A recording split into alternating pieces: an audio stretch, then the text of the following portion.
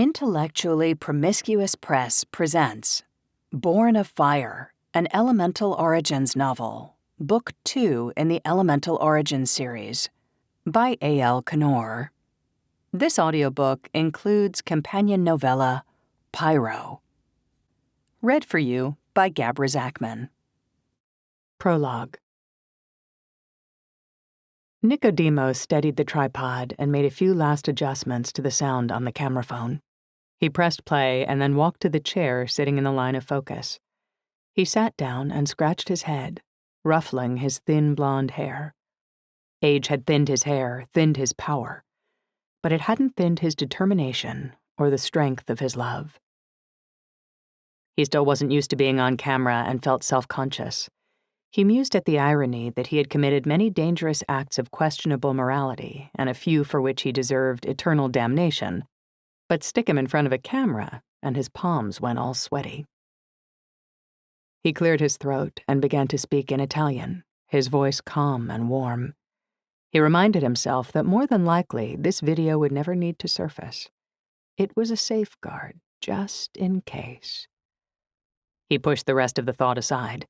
He didn't want to think of the in case. It took less than 3 minutes to record the final clip of the series. He leaned forward and stopped the recording. He watched the clip. He gave a satisfied smile that, although it was a first take, it was good enough. It didn't need to be perfect. He took a deep breath and hung his head for a moment. He closed his eyes and the movie screen of his mind filled with her loving face. His heart thudded painfully. He opened his eyes and shook the vision off. He booted up his laptop and downloaded the video clip. He encrypted it and put it into a zip file with all the rest. He sent the file off to his lawyer with the simple subject line, "Last one. Thank you again. Nick." A knock on the door of the small stone cell made him turn. The smooth, beardless face of Dante poked in. Nick remembered being Dante's age. The world had been full of possibilities, ripe for the taking. Now Nick knew better. "There you are," Dante said, speaking in Italian, their mother tongue. "You haven't chickened out, have you?" Nicodemo allowed the teenager a smile. "No. Have you?" Dante opened the door all the way and stepped in, excitement visible in his face and body. "No way!" His eyes fell to the tripod and then to the laptop. "What are you doing? Recording your memoirs? You're going to be fine. I won't let anything happen to you." Nicodemo ignored the question and powered down his computer. "You know your father would probably fire me, no pun intended, and lock you in your room forever if he knew what we were up to. By the time he finds out, it'll be all over and he'll be grateful. You'll be stronger than ever and you won't have to feel the pain ever again." Nicodemo sighed. That was the theory of it. The risk he was taking would be worthwhile. But the pain... would he be able to stand the pain? He turned his eyes on the boy. He was trusting his life to Dante. There was no one else he could ask. No one else who would let him risk his life like this. Dante was very nearly dancing from foot to foot in anticipation. Nicodemo tried not to hold it against the kid that he was so excited to watch Nick endure hours of agony. Once it was all over, he was going to owe Dante big time for pulling him back from the fires of hell. "Should we go over it one more time?" Nicodemo asked as he took the tripod apart and tucked it and the laptop into its leather case. "Nick, we've been over it a dozen times already," Dante replied. "No one is home today. The villa is empty. It's the perfect time. Everything will be all right." Nicodemo nodded and put the chair against the wall. He handed the laptop bag to Dante. "Put this in my suite, would you?" "Of course," Dante said, taking the case. The two left the cell together, heading down the long, dark hallway. The stone floor turned to earth, and the ceilings lowered. They took 3 steps down into a cold, dank hallway, which brought them to another, darker, much more medieval cell. The wall outside the cell was lined with buckets of water. Nicodemo eyed them grimly. The entry to the cell was so low they had to crouch to go through it. The metal door gave a grating scream as Nicodemo pushed it open and stepped through. He stood up inside the dark cell. It smelled like old urine and moldy earth. He looked at the tempered steel door. Dante set the case against the wall outside the door, came through behind him, and noticed him eyeballing the metal. "What? You don't think it will hold you? Doesn't matter. I don't plan on fighting it." He scanned the dingy cell. His eyes fell on a fluffy white pillow lying on the wooden platform which served as a bed. He picked it up and sniffed it. Lavender. He raised his eyebrows at Dante. "What? I'm only thinking of you. It stinks in here," Dante said.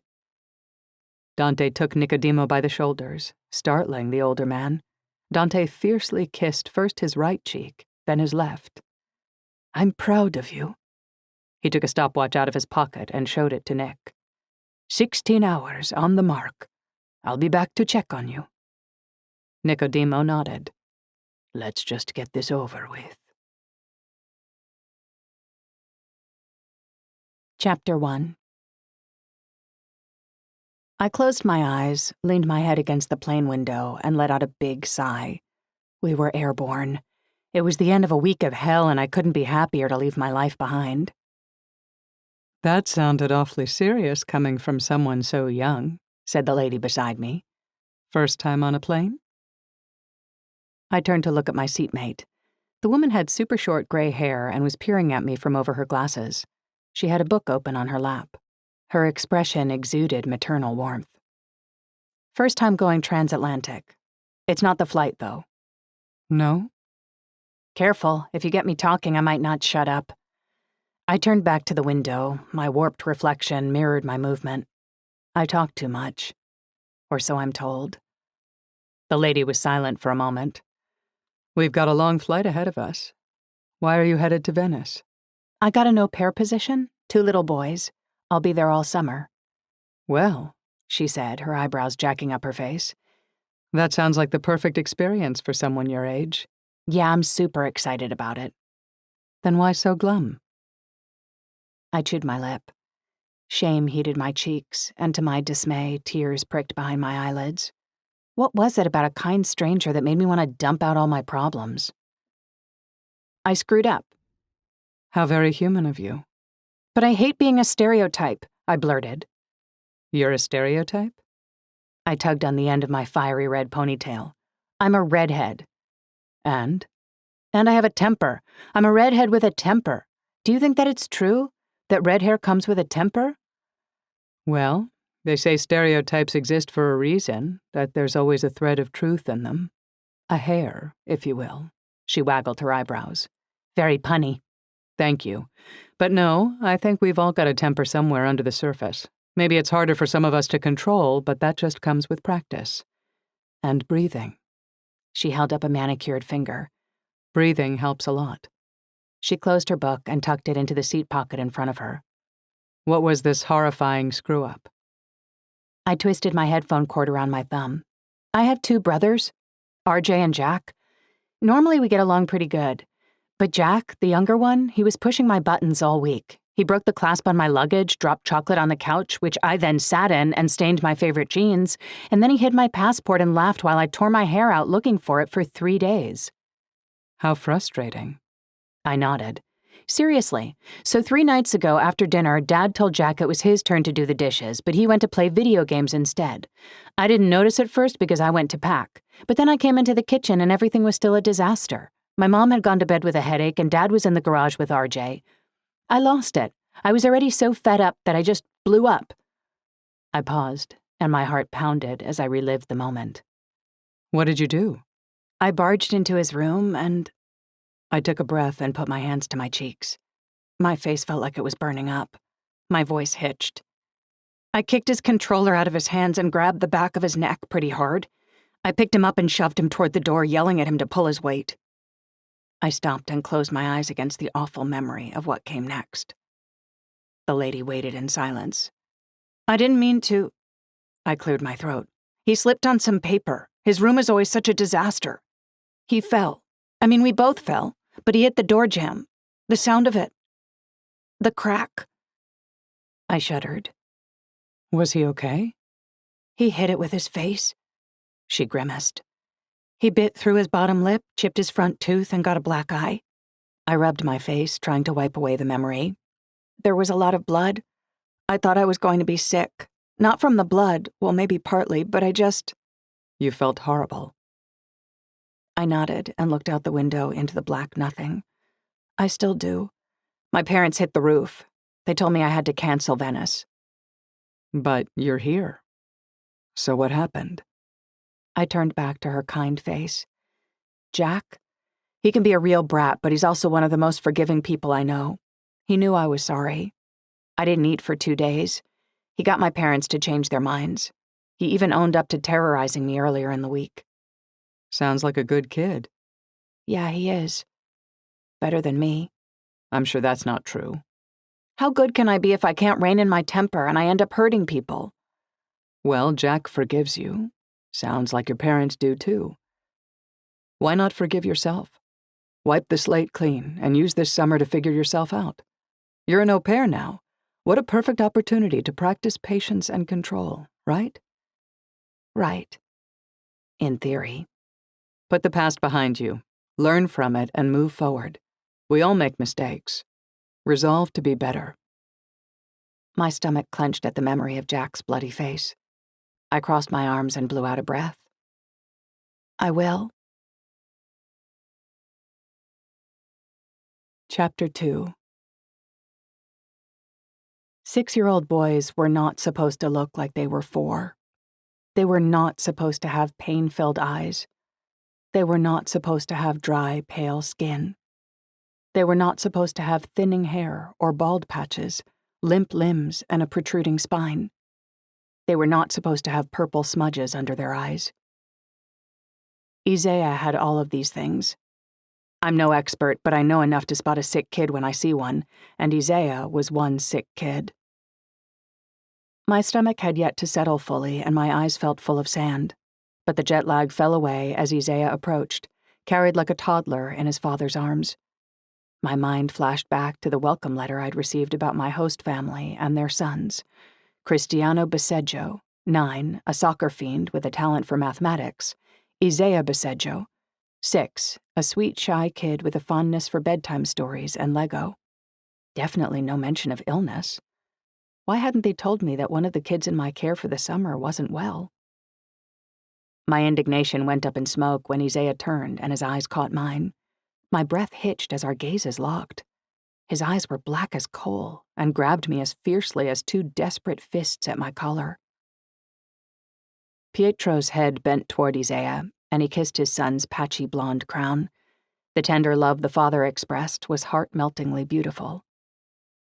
Sweetheart, can you greet your au pair? His mother, Elda, sat beside me on their couch. She had a soft accent, an even softer voice, and tired eyes. Isaia, whose gaze had not unlocked from mine, held out a hand toward me. He leaned out of his father's arms. Madonna, said Pietro, when he realized that his son was reaching for me.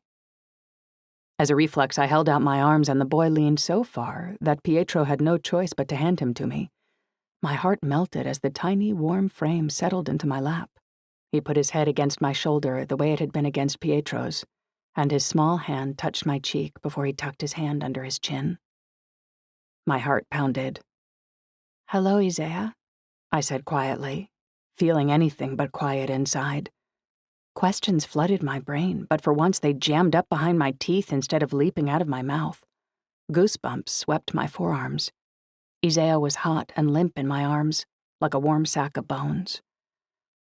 Elda and Pietro's faces were slack with shock. Elda had a palm on either side of her face, the whites of her eyes visible. I looked from one to the other. Does he do this with everyone? On the contrary, said Elda. He doesn't let anyone touch him aside from family.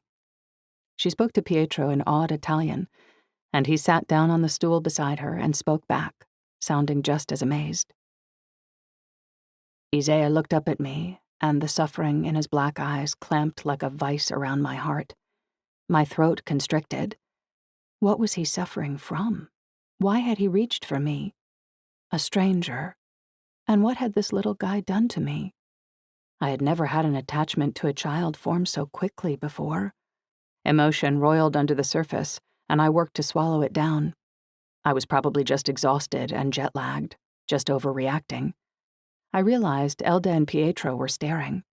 The silence in the room felt crushing. "I think we're going to get along just fine, don't you?" I asked Isaia. Elda cleared her throat awkwardly, and I looked up. "Isaia doesn't speak," said Pietro. "Oh." I couldn't hide my surprise. He was mute? Another significant fact they'd left off the briefing. It occurred to me that I could complain to the placement agency about being misled, but as Isaia melted against me and I looked from one embarrassed parent to another, I pushed the notion away. "At least, not anymore," Pietro added. Elda cast her eyes downward. "He used to speak?" This was only getting more strange. "What happened?" Pietro scratched his head. "We don't know. Doctors can't explain it. We've taken him to see 3 different specialists." He shrugged. "He has never been strong since birth, but he used to speak perfectly well. Then one day," he snapped his fingers and made a dry pop. "He just stopped." Elda kept her eyes on the floor. Was it me or her husband that she was avoiding eye contact with? "When did that happen?" I put my hand against Isaiah's back, felt the hot, bumpy spine under my palm. "He was 3? Pietro looked to his wife for confirmation. 3.5, Elda answered. Her gaze flicked to mine, but not to her husband's. I had the strangest sensation that she knew something about the boy's condition that her husband didn't know. I shoved the ridiculous thought aside. I only just arrived and I was already making assumptions about their family politics. "The best thing for him," Elda continued as her brown eyes locked on mine, "is to make sure he drinks a lot of water. He's prone to rapid dehydration. I cannot impress this upon you enough. Otherwise, he's pretty low maintenance. More than you would expect from looking at him." Was her expression apologetic? I nodded. "All right, lots of water. Got it." Pietro looked at his watch. "We can discuss more later, but for now I have to drop both boys off at the school, and then get back to the office." He stood and called for Cristiano. Thumping echoed from the hallway, and a lithe, tanned boy appeared carrying a mini soccer ball. He spouted a lot of Italian at his father, who gave it back just as rapidly. "Cristiano, come meet your au pair," said Elda. Cristiano and I said hello. I couldn't help but smile at his broad grin stacked with dimples. His cow eyes were lined with a ridiculous thatch of eyelashes. His teeth were straight and gleamed like porcelain. Cristiano was beautiful, wiry, and full of energy. He had brown hair, brown eyes, and brown skin. He reminded me of a chocolate chip cookie. He was the spitting image of his father, except Pietro's eyes were blue. Cristiano was a picture of health, and the complete opposite of his younger brother. Cristiano, I concluded, was probably responsible for the hurricane that had passed through their home. Their villa was big and beautiful. It was also a complete disaster. Toys were scattered everywhere. Crayons, markers, toy cars, and soccer-related paraphernalia covered every surface. There were enough toys for 10 children, not just 2. "This is Saxony. You have to use your English when you talk to her, okay?" Elda said to Cristiano. He nodded and gave me a little wave. "Hello." His voice penetrated every corner of the room, and every movement he made was quick and twitchy. He dropped the soccer ball and kicked it down the hall. With one last look at me, he turned and went after it. "Go get your backpack, please," Elda called after him. "Daddy takes you to school in 10 minutes. "School?" I asked. "They're not out for the summer?" I was mostly surprised that Isaia was going anywhere but to bed. "Just a few more days," she said. "They're in private school. It runs on a different schedule from the public system." "Andiamo," said Pietro to Isaia, holding a hand out. For the first time since he'd settled in my lap, Isaia stirred and climbed down. Again, I was startled by his tiny stature. He looked me full in the face. My heart thudded. His eyes were so haunted. He crossed the room and took his father's hand. I was able to observe Isaia and his brother side by side. The two boys next to one another barely looked related. Cristiano patted Isaia on the top of his head in an absent-minded way as he spoke with his father. Elda got up and said goodbye to her boys. She kissed them both, then knelt and spoke to Isaia in a reassuring tone. He nodded soberly. Just before the boys disappeared down the stairs, Isaia looked back at me a last time. The sunlight slanting through the window reflected his right eye, and I thought that it glowed red, just for a fraction of a second. I blinked. Surely just a trick of the light. When the boys were gone, Elda turned to me. "You're probably exhausted." "A little." In fact, I wanted nothing more than to lie down on the carpet under our feet. "I'll show you to your apartment." Their guest apartment was tiny but charming and included my own little kitchen and a view over the canal. Elda and I agreed to go over the schedule and the boys' needs later that evening. She said goodbye and left me to myself. I fished my phone out of my purse and collapsed on the bed. I pounded out a text to my 3 best friends, Akiku Susumu, Targa Macaulay, and Georgiana Sutherland. "Landed. Met the fam. I've already learned that streets are called calle, and Venice is supposed to be hot as a deuce this summer. How are you guys?" I closed my phone and set it on the bedside table. Their responses would come in scattered on the wind. My besties and I were spread across 8 time zones for the summer. I closed my eyes and sighed with exhaustion and happiness. I tried to nap, but it was a long time coming. Isaiah's eyes, those obsidian orbs, refused to fade from my mind. Chapter 3. "I think you must be some kind of wizard," said Elda early one morning later into my first week when she saw that the living room, kitchen, and dining area were clean. "I forgot what my floors looked like." "Thank you, but the real trick will be to teach Cristiano to put his things away for himself," I said as I put her espresso cup under the nozzle of their machine and set it to make her a shot. Elda and I often had a few minutes where we passed company in the kitchen before she left and before the boys were up and dressed.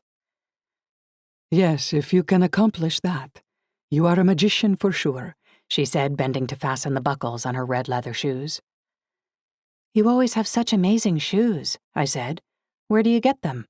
"Ah, welcome to Italy, that land of beautiful footwear. I will have to show you my favorite shops sometime. Of course, the best ones are in Milan, but we have some nice ones here in Venezia, too." Elda and I chatted until she had to leave, and then I began to make lunch for Cristiano. Today, Isaia had no classes or camps, and so we were to spend the day together. It was my last working day before the weekend. I was debating what to do with Isaia, since it would be just the 2 of us. I could think of a million things, but I didn't know if they'd be interesting to a kid, or if he'd have the energy for much. "Buongiorno," I smiled as Pietro entered the kitchen carrying Isaia. I put his espresso on the island where he could reach it. He took the cup and thanked me. "Good morning, Isaia," I said. I still wasn't used to the grip he made on me with his eyes. Even though he couldn't or wouldn't speak, I assumed that he understood most of what I said. In the few days that I had passed as the boys' au pair, I came to think that Isaia understood a lot more of the English language than his older brother did. Isaia reached for me. Pietro handed the boy over, now accustomed to our morning routine. Isaiah's warm body settled against me. I kissed the top of his head, feeling the heat radiating from him with my lips. I didn't think he had a fever, but somehow he always seemed right on the edge. Elda had explained that his normal was actually a touch high, and he'd been like that since birth. I meant to ask Elda before she left, is it okay if I take Isaia to see a glass-blowing demonstration on Murano later today? Elda passed on a gift card for a private demo that she doesn't have time to use. It will expire next week. I thought he might enjoy it. I know I would too. "That's a beautiful idea," Pietro said. "Please do." He fished in his wallet and pulled out a business card. "Call Giovanni for a ride," he said, handing it to me. "Don't bother with the water buses. And don't pay him," he added, raising a finger. "I have an agreement with him." "Grazia. How kind." Pietro and Cristiano said goodbye, and I turned to Isaia. "It's just you and me, little man. Are you hungry?" He shook his head. Would you like to go to Murano today? I asked. He gave a small shrug, and then seemed to think better of it and nodded. Okay, but we have some hours to spend before. I'll clean up the kitchen and you can go play. He nodded and meandered slowly down the hallway toward his room. I frowned after him. The boy seemed to have no energy whatsoever. Cristiano was unstoppable from morning until night when he crashed hard in a skinny, sweaty mess. I had never once seen Isaia run or kick a ball or do anything more strenuous than play with Lego or color. I wondered for the millionth time why he was so lethargic and what had made him stop speaking. I had done a few hours of research one evening, finding medical websites that talked about children losing their speech after a traumatic event. Many had recovered their powers of speech after therapy, but Pietro and Elda both said that Isaia had never been through a traumatic event, not even so much as a painful visit to the dentist. He'd lived a sheltered and protected life. He'd never been an energetic kid, even in the womb. My phone dinged as I was tidying the kitchen. Targa. Finally arrived in Poland. Remind me never to let my mother on a plane. Like ever. Me. Why's that? She okay? It surprised me that Targa's mom, Mira, might have air sickness. She seemed like the strongest, most impervious woman I'd ever met. She intimidated the hell out of me. Targa. Can't handle the altitude, I guess. Check it out. She sent through a photo of a huge mansion with a bazillion windows and crawling with ivy. My eyes bugged. Me. That's where you're living for the summer? Targa. Crazy, right? It's crammed full of mermaid and seascape artwork from top to bottom, too. This rich Polish dude is some kind of collector. Me. Have you met him yet? What's he like? Targa. Not yet. Tonight at dinner. Gonna nap now. Later, Gator. Me. Have you heard from Akiko or Georgina? Targa. Negatory. Don't expect to hear much from Akiko, remember? Georgie is probably in the air right now. Me. 'Kay. I frowned. My best friend Akiko had warned us at our goodbye dinner that she was going to be mostly MIA.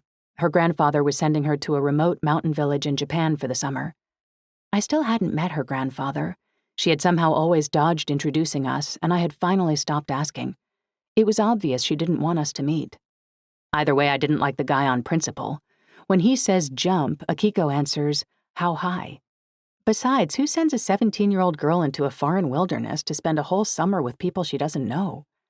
I shook off my annoyance and finished cleaning up the kitchen. I went to Isaiah's room and peeked in.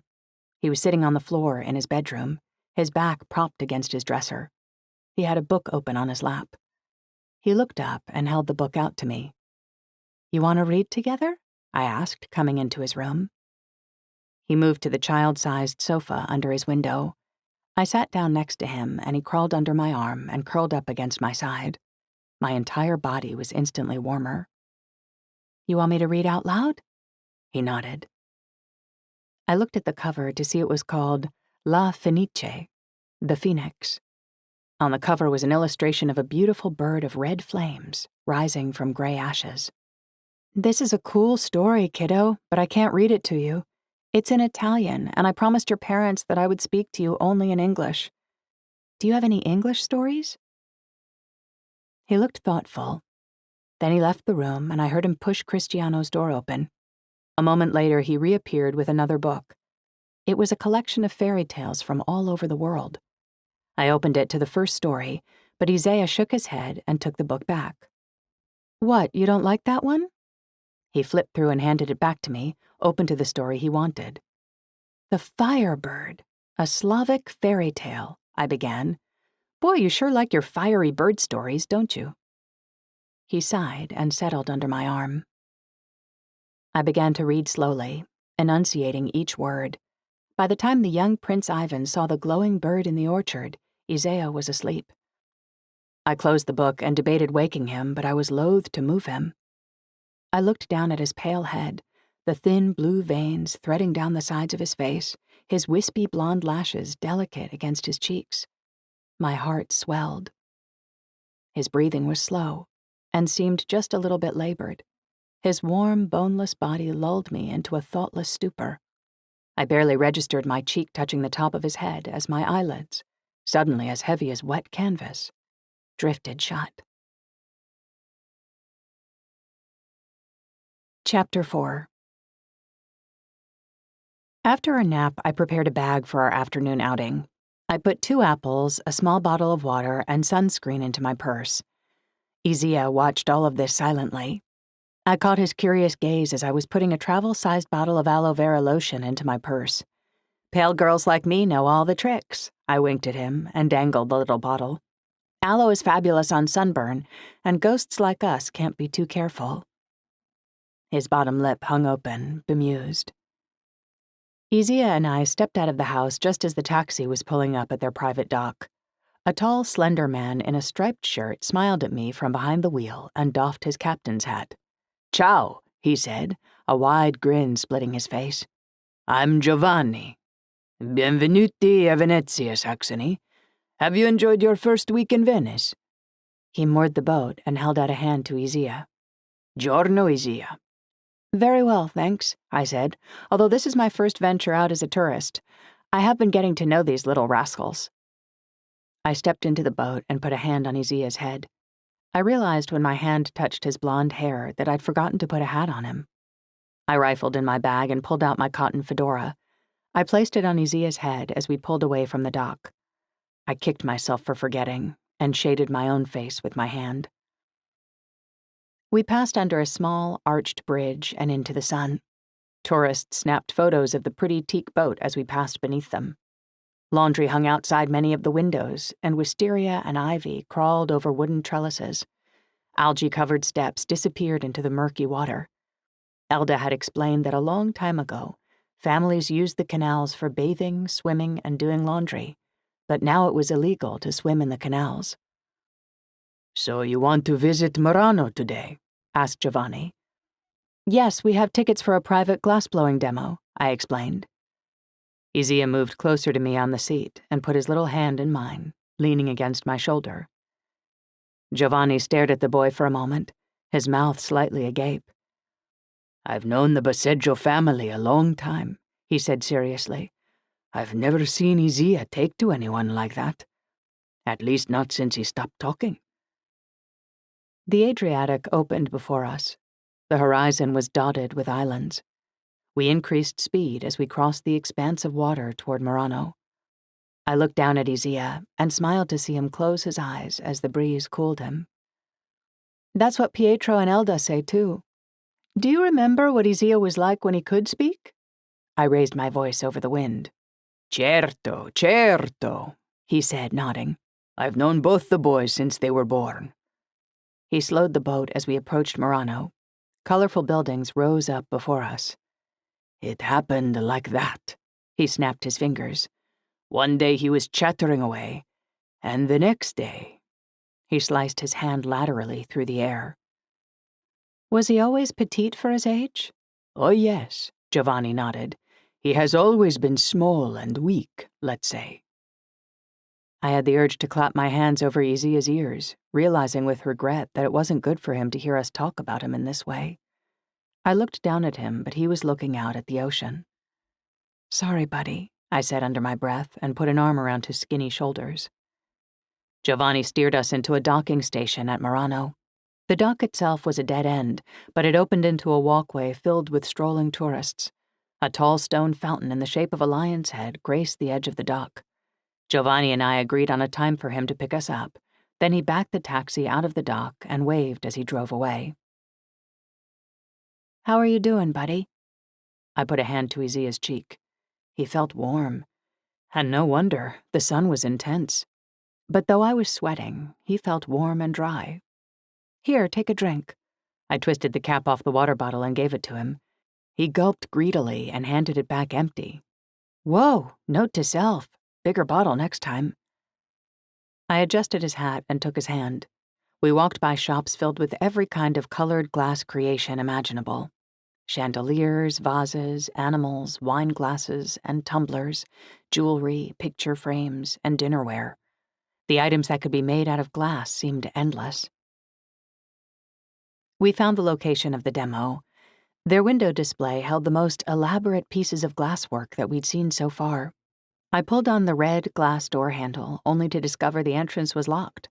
I frowned and pulled out the ticket, double-checking the time. It was correct. I pressed the button on the small brass panel beside the door. "Prego," said a pleasant male voice, trilling the R. "Buongiorno. I have tickets to a private glass-blowing demonstration. Are we at the right place?" "Ah, si. Please come in.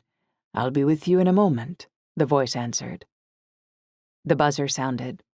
I opened the door and held it for Isaia. A blast of air conditioning swept over us, and we both sighed. The front room was empty of people, so we contented ourselves by looking at the glasswork on display. The room was lined with mirrors. I made a silly face at Isaia when I caught him looking at me in the mirror and was rewarded with the tiniest smile. A few moments later, the owner of the voice appeared from behind the cash desk. He and I blinked at each other, and our smiles stretched simultaneously. Cute. Very cute. His hazel eyes looked warmly down at me from the platform behind the till, and then at Isaia. He had short, curly black hair, which was receding slightly, even though I doubted he was much over 20. His broad shoulders seemed to fill the room, and his dimples made my heart trip. "Buongiorno," I said, grinning stupidly. He smiled back even broader. A warm feeling seeped through my stomach. "You're American?" "Is my accent that bad?" I snapped my fingers in a gosh darn it gesture. "I'm actually Canadian." "Ah, Canadian. Wonderful. And no, your accent was perfect." We exchanged a firm, hot handshake. He must have been working in front of the oven because his hand was far warmer than it should be. "I'm Raphael DiMaro. Welcome to our little shop. You must be—" He referred to a paper that had been taped to the counter. "Elda Baseggio?" "No, I'm Saxony, her au pair. She gave me her ticket since she wouldn't be able to use it in time. Is that okay?" "Of course. And who is this?" He looked down at Isaia, who'd been standing solemnly at my side. "This is Isaia." I took the hat off his head and frowned at the purple smudges beneath his eyes. I could have sworn they weren't there a minute ago. "Welcome, Saxony and Isaia," said Raphael, putting his hands together. "Are you ready for a private demonstration of the ancient art of glassblowing? A secret that was protected for thousands of years?" He waved his fingers mystically. Isaia stared. "We're ready, right?" I took Isaiah's hand, and he looked up at me and nodded. I noted with pleasure that there was some interest on his face. Finally, something that animated him, even if it was slight. "Then please, follow me," said Raphael. He swept an arm across his face like a magician behind a cape. Isaiah's mouth lifted at the corners. I was not prepared for how stifling the workshop was. A blast of hot air blew my hair back. My eyes went dry and my upper lip felt suddenly damp. No wonder Raphael's hands were so warm. A short hallway lined with shelves full of glasswork led to a workspace. 2 ovens yawned from a stone wall. Tools littered a metal table, and seats lined the workspace at a safe distance from the heat. A red glow emanated from one oven, while the other was dark and cold. Metal blowing rods leaned against the wall in a line. "Prego." Raphael gestured to the seats. Isaia and I each took a chair in the front row. "Before we begin, I'll explain a little about the history of—" The door chimed, and Raphael broke off. "Oh, accidenti. Excuse me, I've forgotten to lock the front door. I will help the visitors quickly and then return. Forgive me." He left in a rush, and Isaia and I waited. I fanned myself with my hat. As the minutes passed, Isaia grew restless. He was staring into the fiery oven when I heard him inhale. It was a raspy, wheezing sound. "Isaia?" He turned and looked at me. His coal black eyes were filled with a pain that hadn't been there a few moments before. My heart skipped a beat. "What is it, honey?" I crouched in front of him. "Isaia?" He put his hands on my shoulders to brace himself. The same red glow I'd seen on the first day rose in his eyes. The hair on the back of my neck stood up. The glow was there and then gone, like a flicker, only this time there was no sunlight coming in from anywhere. I gasped. I had not imagined it. I put my hands to the sides of his face, fear curdling in my guts. He was burning up, and his breathing grew more labored. I put my lips against his forehead. He was beyond feverish. Elda had explained that he sometimes gets sudden fevers, but she'd never impressed upon me their ferocity. Or was this one extra bad? Peering into his eyes, I watched for the strange glow to reappear. I put my hands on the sides of his ribs. I almost snatched my hands back from his belly. He was nearly hot enough to burn me. His torso was even hotter than his forehead. He inhaled again, wheezing. He lifted up his t-shirt and displayed his skinny white belly. Our faces lit up from underneath, throwing strange shadows across us. A red glow lit his belly from the inside, as though he'd swallowed a piece of hot coal. The dark shadows of his ribs stood out through his skin. I thought I could even see his heart flicker darkly in his chest. Isaia, I stuttered, but I had no words. I put a hand against the shelf to steady myself. The world spun. I squinted my eyes shut against the vertigo and hoped that I was imagining things. I opened my eyes. The glow was still there. The sound of voices came again from the other room. The door chime went off. I took a steadying breath. I have to get you home. Right now. I pushed his shirt down. The glow was still faintly visible through the fabric. What kind of illness was this? What could make a kid glow from the inside out and make him so hot that he should be dead by now? Raphael entered the workshop. I apologize about that. Whoa! He nearly stumbled over us. I stood up and stepped in front of Isaia to hide the glow. Is everything okay? His smile had disappeared and his brows knit together with concern. No, I'm sorry. I took one of Isaiah's hands but kept him a little behind me. Isaia put his head down as though he was ashamed. His breath whistled in his chest. Isaia is suddenly not feeling well. I have to take him home. Of course, I'm so sorry. Raphael stumbled to get out of the way. He followed us through to the shop, all the while asking if there was anything he could do to help. I dug for my phone and texted Giovanni to come back. It was an emergency. My phone dinged immediately, and he said he'd meet us in 10 minutes. I breathed thanks that he wasn't far away. Is there something I can do? Raphael asked again. Do you have water? I asked, mentally cursing myself. Elda had warned me to keep him hydrated, but he'd had water not that long ago. Was it not enough? Had I been neglectful? Had I brought this on? Guilt burned in my throat. Yes, absolutely. He bent over behind the till and opened a small fridge. This place gets so hot, we'd be crazy not to. He handed me a cold bottle of water. Thank you. I opened it and handed it to Isaia. He began to drink. He winced as though swallowing too much. Not so fast, darling, I said. I assured Raphael that Isaia would be okay, but I knew that worry was etched all over my face. My lips trembled. Isaia was most certainly not okay, and he was in my care. Why wouldn't Elda have prepared me better? Was it possible this had never happened before? Signorina, please, Raphael implored as I opened the door. Leave me your number. I will worry. Text me later that everything is okay. Please? His request was so sincere and sweet that it gave me pause. If I were him, I'd want to know that everything turned out okay, too. I gave him my number. I picked Isaia up and strode in the direction of the dock. Each breath he took whistled faintly. We arrived at the dock and I set Isaia down and called Elda. I felt as though I couldn't draw enough breath. Was this what a panic attack felt like? Pull yourself together, Saxony. Saxony? Elda's soft voice made me sigh with relief.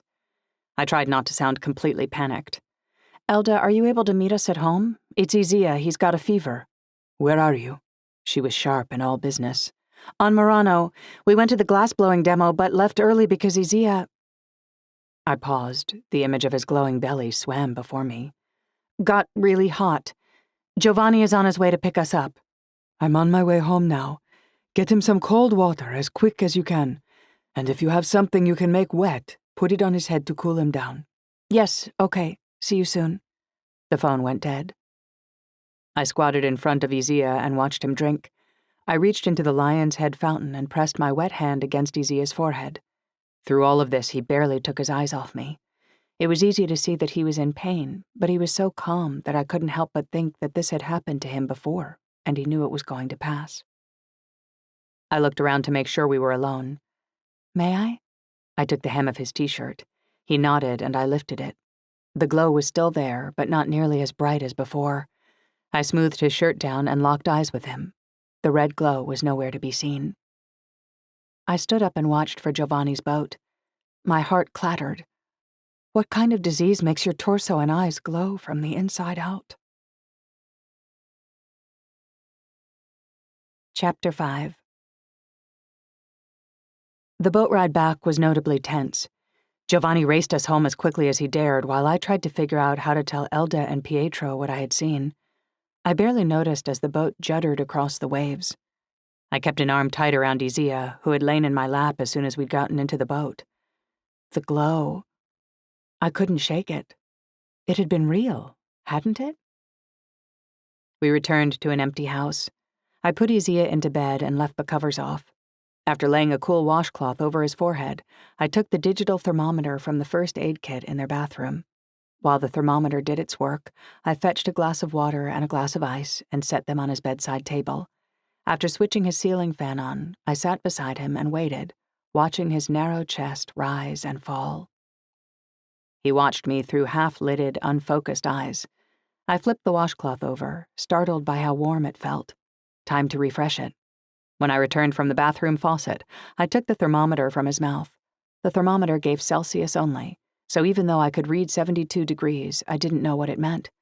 I was accustomed to reading body temps in Fahrenheit. I used my phone to convert the number.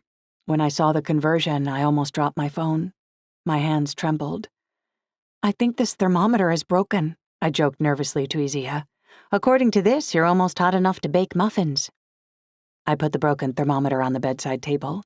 If the temperature were right, he would be dead by now. I looked up what to do for a fever on my phone. Run a lukewarm bath, I read aloud. I dashed into the bathroom and cranked on the faucets. My hands shook, and I thought that I might be sick.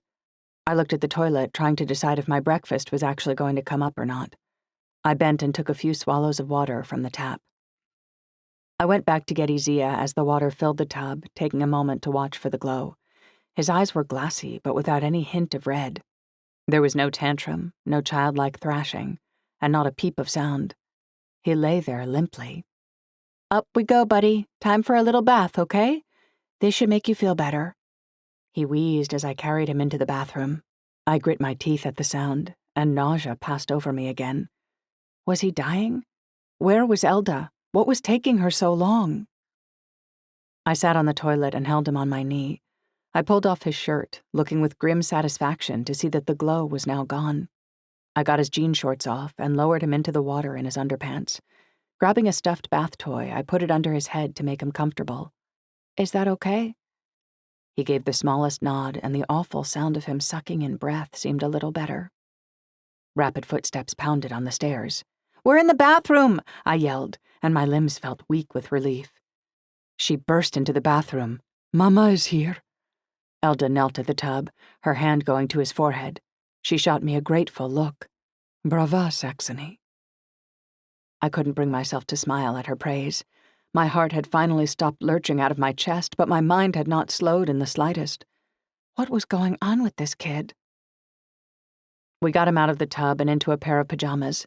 I watched her sit at his bedside and go through all of the maternal motions that I had been through already, putting a hand on his forehead, placing the cool washcloth on his head, and taking his temperature for a third time. He endured all of it without protest. The thermometer now reported only slightly above normal, but I narrowed my eyes at the thing. I must have read it wrong. Or maybe I'd messed up the conversion? I explained to Elda that he'd gotten sick at the demo. I stuttered and stalled, trying to figure out how to tell her about the glow. I would sound crazy. Was I crazy? I had already started to doubt what I had seen. Elda listened quietly. I couldn't tell what she was thinking. 3 times I opened my mouth to say something about the glow, and 3 times the words got stuck in my throat. Isaia watched me struggle with the story the entire time. I'd never felt so conflicted before. Would she think I was lying? Making something up for drama? I didn't know her well enough yet. If she had seen the glow before, she would have told me about it. Wouldn't she? I choked out the story, leaving out the most critical part. I was hoping she might give me some kind of opening that would make me feel better about telling her that her son looked like he was on fire from the inside, but she gave me no such confidence. "Poor thing. I can see that it's really upset you," Elda said when I had finished stuttering through it. "Don't worry too much, Saxony. This kind of thing is normal for Isaia. I told you that he sometimes gets fevers, and that they pass within a day. You did everything right, and I'm grateful." We left Isaia to sleep. I found myself wishing that I had thought of taking a photo or a recording of the glow of his belly and his eyes. If it happened again, that's what I would do. Then I would have proof. Elda was watching me. "You're really shaken, aren't you?" The way she said it made me think that she had never before seen the glow. My anxiety must have looked like an overreaction to her. "Sure, I am worried about him," I replied. "How hot does he get normally?" She paused, just for a moment. "The usual. Maybe 38.5, 39. She blinked rapidly a couple of times. She's lying. I pushed the thought away violently. Of course she wasn't lying. She was his mother. She loved him, and she would arm me, his au pair, with all the knowledge I needed to care for him. That's how it worked when the health of a child was involved. Right? I went up to my apartment in a troubled daze. Just as I closed the door behind me, my phone chirped. It was a text from Raphael. "Everything is okay?" I smiled in spite of my worries. It was thoughtful of him to follow up. I texted back. Me. He is okay. He had a fever, but it's already gone down. Thanks for asking. Raphael. "Of course. Poor little guy. Maybe we can finish the demonstration another time. I'll give you a rain check. They say rain check in Canada?" Me. Yes, they do. And thank you, Raphael. Raphael. "Welcome. And call me Raph." Me. Okay, but if you call me Sax, I'll kill you. There was a pause. I hoped he was laughing at my joke. Raph. "Understood. Smile."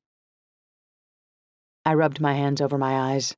Not even my first week in, and already there was some crazy drama, as well as a cute boy.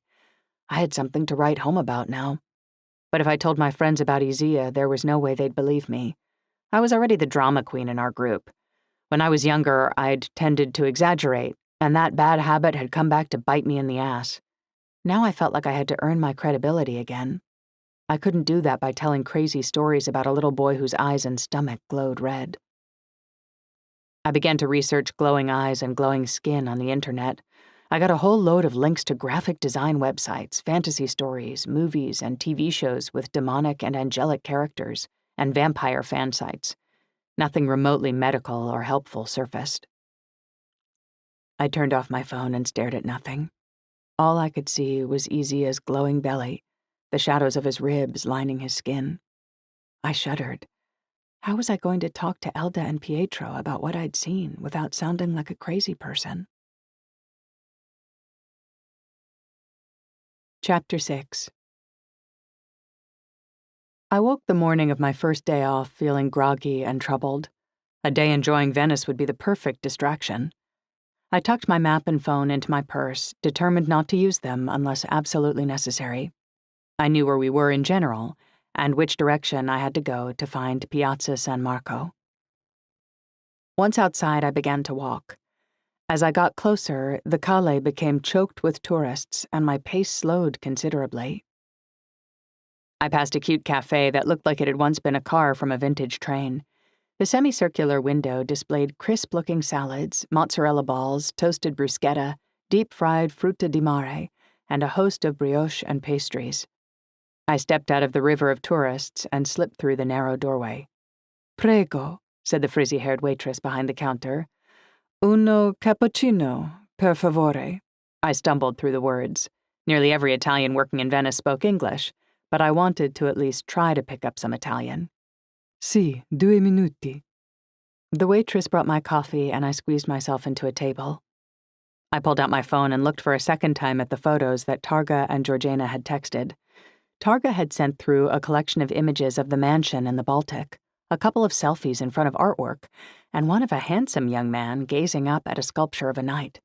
It was obvious she'd taken it without him realizing it.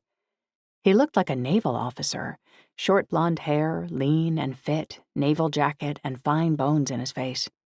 I wondered if Targo was finally feeling chemistry with this guy, Antony. As far as I knew, she'd never had a genuine crush. I scrolled over to Georgiana's images. These were of breathtakingly gorgeous gardens and a Victorian house. But again, I was more interested in the shot she'd sent of her adopted cousin. She snapped it from across the lawn. He was carrying a bunch of broken window frames. I zoomed in and shook my head. He was drop-dead gorgeous. Too bad he wasn't very friendly. Tutto bene? The waitress asked, startling me. Clearly it was time to leave the table for someone else to enjoy. Sì, grazie. I dropped my phone into my bag. Which way to the basilica? It had to be close. To the right and to the right again. You're only a few steps away, she answered. After thanking her, I rejoined the crush of people on the street. Less than 2 minutes later, I stepped out into the iconic Piazza San Marco. My breath caught in my throat and vertigo swept over me. Thousands of white pillars lined the square. The piazza was heaving with people, taking photos, selling trinkets, standing in queues. The basilica loomed over it all with 4 gorgeous white horses that looked as though they might gallop right off the roof. An orchestra played across the square, and I crossed to them, dodging children and pigeon poo. Moving slowly through the crowd toward the ocean, I reached the sea. The view took my breath away. I took out my phone and snapped a bunch of photos. I walked, enjoying the view of the canal even though it was crowded with gondolas, water buses, and boats. As I was leaning with my elbows on the thick railing and watching a gondola float underneath the bridge, a feminine voice addressed me. I turned to see a young woman with short brown hair. She had a few coins in her hand and a pleading look on her face. She spoke rapidly in Italian. Non parle italiano, I said. Ah, you're American. Canadian. Bellissima, she said. Please, I don't normally do this, but do you have 80 cents? I appraised her. Clean clothes, a fresh haircut, deftly applied makeup. Her blue eyeliner outlined her green eyes perfectly. Her ballet flats looked brand new. She was definitely not indigent. It was strange that she was asking me for only 80 cents. I might, I said. Are you okay? I am. I just lost my wallet, she explained. I think I know where I left it, but I have a job interview close to Piazzale Roma and I don't have time to go back. I have to catch the next water bus or I will lose my chance. She pointed to the water bus as it pulled up to the dock. The sign said she had only a few minutes before it left, and that it was indeed destined for Piazzale Roma. That really sucks. I reached into my pocket and pulled out €1. Good luck with your job interview. I hope you make it. Oh, thank you. Grazie mille, she cried, taking the coin. What is your name? Saxony. What's yours? Federica, but fed to my friends. A very pleasure to meet you, however short our meeting. You are very nice. She held out her hand and we shook it. She walked quickly toward the water bus. Turning back, she called, If I get the job, it will be thanks to you. Come visit me at the Gelateria Artigianale, close to the co-op beside Piazzale Roma. She waved. I waved back. I will. She disappeared into the crowd and I continued on my way, wondering if I might have made myself a friend. As I walked in the direction of home, the greenery increased. Wisteria dripped over the tops of balconies and roses blossomed behind spindles of stone. I held up my phone to take a photo when a text flashed on my screen. Raf. Ciao, Saxony. How is Isaia today? Me. Ciao, Raf. Much better. You are sweet to inquire. Raf. Bene. Glad to hear it. What are you doing? Me. Playing tourist? You? Raf. Working. But I have another question for you. Me. Tell me. Raf. I have tickets to a presentation on the history of glassblowing tomorrow afternoon. Would you like to join me? I thought you might like it. It took me precisely half a second to make the decision, and I smiled as I typed. If I hadn't been so distracted thinking about Isaia, I might have been daydreaming about Raf's dimples. Me. Absolutely. A che ora? Raf. So you are learning some Italian after all? Me. Si, pochino. Raf. How about 1640 at the Bridge of Sighs? You know it? Me. Surprisingly, I do. I had passed it 10 minutes earlier. It was called the Bridge of Sighs because criminals being escorted to their prison cells had to pass under it on their way to jail. They would sigh because they knew they were caught, and the sound would echo under the bridge. Raph. Good. See you then. I grinned. I had a date with a cute Italian man, which, let's be honest, was one of the reasons I'd wanted to come to Italy in the first place. Chapter 7. The next day, I walked the Jewish ghetto because Pietro had told me that the best food in Venice could be found there. I sampled several kinds of bruschetta, gorgonzola, pomodorini and basil, speck and pecorino. The flavors melted in my mouth. My mom loved to cook, so I bought a little book containing only recipes for bruschetta as a gift for her. I passed tiny restaurants with outdoor tables jammed with laughing tourists. Gondolas moored at the edges of the canal held people relaxing against pillows while enjoying glasses of wine and plates of food. By the time I circled back to Piazzale Roma to see if I could find the gelateria that Federica had named, it was already mid-afternoon. Soon I would have to make my way to the Bridge of Sighs to meet Raph. Gelateria Artigianale was easy to find. A lineup of people snaked down the street from its doorway. I stood on tiptoe to look over the crowd, but the girl working was not Federica. Either Fed didn't get the job, or she had, but she wasn't working at the moment. I turned back toward the water bus station and ran smack into her. Both of us cried out in surprise. "It's you," she said, holding a hand over her heart. "It's you too," I replied, laughing. "You came to find me. You are so sweet, Saxony." Her brown eyes sparkled. "Did you get the job?" "I did. You are amazing to follow up and ask. Today is my first day, obviously. My shift starts in 10 minutes, but I'm early. I'm always scared I'll be late when I have to go anywhere in Venice during the summer." She held up a purple wallet and shook it. "Let me buy you a coffee. We can celebrate. You got your wallet back." We stepped into the cool of the cafe next door. "Yes, it was still at the Inoteca, just where I left it. I called to ask them to hold it for me until I could get back there this morning. What a relief." We chatted while we waited for our coffees and then found a vacant table. "How long will you be in Venezia?" "Actually, I'll be here all summer. I'm an au pair for a family who lives in the Canareggio borough." "Oh, beautiful. I can introduce you to some of my friends. There is a festival in a couple of weeks called Festa del Redentore. Have you heard of it?" "No, is that the one with all the masks?" I asked, visions of a long, beaked face coming to mind. "No, that is Carnevale. That one happens in February. This one is in July and was originally to celebrate the end of the Black Plague. By now, it's mostly an excuse to have a party. It's a lot of fun. You must come," she begged, putting a hand on my forearm. "Absolutely." It sounded like the perfect opportunity to meet a lot of people all at once. I wished her luck for her first day. We exchanged numbers and said goodbye. During the boat ride to the Piazza San Marco, my mind went to Akiko, the only one of my friends I hadn't heard from since I arrived in Venice. I pulled out my phone, readying a text, but put it away again. She said she'd be remote, and that she'd write when she could. I pushed the anxiety about her away. I had to trust that her grandfather knew what he was doing, which was easier said than done. I arrived at the Bridge of Sighs a few minutes early, so I took the opportunity to take photos of the Doge's palace.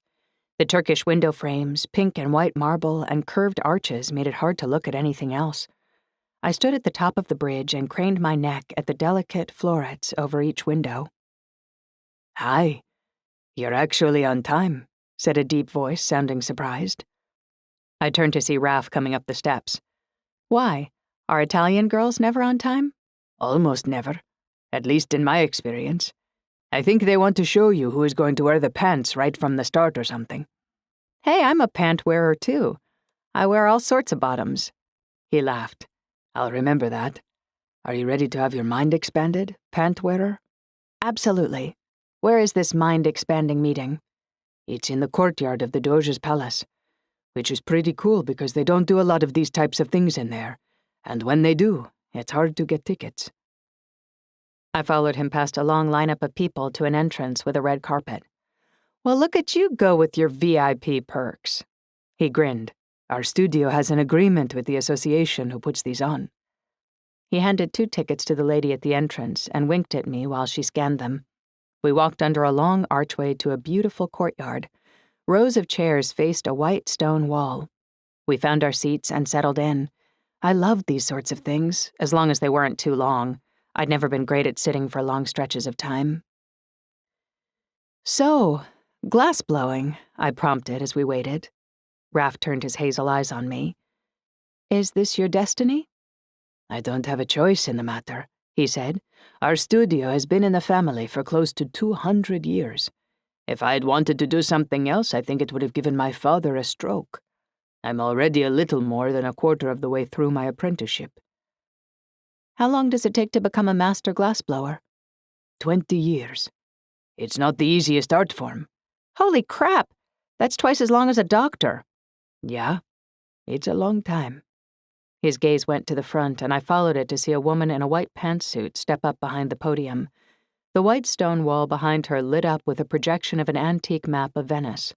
The title, "Glass Blowers of Venice, An Ancient Secret," overlaid the map. "Looks like we're about to begin," Raph said, rubbing his hands together and looking gleeful. "Dude, you're way too excited about this. Don't you know all this stuff already?" His cheeks colored. "I do, but it never gets old." "Well, that's good, because it sounds like you're going to be married to it for the rest of your life." I was rewarded with a spectacular smile. The woman introduced herself and began by explaining that while the art of making glass is older than Christ, the island of Murano had been home to the masters of glassblowing since the 15th century. Artisans were often lured by kings and queens of other countries to teach their craftsmen the secrets of mirror making and the art of coloring glass.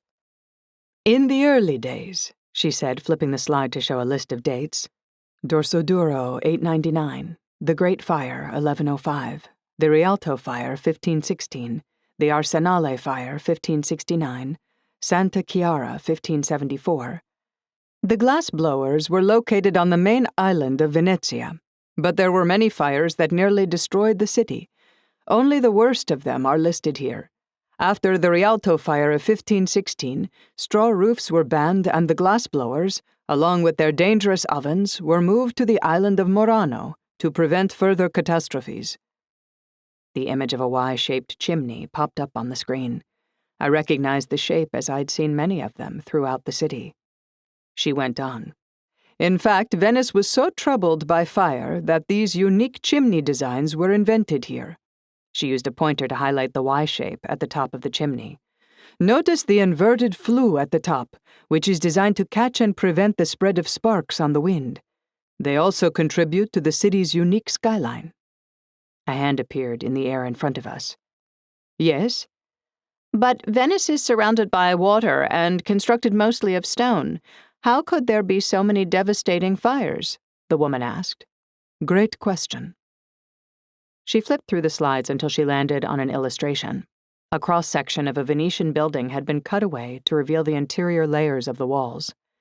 "Because Venice is built on a lagoon, the building materials they used had to be very light in order to minimize sinking. The stone on the outside is really a facade.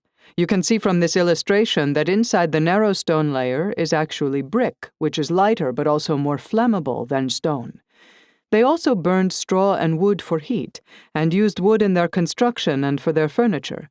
Combined with cloth hangings, tapestries, and candles, fire was a very real threat for the people of Venice."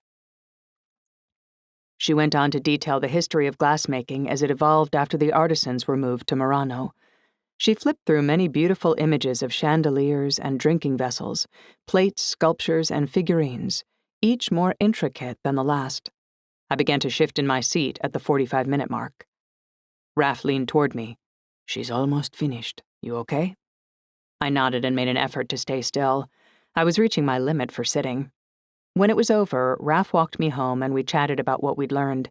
He described in better detail how the powdered metal oxides are added to the glass to color it. By the time I got home, my glass-blowing curiosity had been satisfied, aside from actually seeing it done. We stopped outside my door, and I wondered what to do with my hands. "Thanks for inviting me. I learned a lot."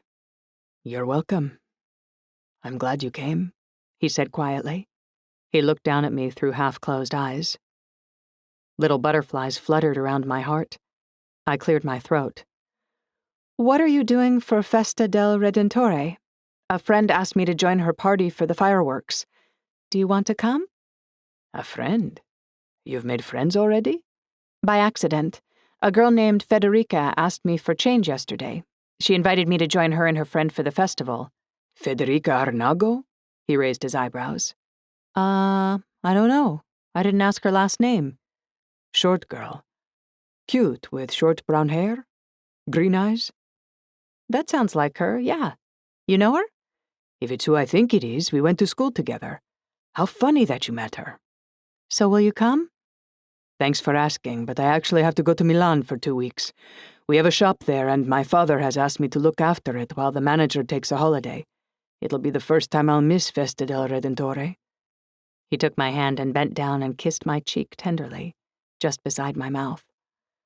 I kissed his cheek back, his stubble tickling my lips. A warm feeling spread through me, and I smiled at him when he pulled back. May I call you again when I am back? He asked. I'd like that, I said. Are all Italian guys as polite and gentlemanly as you? Because you know we Canadians don't have that stereotype of you at all. Oh, really? What do Canadians think Italians are like? Forward, passionate, maybe a little pushy? I smiled and cocked an eyebrow. Mama's boys. He laughed. Well, you're right about 2 of those things. We are mama's boys and we are passionate. But we're raised to be gentlemen. He kissed my cheek again. Buonanotte, bella ragazza. Buonanotte. I didn't intend for it to come out as a whisper, but I seemed to have lost my voice. Chapter 8. Saxony! I turned toward the sound of my name, scanning the crowd for Fed. Every soul in Italy had turned up on the streets and docks of Venezia for the festival. The sun had already disappeared below the horizon, but it was still hot and humid. My summer dress stuck to me. The air hung with clouds of cigarette smoke. The only saving grace of the night was a lazy breeze that lifted the damp curls away from my forehead. I'd put the considerable bulk of my hair on top of my head to keep it off my neck. Boats and gondolas choked St. Mark's Basin. Rows of them had been fastened together and bobbed in the water. People picked their way along the linked boats, using them as a bridge. Partiers danced on larger boats further out, and pulsing beats floated across the water, mixing badly with the rock music pumping from the speaker outside the cafe where I had agreed to meet Fed. Saxony! I heard my name again and saw a slender pink palm wave from behind an old man in a fedora. Fed appeared, her face glowing with sweat and excitement. She wove her way through the crowd like a dancer. She kissed first my right cheek, then my left. I threw my arms around her neck and gave her a squeeze. Oh, she said with delight. She laughed and flapped her hands uselessly against my back. That's how Canadians say hello. I released her. You Italians have mastered the kiss, but you need to learn how to hug. She took my hand. Perfect. I'll introduce you to some people you can teach. My friends are over there. She pointed into the middle of the canal and pulled on my hand. Did you wear your bathing suit? Yes, under my dress. Perfect. Do they speak English? Your friends, I mean, I asked as I stumbled through the crowd after her. Because if they don't, we're not going to get very far. Hey, this wasn't here yesterday. We'd hit a wide bridge floating on the tops of black barrels. Yes, they put it up every year just for this festival, she explained. It links Venezia to Giudica. She pointed to the island across the water. Fairy lights twinkled along the rooftops of buildings on the far side.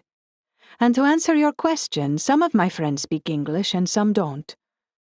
I followed her along the bridge, avoiding slobbering dogs, baby carriages, and crowds of smokers who decided to stop in the middle of the bridge and make everyone go around them. Everyone was talking and laughing and sweating. Fed began counting names off on her fingers. Dante, Jacopo, Karim. She listed off a few more names. They're all fluent. All boys? We arrived at a short dock. Yes, then there's me, Sarah, and maybe Rosaria if she decides to come. But the girls don't speak hardly any English. Watch your step here. She took my hand and helped me into an empty gondola. We began to pick our way across the sea of bobbing boats. Every vessel was decorated with balloons, garlands, and flowers. Karim doesn't sound like an Italian name. My sandal hooked a paddle and I nearly tripped. Careful! It's not. Karim is from an Egyptian family, but he's a Canadian too. Biggest guy you'll ever meet in your life. A teddy bear, though. People don't care that we're using their boats as lily pads? We stepped past open coolers full of beer, piles of purses and bags, abandoned shoes and water bottles. No, this is all part of the fun. Scusi. She smiled at 3 girls eating bruschetta from a wooden platter and drinking wine. They smiled back and spoke to us in Italian. Fed answered, and the 3 girls laughed. One of them blew us a kiss as we stepped into the next boat.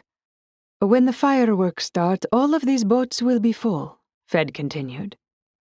We stepped into a gondola where 2 teenage girls and a boy lounged on pillows. The boy got to his feet. He looked about 13.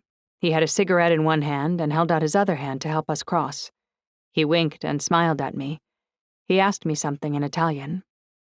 Mi dispiace, I apologized. Non parle italiano. Ah, he said with obvious pleasure. You are American? Canadian, actually. I put my arms out, steadying myself in the rocking gondola. Ah. He nodded and took a drag of his cigarette. He blew 2 streams of smoke from his nostrils. You are very pretty. Come find us later. I turned to Fed and saw that she was laughing. I made a face as I turned my back to the boy and stepped out of the gondola. What is he, 12? They start young here, don't they? Get used to it. She stepped down into a wobbly canoe filled with crushed plastic bottles, paper food wrappers, and empty beer bottles. Local garbage bin. Watch your step. Gross. I wrinkled my nose at the smell of stale beer. We stepped into the next boat, which was full of people smoking and drinking. One of them got up to let us pass. So basically, I said, resuming our conversation, I can talk to you and a few of the boys. The rest have no English? Well, they all have a little bit. We take it in school. But if they have no reason to practice, then it's easy to forget. You'll find that the best ones by far are myself, of course. She paused to take a little bow. Then Karim and Dante. Dante is crazy smart. He speaks German, Spanish, and French, too. Holy crap.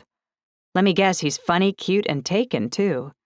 Yes, and no, she laughed. He's single.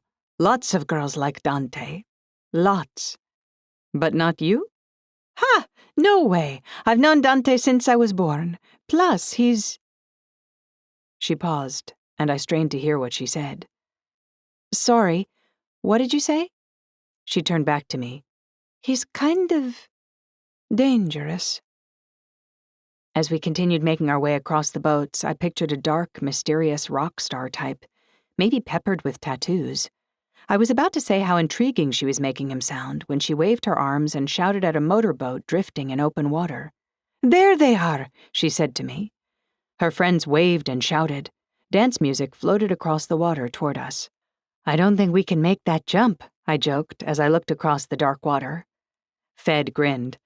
Unless you really want to swim, they'll come and pick us up. We'll be able to watch the fireworks away from the crowd. It's awesome, you'll love it. Whose boat is that? A nervous flutter had begun in my tummy. Dante's. The dangerous one. The sleek motorboat turned its nose toward us and floated stealthily across the water, making all other boats look like they were put together with popsicle sticks and glue. The music switched to a hip-hop remix of Sexual Healing by Marvin Gaye. 2 girls in the seats at the front of the boat squealed and got up to dance, reaching beckoning hands towards Fed. They were both slender and tanned. The blonde one wore a bikini top and a short skirt, and the other wore a tiny, skin-tight dress. They were both ridiculously beautiful. Hood ornaments. I pushed the thought away in shame. I didn't know these girls. The motorboat slowly began to turn like a sleepy sea monster. It drew alongside us, and Fed grabbed the edge. The music was turned down. 2 of Fed's friends waited to help us board. A blonde man dressed in a white fedora, slender as a straw, and a big man with a fierce black beard and topknot. I thought he must be Karim until I saw another man who dwarfed all. He was bald and was holding a water bottle in his paw of a hand. He looked deep in conversation with the driver. Fed boarded first, and then me. You must be Saxony, the slim blonde man asked, holding out a hand. I'm Jacopo. Yeah, that's me. I took his hand and he pulled me close to him and kissed my right cheek, then my left. Piacere, I said. Nice to meet you too. Take a seat. I sat as the boat drifted away from the boat jam. We sliced through the water like a predatory fish. Jacopo sat down beside me, a half-full beer bottle in his hand. Fed already had a plastic cup of some pink liquid in her hand. Everyone, this is Saxony. Her friends lifted their drinks toward me, except for the driver, who had his back to us. I grinned. Ciao, y'all. Something to drink? Jacopo asked. He lifted a seat cover and exposed a cooler. We have beer, or Stefania can make you a spritz, or one of these iced tea things. He pulled one up and peered at it. He looked older than the rest of Fed's friends. He was deeply tanned with visible lines across his forehead. That iced tea thing sounds great. Grazie. I took the cold can from him. Fed says you're Canadian? He asked, his voice rising as the dance music was turned up a notch. The other men in the rear of the boat listened for my answer, too. Yes, from Eastern Canada. I'm here for the summer. You're from Venice, I assume? I opened the can and took a sip. It was sweet and definitely alcoholic. He laughed. No, not very many of us are from Venice. I'm from Napoli. Marco here is Roman. He nodded toward his friend. I moved here for work a few years ago. I manage 2 hotels here in Venezia and 1 in Verona. I blinked. Fed's friends were not high school kids. Wow, that sounds busy. How did you get into that line of work? As I listened, I scanned the view of Venice from the boat. Street lamps lined the walkway in front of the square, sending their light across the water in wavy lines. The crowd covered every surface of the island, including roofs. People shrank to the size of ants as we left the island behind. The boat slowed in a patch of open water. The driver turned off the engine and the vibration stopped. He was the only one who hadn't greeted me yet, or even looked at me. He must be Dante. I studied his back, curiously. He was not overly tall, but he was wide at the shoulder and slender at the hips. He wore a pastel pink polo shirt with yellow and white horizontal stripes, powder blue cotton shorts, and white leather flip-flops. I thought that maybe Fed was a little overzealous by referring to him as dangerous. With all that pastel, he looked like cotton candy. As Jacopo told me about his career in the hospitality industry, I couldn't tear my eyes from Dante. He moved gracefully to the beat of the music. One tanned arm reached down and plucked a plastic cup from a cup holder. I caught a glimpse of a tattoo on the outer edge of his left wrist, but it was so small I couldn't tell what it was. Finally, he turned and looked me full in the face. I no longer heard a word Jacopo was saying. Dante was not cotton candy. Chapter 9. Everything about him said that he knew who he was and what he wanted out of life. I had the sense he'd been born with that look. When he'd turned, he didn't look anywhere else. He knew exactly where I was sitting, and his eyes found mine and held them. A tiny vibration began in me. It wasn't that he was so good-looking, although he did have nice features. It was his expression. I wasn't sure I could look away even if I wanted to. His almond-shaped, dark brown eyes were slightly upturned at the outer corners, giving him a mischievous look. A smile played about his lips. In his expression was a challenge, like he was daring me to look away. Let him challenge. I wouldn't drop my eyes first even if the boat caught fire. I lifted my chin just a little, and he cracked a lopsided smile. I relaxed. He crossed the short space between us, and Jacopo moved over to make room. Dante sat beside me and threw an arm over the back of the seat behind me as though he'd known me his whole life. I shifted to face him. Who are you? He asked, cocking his head to the side. I'm Saxony. Who are you? I cocked my head to mimic him. On the outside, I was all sass, but my heart was pounding like the drum of a warship. Yeah, but who are you? He repeated. He lifted his hand from behind me and took a stray curl between his thumb and forefinger. A whirlwind of butterflies took off in my stomach. He hadn't touched my skin, but somehow he sent a message to everyone on the boat that I was the only one who mattered. I was conscious of the looks we were getting, but I was too captured by him to care. I opened my mouth to respond, but he continued, Look at this hair. His eyes finally left mine to roam the mass of curls on the top of my head. He put a hand into his pocket, lifting his hips to reach his fingers inside. He pulled something out, but it was hidden in his palm. I had no time to react as he snapped open the butterfly knife and lifted it to my hair. I gasped as he cut something, quick as a snake. My hair fell down around my face and shoulders. I half expected a hank of curls to go tumbling onto the floor of the boat, and I touched my head to make sure. Did you just cut my hair? Only the elastic. This is much better. He snapped the butterfly knife closed and put it back in his pocket. He leaned back to admire his handiwork. He fluffed my curls with one hand, setting them as though he was a practiced hairdresser. My mouth hung half open in shock before I snapped it shut and narrowed my eyes. What would I have done if he had actually cut a few locks? Jack's face flashed before my eyes for a moment, and I took a breath. "You're very, very lucky," I said, punctuating every word. From the corner of my eye, I saw Jacopo look over at the sound of my voice. "Oh, she's proud of her hair," laughed Dante. I stiffened. Was he mocking me? Then he stopped laughing, and a look of admiration came over his face. "She should be." His finger touched my cheekbone. He leaned in close and lowered his voice. "She is very, very beautiful." He said it like he really meant it. My shock at his boldness dissolved. "He is very, very silver-tongued." "Silver-tongued," he repeated. "I like this term. Can I use it?" He leaned back with a crooked smile. He didn't wait for an answer. "We should spend some time together. I think you're a girl good with words, no? I like words. I like to collect them. I don't know so many of these phrases in English. Teach me more." He looked at me with anticipation. Dante and I talked and laughed as though we were the only two people on the boat. He was unlike anyone I had ever met, and I was fascinated. My blood hummed as I finished my iced tea. At some point, another drink appeared in my hand, dripping and cold. "Are you originally from Venice?" I asked, thinking about what Jacopo had said, that very few of them were actually Venetian. "I am. Fed and I are the only native Venetians on this boat. I know everyone there is to know in Venezia. My family has been here literally for hundreds of years." "That's a lot of history.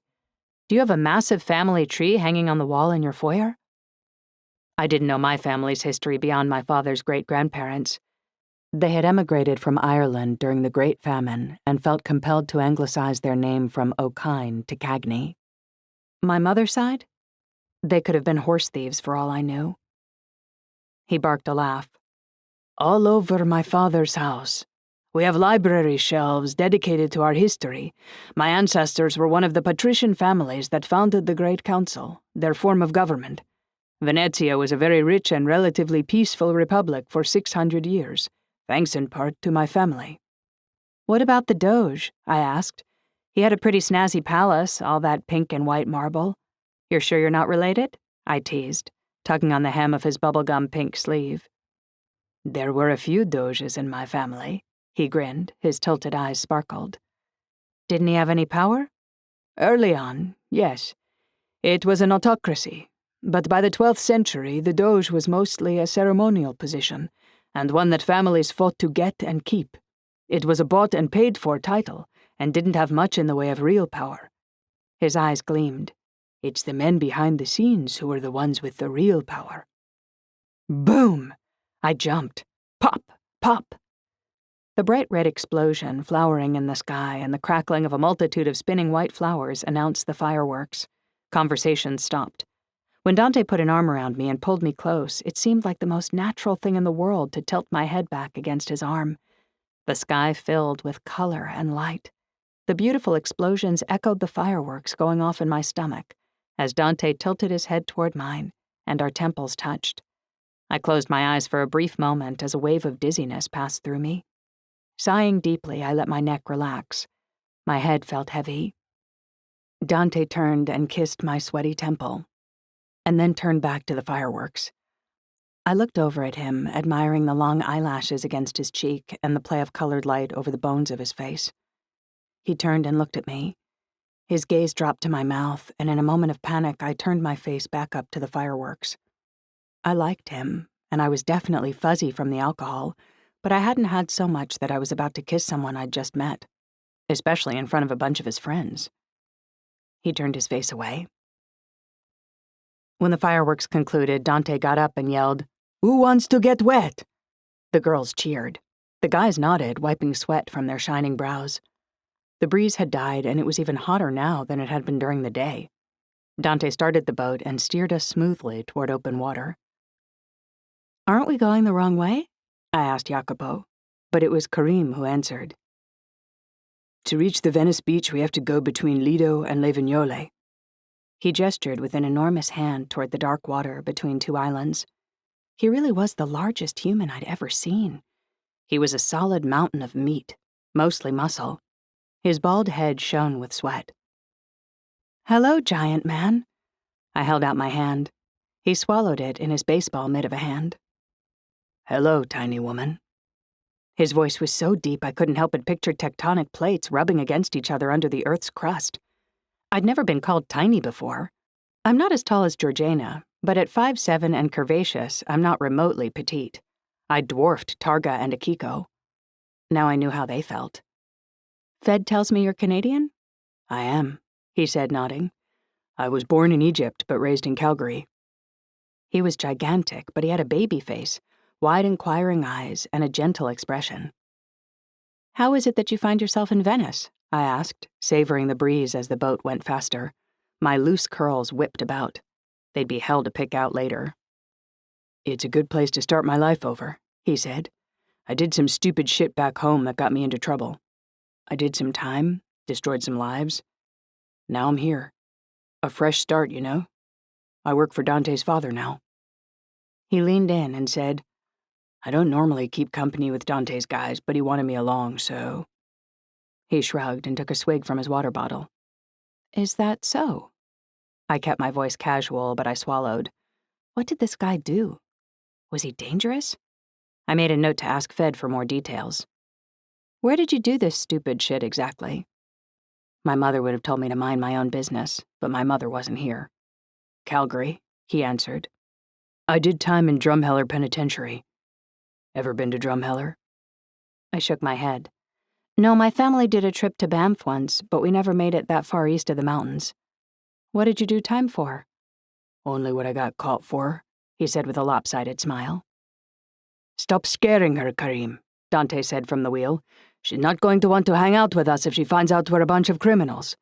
Besides, you're sorry, aren't you?" "Yeah, I am actually." Karim looked me in the eye and nodded so sincerely that I thought he might actually mean it. We drifted perpendicular to a long beach full of lights.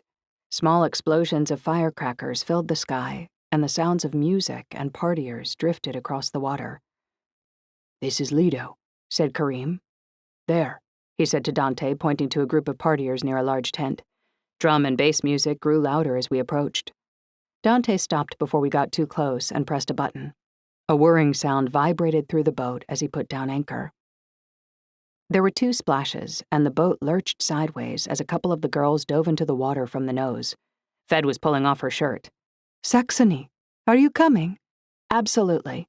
I stood and unzipped my dress. I stepped out of it and then held it for a moment. Were we going to party in nothing but wet bathing suits? "Here." As though reading my thoughts, Dante held out a waterproof bag. "Put your dress in here. I'll carry it to shore for you." "Thanks. Good thinking. Are you always this prepared?" I dropped my dress into the bag. He winked at me and my face grew hot. Lucky for me it was dark and no one could see my blush. Dante pulled off his polo, exposing a rippled stomach. I flushed again. More splashes as Jacopo and Marco dove into the water. The backs of their heads glistened, seals swimming toward the beach. I dove in headfirst, and my blood instantly cooled. Dante swam beside me until our feet found the sand. He took my hand as we walked out of the water, enveloping my fingers in his as naturally as though we'd been dating for months. I looked at him in surprise, but he kept his face forward. Eyes watched us approach, and people shouted greetings. Fed was talking to someone I didn't know, but as they were chatting, she scanned the beach. When she spotted me, she gave a nod. It might have been my imagination, but I thought she looked a little stressed. If she was surprised to see Dante holding my hand, she didn't show it. Dante and I approached the fire together. 2 men sat with their backs to us and turned as Dante spoke. They scrambled to stand. Prego, one of them said, gesturing to his chair. No, grazie, I said, my face hot. But Dante put a hand on my hip and guided me into a seat. I'll put this here, he said as he set the bag with our clothing in it against my chair. Get dressed whenever you feel like it. Thanks, Dante. I smiled up at him. Points. A flash of Raph's face filled my mind. So far, Italian boys were turning out to be kind and thoughtful. Dante sat down beside me, and a girl in a red bikini opened a cooler and handed him a beer. She pointed at me and asked Dante what I wanted in Italian. I opened my mouth to respond, but Dante answered.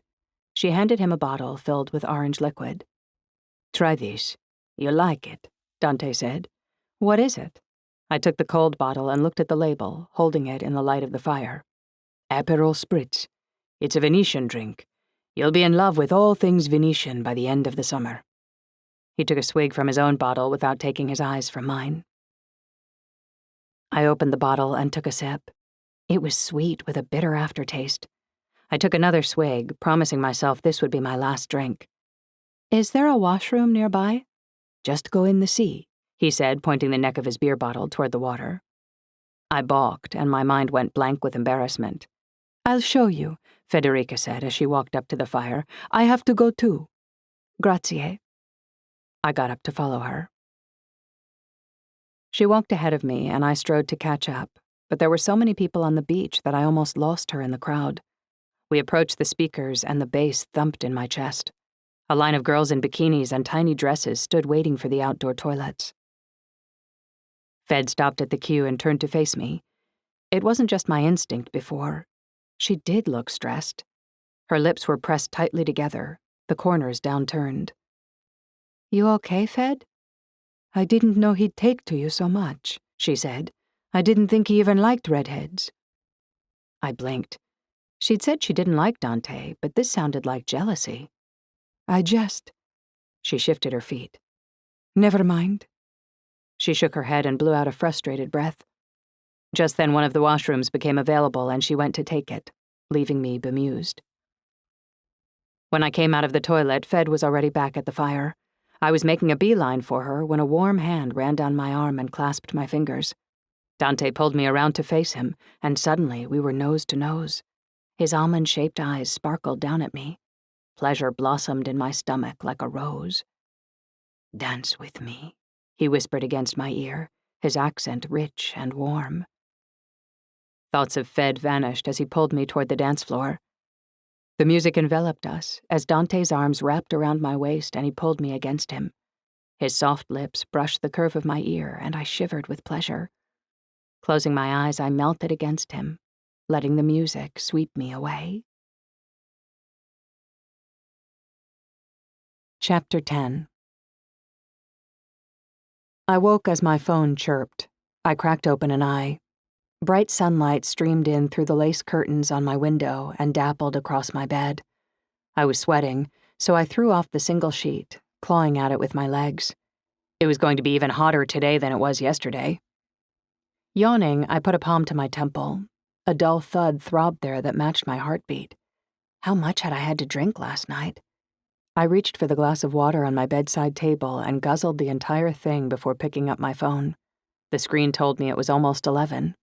I squinted at the blurry text message beneath the time. Fed. Buongiorno. How do you feel this morning? I rubbed my eyes and refocused so I could tap out a response.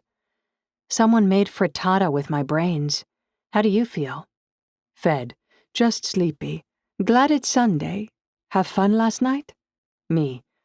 I had a great time. Thanks for taking me. She didn't answer for a few minutes. And then, finally, you are welcome. Another text showed on my screen, not from Fed, but Elda. Elda. Are you up? I need a favor. I'm sorry, I know it's your day off, but I have an emergency at work. Cristiano is at a friend's house, but could you watch Isaia? Just for a few hours? I groaned. My head flopped back on my pillow. As much as I loved Isaia, the last thing I felt like doing was babysitting. I couldn't refuse just because I was hungover. Of course. Be down in 15? Elda. Thank you so much. I'll make it up to you, I promise. I nodded grimly and got out of bed. The mirror caught my eye, and I grimaced. Mascara had left smudgy rings under my eyes, and my hair was a bushy disaster. I hadn't showered after swimming last night, and I could feel the salt on my skin and in my hair.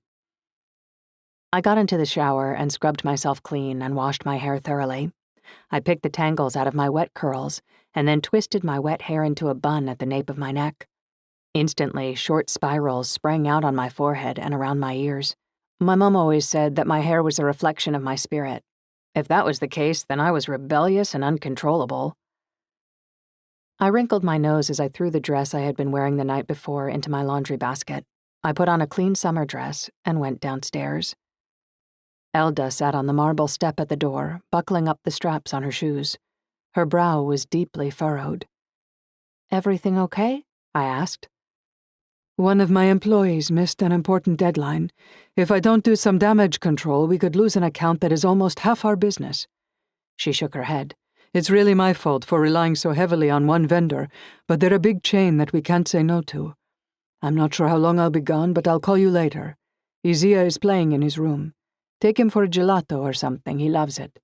I left some money on the counter. She apologized multiple times and was still saying sorry when she finally shut the door. I found Isaia in his room doodling in a sketchbook. He had a glass of water and ice sitting on the floor beside him. "Hi, sweetheart. Looks like you and I get to hang out for a few hours." I sat down beside him and kissed the top of his head. "What are you drawing?" He turned the page toward me. It was covered with doodles of fireballs, all the same shape. "Wow, Isaia. Very nice." I was about to comment on the irony of his penchant for all things fiery, but I thought better of it. "Guess what? Your mom said we could go for gelato. What do you say?" He smiled and nodded, which was the best reaction I was bound to get. I slathered us both in sunscreen and found us each a sun hat. I filled a large bottle with water and tucked it into my purse. We stepped out of the air-conditioned comfort of the Baseggio's home and into the stifling heat of an Italian summer day. I used my phone to search for the nearest gelato shop and entered the address into my GPS. I took Isaia's hand and we walked silently, keeping to the shade. Thoughts of Dante made my stomach flutter, and I let myself relive the events of the night before. I barely registered that the streets were mostly empty. I could feel Dante's warm hands at my waist, his breath against my neck. I couldn't help but smile as I remembered him cutting my hair elastic and his tilted eyes as my curls fell down around my shoulder. He was bold, that was for sure. Maybe a little too bold. But our chemistry, it was so compelling. I could forgive someone a lot because of chemistry like that. The GPS directed us through an open courtyard. We crossed the little piazza, stepped into a narrow calle, and walked toward the sunlight at the far end. As we approached the end of the corridor, the sound of breaking glass shattered my daydream. A screech of twisting metal echoed through the calle. I winced, the sound offending my eardrums. What was that? I looked down at Isaia as he looked up at me, his black eyes wide. I peeked around. Two men disappeared around a corner in a hurry. A flash of a bright green t-shirt with 2 yellow stripes across the back. Broken glass scattered across the stones in front of a tabacchi shop. The metal security shutter had been warped and jammed up in its tracks. A desperate voice called out in Italian. Isaia and I clutched each other's hands as we approached the tabacchi. We bent to look under the twisted shutter. The shop floor was a mess of smashed goods and broken glass.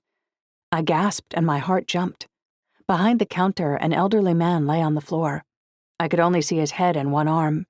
Sweat poured down his face and his eyes were squeezed shut in pain.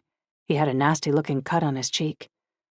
I looked around, readying a yell for help, but the piazza was empty. "Hang on, I'll help you. Te aiuto, te aiuto," I said, hoping he could understand my horrible Italian. He opened his eyes. Blood dripped across the bridge of his nose and onto the floor. I swallowed down a wave of nausea. Isaia tugged on my hand. He pointed up. A thin stream of smoke crept from the open door at the back of the shop, behind the man lying on the floor. Fire. My stomach clenched. I pulled out my phone, nearly dropping it as my fingers trembled. I looked up Venezia Polizia, 3 stations popped up, but all of them were off the island, 2 in Mestre and 1 in Marghera. I hit dial for the closest one. The long dash of the Italian ringtone sounded in my ear, and a male voice answered. Ciao, I stuttered. Is there someone who speaks English? The voice asked a question. I'm sorry, non parle italiano. Parle inglese? The voice answered, sounding annoyed. This was getting us nowhere. I shook my head in frustration. I spoke slowly. If you can understand me, there has been a break-in Venice. There is an injured man. We are... I looked around at the walls, scanning for a sign. At Calle Angelo, in Venezia. The voice responded. Sei al Calle Angelo? Calle Angelo? Si, I said, relieved. Calle Angelo. Aiuta me. There's a man in trouble. Un uomo in pericoloso. There might be a fire, too. Fuoco. Aspetta lì, grated the voice. He asked for my numero di telefono, which I gave him. After agreeing to wait, I hung up the phone. Anxiety twisted in my stomach. What if the men who had done this returned? How long would it take for the police to get here? I peered into the shop to see that the stream of smoke from the back room had grown thicker. I squatted in front of Isaia. I need you to wait while I help the man get out. I spotted a cluster of benches in the center of the piazza. I led Isaia to one directly across from the tabacchi. Sit here, on the bench, okay? He nodded, his obsidian eyes wide and unblinking. It's okay. I'm here. I touched his cheek. I'm not going far. Just wait for me here where I can see you. I kissed his head and hurried across the piazza. I ducked under the broken shutter and crunched over broken glass and a mess of water bottles, packaged food, and candy. I knelt in front of the man. He cradled a bloodied hand against his stomach. He must have fought with the men who had broken into his shop. He looked at me from under bushy gray eyebrows, and my heart squeezed with empathy. Blood ran from his cheek where he'd been cut and pooled on the floor. A wave of dizziness washed over me, and I gripped the counter. He pushed himself awkwardly up to an elbow, and I helped him to sit up. I opened a package of handkerchiefs. While I pressed one against the cut on his cheek, my hand trembled, and I tried to focus on something other than the blood. Thank you, he said slowly, his voice thick. Anger boiled in my blood, and I reminded myself to tell the police about the green t-shirt with the yellow stripes. Maybe they could catch the guys today if they acted fast enough. Glass crunched behind me, and I looked to see Isaia walk under the shutter. His face was pale. The smudges under his eyes had returned, and his little chest rose and fell with shallow breaths. No, sweetie, stay outside, please, I said, pointing at the bench. I'll be with you right away, okay? He shook his head and took another step toward me, grabbing his elbows. He didn't want to be alone, and no wonder. I wanted to take him in my arms, but I also wanted to get the old man out of the shop as soon as possible. The smell of smoke hit my nose. I craned my neck, peering into the back room. Metal shelves piled high with boxes filled the storage space, but aside from a single shaft of sunlight coming from a small window near the ceiling, the room was dark. So where was the smoke coming from? Bang! Bang! A scream ripped from my mouth, and my heart exploded into a gallop. It sounded like gunfire. 2 flashes of bright light illuminated the rear of the shop, and my vision peppered with spots. Firework! Firework! Croaked the old man and resumed trying to stand. Isaia began to cry. It was the first time I'd heard him make any noise. His little hands clutched against his mouth. A dry heave rasped through his fingers as his shoulders shook. It was fireworks, Isaia. I scrambled to my feet, gulping in air to slow my frantic heart. Just fireworks. You're okay. My voice quavered. We need to get out. Go back to the bench, Isaia. We'll be right out, okay? I took a deep breath, then gave a sharp cough as my lungs took in smoke. I put my hands under the man's armpits. I grunted and heaved him upward none too gently. He and I groaned as one.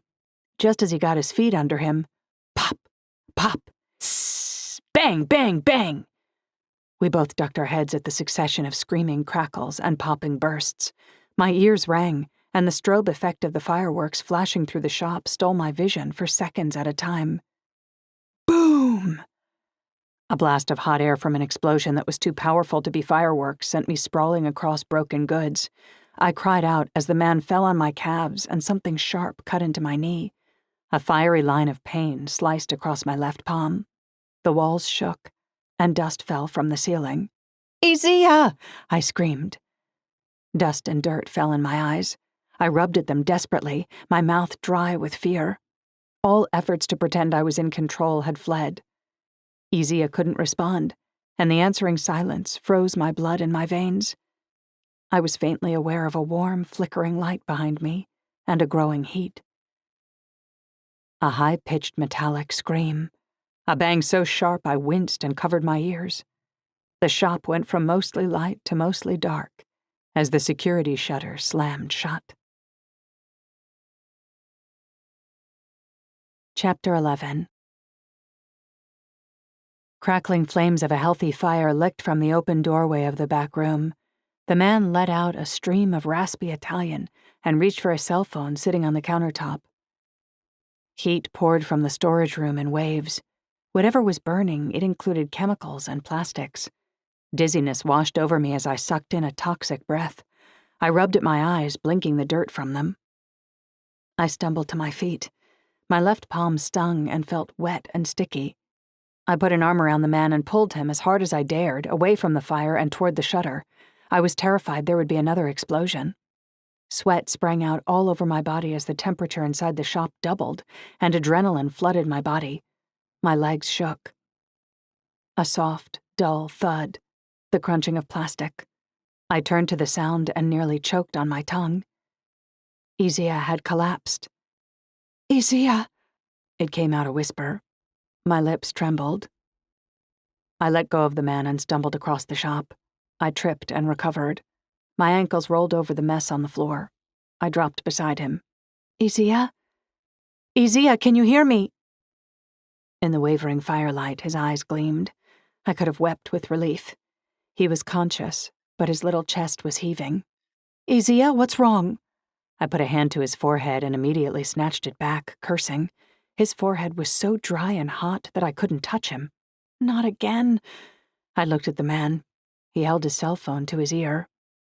I leapt to my feet and peeked through the tiny holes in the shutter. Putting my lips to one of the small holes that dotted the metal, I yelled, "Fire! Fuoco!" I looked back. The flames licked higher, and black smoke billowed up across the ceiling. I rattled the shutter and tried to lift it, but there was nothing to grab. The warped metal had jammed in the runners and was locked down. A man appeared on the other side of the shutter. I almost collapsed with relief. Oh, thank God. Please help us. Can you lift this shutter?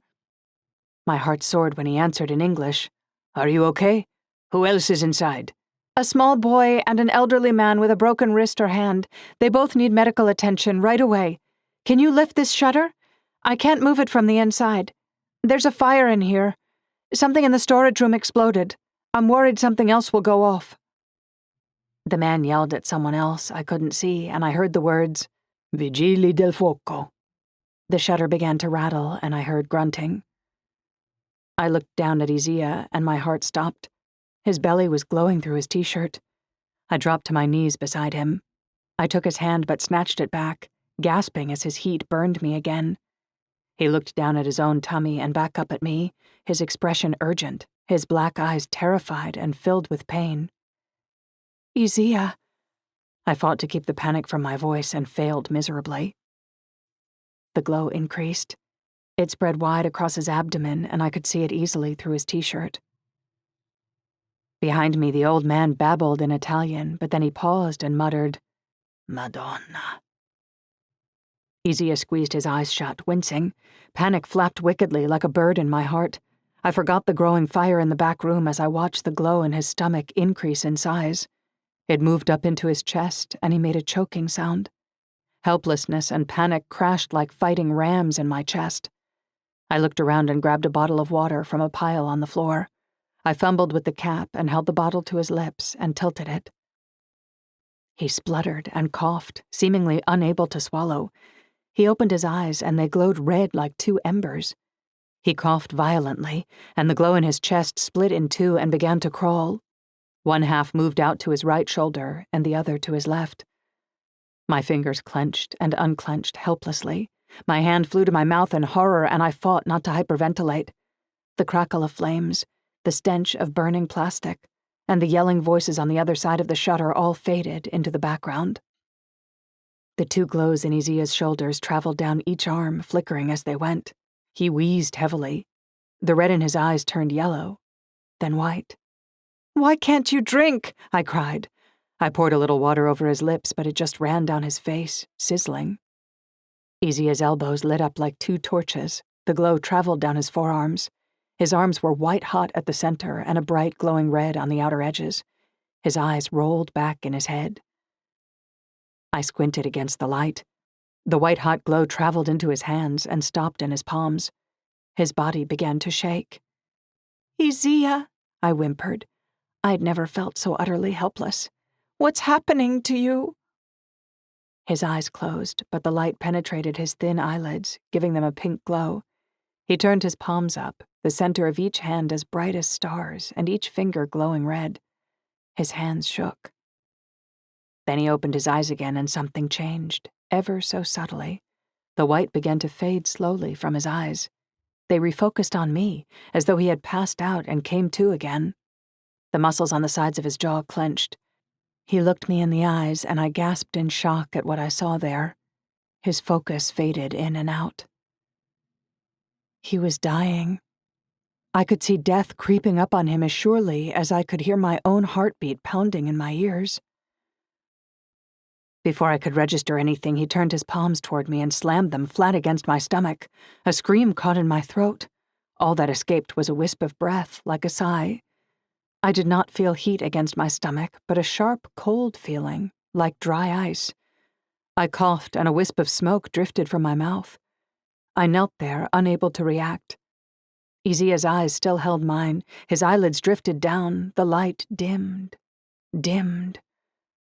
My eyes dropped. They were all I could move. The white-hot glow traveled through his hands and into the bowl of my pelvis as it passed through my skin and into my organs. It was then that I felt the heat. The scream that had been trapped in my throat ripped out of me. There was a flash of apology from Isaia's eyes. He took his hands away and fell back into the mess of broken goods. I collapsed with my forehead to the ground. The glow was now in my own belly. I gagged. First only smoke and bile came up, and then I retched and lost my breakfast. I spat and struggled for breath. I retched again, and flaming embers spewed out. I sucked in air and coughed hard. An ember the size of a pebble came up to my tongue. I spat it sideways, away from Isaia, and watched with horror as it skipped across the floor like it had been shot from a gun, leaving a smoking black gouge. It lodged in the stone wall. I blinked, unable to register what I saw. The ember flickered and cooled to black. Surely it hadn't come from me. Not possible. My stomach and throat burned like I had swallowed a cupful of magma. Recovering the power of my limbs, I fumbled for water and found the bottle on the ground. My gut screamed for something cold and wet. I opened my throat and downed the whole bottle. The liquid sizzled as I swallowed it down, instantly soothing my seared insides. I dropped the bottle, panting. My eyes felt hot and hard. I looked down at Isaia. He coughed, but he actually looked much better. He pushed himself up into sitting and looked up at me. His eyes traveled from my eyes to my belly and back up again, blinking and wide. I looked down. The glow was gone, but the fire was there. I could feel it. It was banked and waiting. "Isaia," I croaked. I didn't recognize my own voice. It was rough, scratchy, burnt. "Isaia." I put a hand on his forehead. He was damp and much cooler. It was the first time I had ever seen him sweat. "What have you done to me, Isaia?" I whispered. His eyes were full of urgency. He tried to get up. He coughed again. A violent cough behind me brought me to myself. I remembered where we were. We were still in danger. Another screaming firecracker went off behind us, and I pushed Isaia down. Smoke rolled across the ceiling. It filled the space over our heads and slowly drifted down toward us. Voices yelled outside, and the shutter rattled. The metal screamed, and the shutter moved a half-inch. Light streamed in through the crack at the bottom. Isaia coughed, and then pointed repeatedly and urgently at the flames. I knew instantly what he was trying to tell me. It was plain on his face, and plain in the knowledge that I had only moments ago acquired. The knowledge of fire. It was sitting in my guts and talking to me. I had been inducted. I understood now why it had been making him sick. He was far too frail for what I now carried. What he had wasn't an illness. It was power. The pain of it was there, but I was strong enough to bear it. I was strong enough to wield it, strong enough to take on the flames now growing out of control and licking from the back room and into the shop. Isaia coughed harder. The elderly man moved toward the shutter, coughing all the while. He and Isaia put their faces down low, close to the holes now in the shutter, to inhale clean air. They both had their backs to me now. "Fuoco! Fuoco!" Shouts could be heard outside. But I was in here, and I could do something. I looked at the flames and felt affection. I stood and crossed quickly to the back room. I sucked smoke into my lungs, but it didn't bother me anymore. It tickled across my skin, soft and warm. The shutter screeched again, but it was a distant sound. I raised my hands to the flames. They flickered toward me in response. A choice. Should I call it forward and absorb it, or push it back and snuff it? The fire inside me had power over the fire outside of me. It felt not unlike trying to calm a bucking horse or a panicked dog. Using my hands to coach the flames, I stroked them back and back toward the back room from which they'd come. Whatever magic Isaia had given me, I could see it in the wavering heat that streamed from my fingertips. The flames had been fed by oxygen through the window in the back of the shop. But though there was plenty of air to feed this fire, it was now dying instead. Because of me. As the fire dwindled, blackened shelves and smoldering boxes were revealed in its wake. The flames licked through the doorway. They curled like fingertips clawing for purchase on the smoking door jamb. The fingers disappeared, and I followed them, pushing the fire back. I stepped through the doorway. Shadows of shelving and boxes appeared and disappeared in my vision, all of it lined with glowing embers. The sound of crackling flames had become a kind of music in my ears. The curling smoke made a stream in the air as it was sucked out the rear window. The last of the flames flickered and went out. I lowered my hands. I felt as though I'd just woken from a dream. Goosebumps swept across my skin at the power I held. I watched currents of smoke curl and drift. Dying embers highlighted the edges of the ruined contents of the room. Charred boxes lined the shelves like rows of lumpy headstones. Unrecognizable items smoldered and jutted from holes in boxes like broken bones poking up through blackened skin. Voices called, and I turned. Light streamed in through the front door of the shop. It lit up the mess on the floor and illuminated the smoke. The shutter juddered and jarred as it was shoved upward the rest of the way, filling the air with a horrible sound. I winced and covered my ears. I squeezed my eyes shut as vertigo swept over me. Had it all been a dream? As though in answer, the fire inside me flickered and danced underneath my ribcage. There was nothing dreamy about the heat residing in me now. I opened my eyes, thinking of Isaia. He looked back at me, his little chest heaving with coughs, but his eyes void of pain for the first time since I'd met him. He actually smiled, coughed again, and then beckoned me with his hand. "I'm coming," I croaked. The man looked over his shoulder. He took Isaiah's hand and gestured to me with a jerk of his head. He cradled his injured hand against his chest. I crossed the shop in a few quick strides, my feet crunching on broken glass. The stinging of my left palm and my knee reminded me that I was still human. My ankles ached from having been twisted earlier. I took Isaiah's other hand, and as hands reached to steady us, we ducked under the shutter and stepped out into the sunlight. Chapter 12. Less than an hour later, I sat on a park bench under the trees with Isaia cuddled on my lap. He coughed occasionally, but seemed otherwise relaxed. The emergency personnel hadn't allowed us to leave in spite of my pleas to take Isaia home. Caution tape had sprung up in a wide berth around the tabaki, and a crowd had gathered to watch the uniformed police and firemen going in and out of the shop and talking with each other, taking notes. My phone chirped and I pulled it out and blinked at it, feeling dazed. Fed. Ciao, Bella. I'm off tomorrow eve. Meet me? I stared at the message, not really comprehending it. I couldn't even bring Federica's face to my mind right now. I tucked my phone away without responding. When we'd finally escaped the shop, a medic had pulled the man aside to where a gurney had been erected. Isaia and I had been taken into an ambulance boat in a nearby canal. Medics fussed over us, checked our vitals, and listened to our lungs. They cleaned and bandaged my hand and knee. My ankles had been twisted, but not sprained. They'd iced and wrapped them. Isaia showed more fascination for the ambulance boat than distress from the ordeal. He had suffered some smoke inhalation, but the medic said that otherwise he was unharmed. He was to rest, and he would cough for a few days, but it should clear up on its own. If anything else arose, I was to bring him to the hospital. While my hand was bandaged, I had numbly given an account of what happened to an English-speaking police officer. I told them about the man in the green sweater. I left out everything about Isaia passing his fire to me. I thought the officer had bought my story that the flames had gone out on their own. Isaia and I had been released from the ambulance and told to wait until we were dismissed to go home.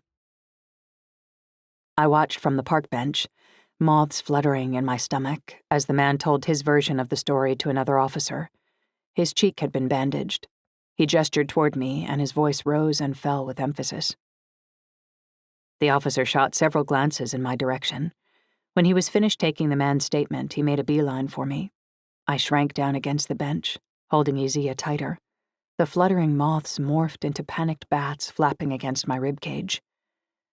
The officer looked down at me, his dark eyes serious. I'm Officer Zambelli. I am told you are a hero, he said in a thick accent. I shook my head emphatically. No, definitely not. If what Signor Fantelli told me is true, you are. You were the first person on the scene after the break-in and assault, and you called for help. After the shutter collapsed, you put out the fire. Is all that true? I shook my head. The fire went out on its own. Maybe the old guy hadn't said anything about the white light that passed from Isaia to me. I shot him a grateful look. He was just staring at me, watching while the officer and I talked. You didn't put it out? He seems to think you did. No, the flames just went out, I croaked weakly. Signor Fantelli says the storage room had fireworks inventory and benzene lighters. All three of you are very lucky to have survived. It's very strange. A small window in the rear was wide open. That fire should not have gone out on its own. He studied my face, his gaze unwavering. Thank God it did, I rasped. May I take Isaia home now? He's been awfully frightened. We both have. We looked down at Isaia, sitting on the bench beside me. He dangled his legs and watched the action. He looked up at us. He was covered in soot and looked like a street urchin, but he was as happy as I'd ever seen him. A few more minutes, Signorina, Officer Zambelli said. He reached into his breast pocket and pulled out a business card. Please, take this. If you happen to remember anything else, call me. I took the card and watched as he joined his colleagues. They spoke to one another and sent more glances our way than I was comfortable with. I pulled Isaia onto my lap again, more for my comfort than for his. I prayed for Elda to arrive. I had called her immediately after stepping out of the tabaki.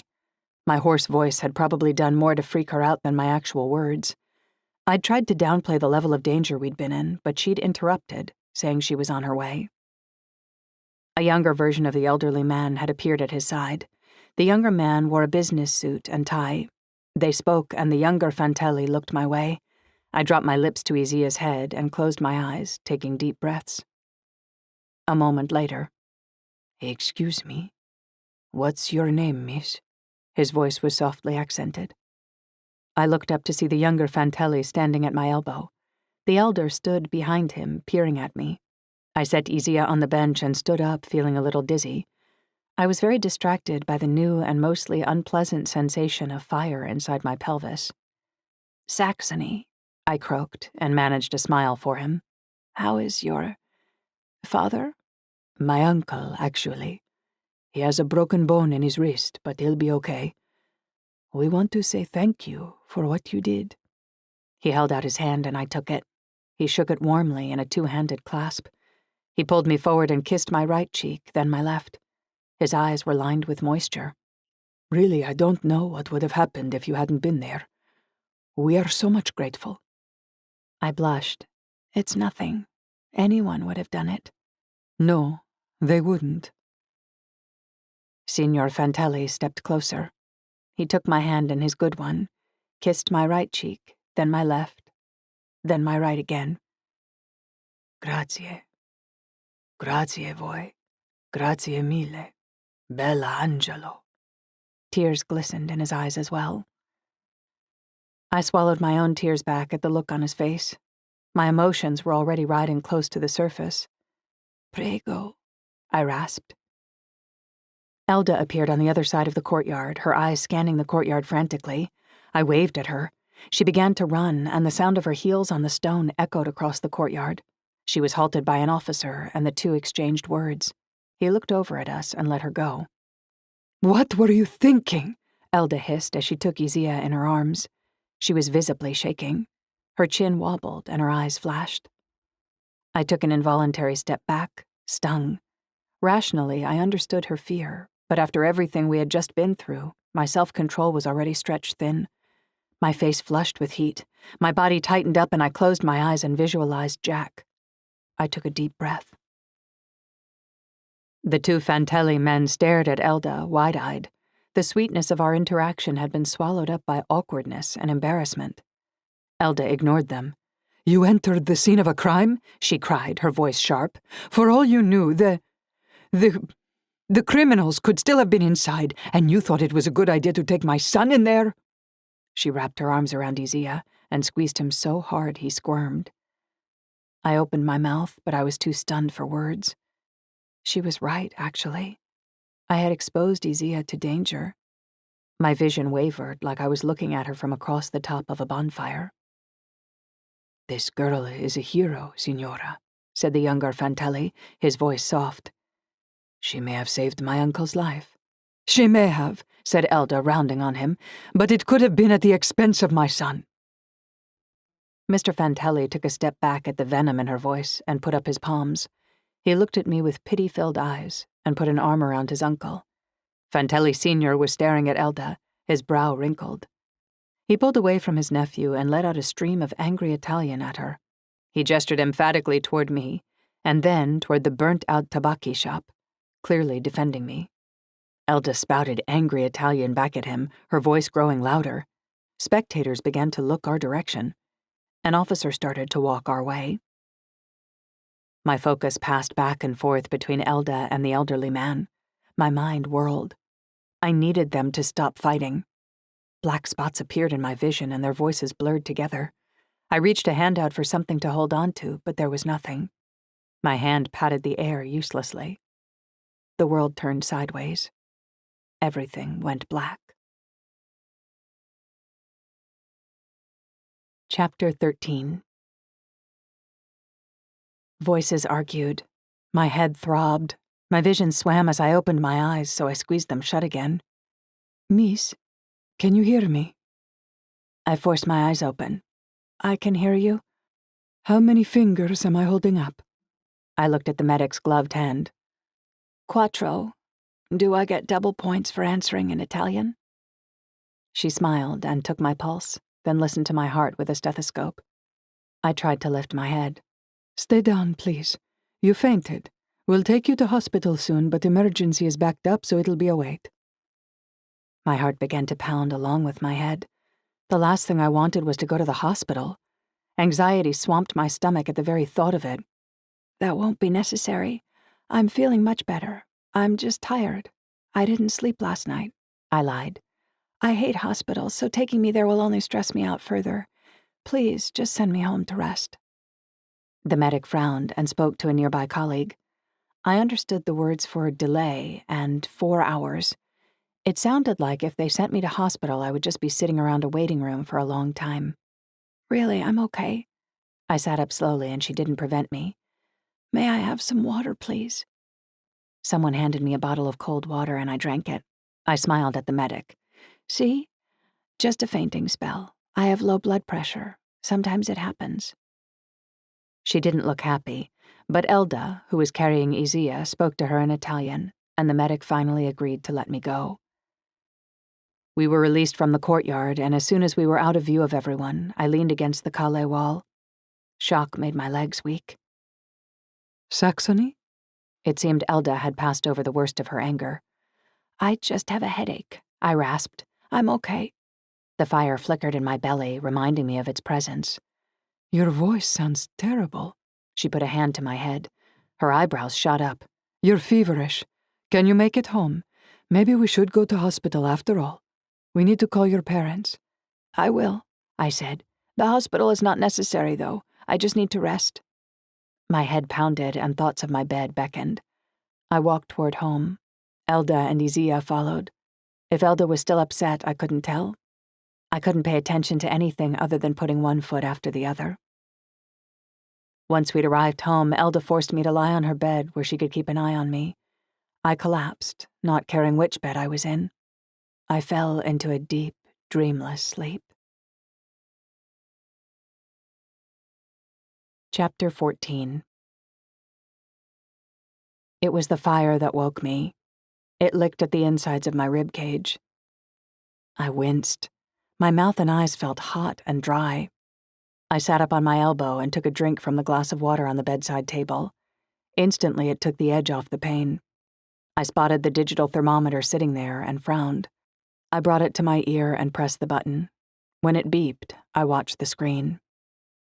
85. I no longer thought the thermometer was broken. I really was that hot. Any normal person would be dead by now. There was a knock on the door, and Elda poked her head in. Saxony? She whispered. I'm awake. How do you feel? She approached the bed. You know that saying, death warmed over? I gave a rough, dry laugh and pushed myself upright. No. What does it mean? Never mind. I'm okay. I wasn't, but I wasn't going to admit that. How is Isaia? I dropped my legs over the side of the bed. He's... She paused, her brows creased. It's strange, but he's really cold. It's the first time I've seen him be cold in his whole life. This made some kind of sense. After all, the fire that had been giving him fevers had now taken up residence inside me. Is he in his room? Elda nodded. I got up, passing her as I went to the door. My vision still wavered, and I walked on unsteady legs. She followed me down the hallway and into Isaia's room. I opened the door to see a little lump in Isaia's bed, huddling under thick blankets normally reserved for winter. Isaia? I said softly, approaching his bed. A little hand pushed the blankets away from his face, and his black eyes peeked out. Are you cold, buddy? I sat on the side of his bed. I took his hand and gasped. His fingers were little popsicles. I looked up at Elda with alarm. She crossed her arms, her brows drawn tight. I was burning up while he was nearly hypothermic. I pulled his blanket back. Scooch over, little dude. He wriggled sideways, and I lay down beside him and pulled his narrow back up against my stomach. He was in full flannel pajamas, but his entire body was rigid with cold. His icy frame felt delicious against my roasting torso. I wrapped my arms around him, pressing my fire against his back. Elda sat on the side of his bed, and we stayed like that for a long time. Isaia slowly began to relax. At some point, Elda got up and left. I dozed in and out of consciousness. Every time I came to, my head felt a little clearer. Isaia warmed up as I cooled down. He jarred me fully awake when he began to squirm. Feeling better? I know I am. I didn't feel like jumping up and down, but the worst seemed over. Isaia crawled over me and left the room. I sat up as well, and my face cracked with an enormous yawn. Elda appeared in the doorway holding Isaia. Her expression was unreadable. I guess I'll go upstairs now, I said, feeling awkward. Saxony, she said quietly. Relief was etched into her face. Thank you. I'll look after the boys tomorrow. You just rest. Okay? I nodded. Okay, thanks.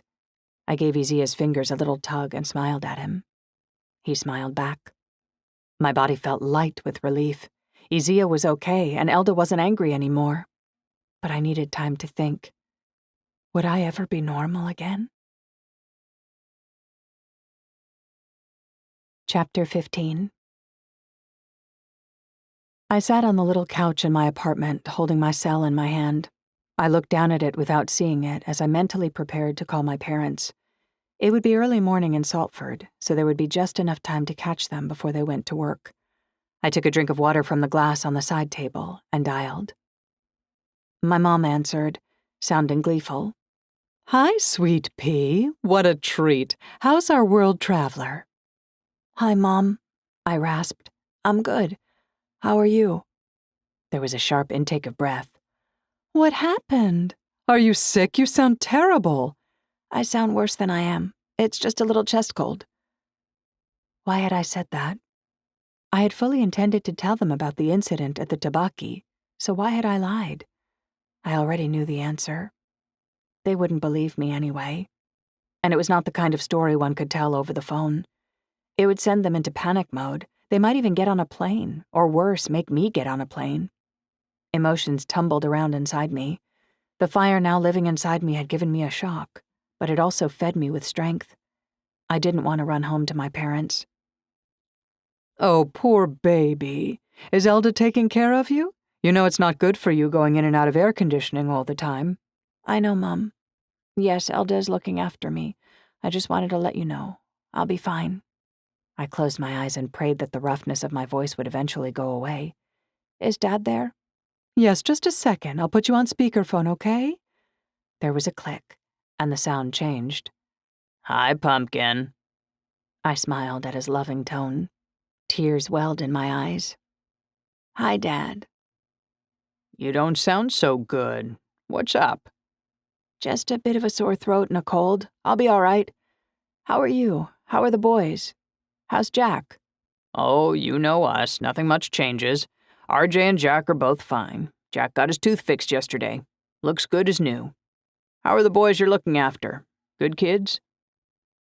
I closed my eyes and breathed a word of thanks for such solid parents. We all knew I had done wrong before I left home. They knew I felt bad enough. Without rubbing my face in it, the implication hanging in the air was subtle but present. Were the kids testing me? They're really good kids. I lucked out. That's good. Happy to hear it. Dad told me about the car RJ had bought and the work he was doing on the engine. How's the weather been in Venice? Hot. Yeah, I can only imagine. It's been hot here, too. So listen, we have to run, but call us again later, okay? Just to let us know how you're doing. Sure, Dad. Can you find some bee propolis there? For your throat? Mom asked. I'll look. Okay, love you guys. Have a good day at work. We said goodbye. I sat there in silence, feeling the fire crackling in my insides. Why hadn't I told them about the tabaki shop incident? I didn't want them to worry, but I very rarely lied to my parents. You don't trust yourself, Saxony. I blinked at this sudden thought and realized it was right. I so rarely kept things to myself that if I had started talking, I wouldn't know where to stop, and before I could help it, everything would come spilling out. My parents would panic. They might even get on a plane and escort me home. My summer in Italy would be over before it had really begun. Yes, it was best to avoid the whole subject altogether. But you'll have to face them sometime. They know you. Overwhelmed, I crawled into bed and pulled the sheet over my head. Chapter 16. 3 full days passed. When I had shown up in the kitchen looking dazed and distracted, Elda insisted that I take several more days to rest. My voice still sounded burnt out. The flames caused me some discomfort, but they wouldn't kill me. There was a strength to be sourced from this fire. I just wasn't entirely sure how to find it. I'd barely seen anyone in 3 days. I hadn't wanted to, which was very unlike me. I'd made excuses to Fed when she'd texted, inviting me to hang out. Dante hadn't written, and I had barely noticed. which was also unlike me. If it wasn't for the fire, my stomach might be tied in knots for a different reason. I'd be wondering why he hadn't texted, worrying whether he really liked me or if I'd just imagined it. My lips twisted in a sardonic smile. The fire had robbed me of the anxieties of a normal teenage girl with a crush. I went into the bathroom, flicked the light on beside the mirror, and looked myself in the face. It was still the same face, but it had changed somehow. My eyes. They were still green, but now they had the same strange reflective quality that I'd noticed in Isaia. I splashed cool water into my face, filled one hand, and drank. My other palm was still bandaged. The cool water eased my pain a little. With water, the heat inside me seemed easier to bank, easier to control. I looked up at myself again, my face dripping. Anxiety fluttered in my chest as the same questions surfaced that had been haunting me for 3 days. My eyes flashed red like an animal caught in headlights, and I staggered back from the sink, startled. My face crumpled. Who was I now? Or what? I swallowed my tears and took a few deep breaths. I needed to talk to someone. But who? None of my friends would believe me, and how could I explain it even if I'd wanted to? I had already picked up my phone multiple times, preparing to set up a video call with the girls, only to put it down again. Every time I started to reach out, something stronger held me back. I drank more water, filled a glass, and took it to bed with me despite the fact that it was only 7 p.m. I flopped onto my bed and sighed with frustration. The fire licked up inside my ribcage. My limbs had an unexplained energy, like they needed to move. I tried to ignore the feeling, closed my eyes, and waited for sleep. My phone vibrated. I rolled over to check it. It was a text from Dante, the first one since the night of the festival. Ciao, Bella. I smiled and wrote back, Ciao, Bella. Dante, Fed tells me you're sick. Me, just a bit of fever and a cough is all. Dante, poor baby. Maybe I can come by? Cheer you up? I chewed my lip. I didn't know Dante that well, so I didn't feel comfortable having him at the house. But maybe it was time to stop playing hermit. I needed to get outside. Enough moping. It would be nice to think about something else for a change. Or someone else, rather. I smiled in remembrance of the dance party on the beach, Dante's hands pulling me close. Me. I'm feeling better. Just a little cooped up. How about we go for a drink? I'd love something cold. Dante. Beautiful. Where? I thought again. I didn't want to go far, in case I felt bad and had to come home. There was a juice and smoothie bar not far from the Bassaggio's villa. Me. Puro? Dante. I know it. Love that place. Can you go now? Me. Half hour? Dante. Perfetto. Look forward to see you. I changed out of the jogging shorts and t-shirt I was wearing and into a white sleeveless blouse with a lace inset at the neck, shorts, and a pair of sandals. I left the house early so I could walk slowly. The evening was warm and the sun had only recently gone down, leaving the sky pink. A light breeze cooled my damp scalp. Dante was sitting on the edge of a stone fountain not far from Puro, texting. He looked up and gave me a heart-stopping grin. I couldn't help but smile back. I wondered if he'd be able to tell there was something different about me. My stomach gave a nervous flutter. Dante tucked his phone away and got up. He took both my hands and kissed each of my cheeks tenderly, his tilted brown eyes devouring my face. You most definitely do not look sick. He took my chin gently between his fingers. Thank you, I rasped. Whoa, his smile faded. You look beautiful, but you sound rough. Poor thing. He made a sound of empathy and put an arm around my shoulders and squeezed. Let me buy you a juice? I nodded, melting at his tenderness. I chose peach and strawberry juice, and they topped the concoction with mint leaves. Dante ordered an orange juice, and we took our drinks back to the fountain to sit down. You didn't text me, Dante said, looking impressed. All girls text me relentlessly after meeting me. Wow, you're not cocky at all, are you? I canted my head at him. I guess I'm not all girls. In truth, I probably would have texted him if my life hadn't been thrown into turmoil. but I wasn't about to tell him that. It's clear you're not. He nudged my shoulder with his and took a sip of his orange juice. So everybody survived the festa? All of your friends? He nodded, smiling. But most of those guys aren't really friends. They aren't? I was surprised. They'd seemed pretty chummy to me. Why else would they be hanging out on a boat together during a holiday? Most of them are potential employees, let's say. What is the word in English? Recruits? Is that right? You party with potential employees? What kind of work are they applying for? Who can drink the most and not drown? He laughed, his almond eyes crinkling. I like to see what people are like in real life, when they're relaxed and off the clock, you know. What is it that you do exactly? I have interest in a few businesses in Venezia, mostly in tourism, but some in private security. He got a faraway look in his eyes. I'd really like to take over my father's business one day, if I can ever get him to see my worth. He muttered this last almost under his breath. I was about to ask him to expand when he snapped back to focus.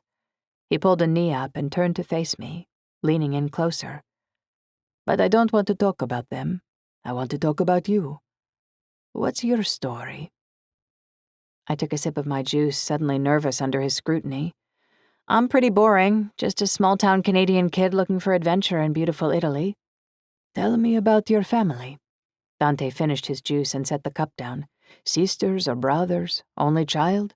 Parents together? He brushed my hair back over my shoulder, his fingertips grazing my neck. Boyfriend? I shivered, and the fire inside me flickered. Chemistry crackled between us, the kind that Georgina and I were always going on about. 2 brothers, garden variety parents. I turned to face him, my voice fading to a smoky whisper. No boyfriend. He made a noise deep in his throat. Are you taking applicants for the job? I bit my straw between my teeth, smiling at him over my cup. I took a sip and then said, I might be. Must be fiercely intelligent, devastatingly funny, and kind to baby animals. Italian heritage will be considered a plus. He smiled and leaned closer. I passed kindergarten and had a pet turtle once. Does that count? I gave a dry laugh, air whistling through my throat. His eyes crinkled at me. His lips were heading for mine. I had the sudden and ridiculous thought that Elda and Pietro were somewhere nearby, watching. I'll just pop these in the trash. I grabbed his cup and dodged his kiss at the same time. He hung his head comically, and I laughed again. I finally felt good for the first time since Isaia gave me the fire. Flirting with Dante made me feel like a normal teenage girl again. I batted my eyes at him over my shoulder and let my hips sway as I walked to the recycling bins. He groaned and yelled, "You're killing me!" I laughed, feeling his eyes on me. 2 men stood near the bins, smoking cigarettes. One of them jerked his chin toward me. The other turned to look. They both blew 2 jets of smoke out of their nostrils at the exact same time. An image of 2 bulls getting ready to charge rose unbidden to my mind, and my mouth twitched with humor. One of them said something to me in Italian. I didn't understand what he said, but the suggestive look on his face gave me some idea of his meaning. Down, boys. Dante's voice behind me made me jump. How had he gotten here so fast? He put an arm around my waist while he spoke to them, his voice soft but with an edge. They exchanged more words, ratcheting the conversation into unfriendly. One of the guys flicked his cigarette at Dante's feet. I stepped back instinctively, but Dante didn't move. His arm tightened around me, holding me still. My head began to throb as the heat of the fire inside me intensified. My eyes felt dry and gummy. We had been having such a nice time. Why did they have to ruin our evening? A tense moment of silence passed before Dante spoke again. The 2 men shared a look, their eyes wide. They uttered what were most certainly apologies, and turned to walk away. What did you say? I watched the 2 slink away. The taller one threw a resentful look over his shoulder. It's nothing you need to worry about. He kissed my temple and squeezed my waist. No, really, I'd like to know. Sometimes I need to make my dominio a little more clearly, he said as we began to walk. Dominio? I echoed. My eyes narrowed as I tried to make sense of his sentence. I put my fingers to my temples. The headache was getting worse. My eyes were growing hot. I had a flutter of panic. What if my eyes did the glowing thing? Baby, are you okay? Dante stopped and stood in front of me. He took my face tenderly in his hands. I think I should go home, I said, closing my eyes. Still not feeling good, huh? Okay, I'll walk you. It's okay. Thank you, but really I'm fine. Don't be stubborn, I'll take you. No, I insist. I'm all right. I'll just go straight home to bed anyway. There's no need, and it's not far. I said this firmly. I needed to be alone. He didn't answer at first. Okay. Have it your way, Bella, he said finally. He kissed my cheeks. Text me when you get home, okay? I will. Good night. Thank you for the juice. I gave his hand a squeeze and turned toward home. I had been a bit rude, I knew, but the throbbing in my head and the plummeting of my mood were overwhelming. Did I feel so badly now because of the confrontation? I couldn't be sure. For once, I was thankful that I didn't understand Italian. I felt Dante's eyes on my back until I turned the corner.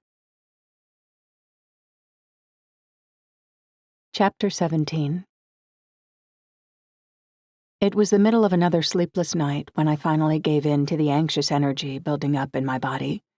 If I didn't do something to expel it, it would drive me mad. In irritation, I rolled out of bed. I pulled on a pair of shorts and a tank top. After tucking my house key and phone into my back pocket, I slipped out into the dark streets of residential Venice. I was grateful that the Baseggios lived in a relatively quiet area of the city. The air was heavy and humid, and faint laughter could be heard coming from a nearby courtyard. I jogged toward a park that had a small beach. The water promised cool relief. Jogging seemed to unleash more energy. I began to sprint, my legs and arms pumping like pistons. The cuts on my left palm and my right knee stung as blood pounded through my body. I ignored the pain.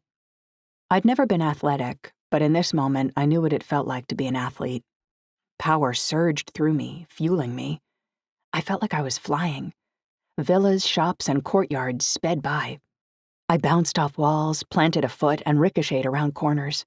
My ankles felt as strong as they'd ever been. My hair flew back, my scalp cooled by the breeze.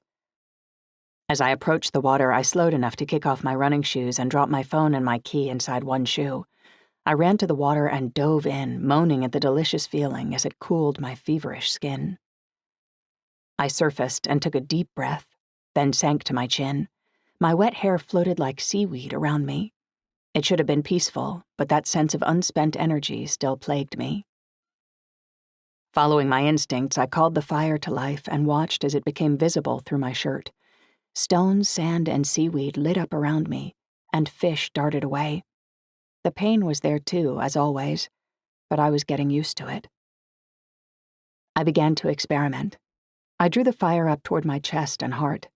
The sensation of intense heat accompanied the glow wherever it went. I sent the fire down my right arm and into my hand and fingertips, still underwater. Shadows thrown by the stones on the ocean floor moved along with the light.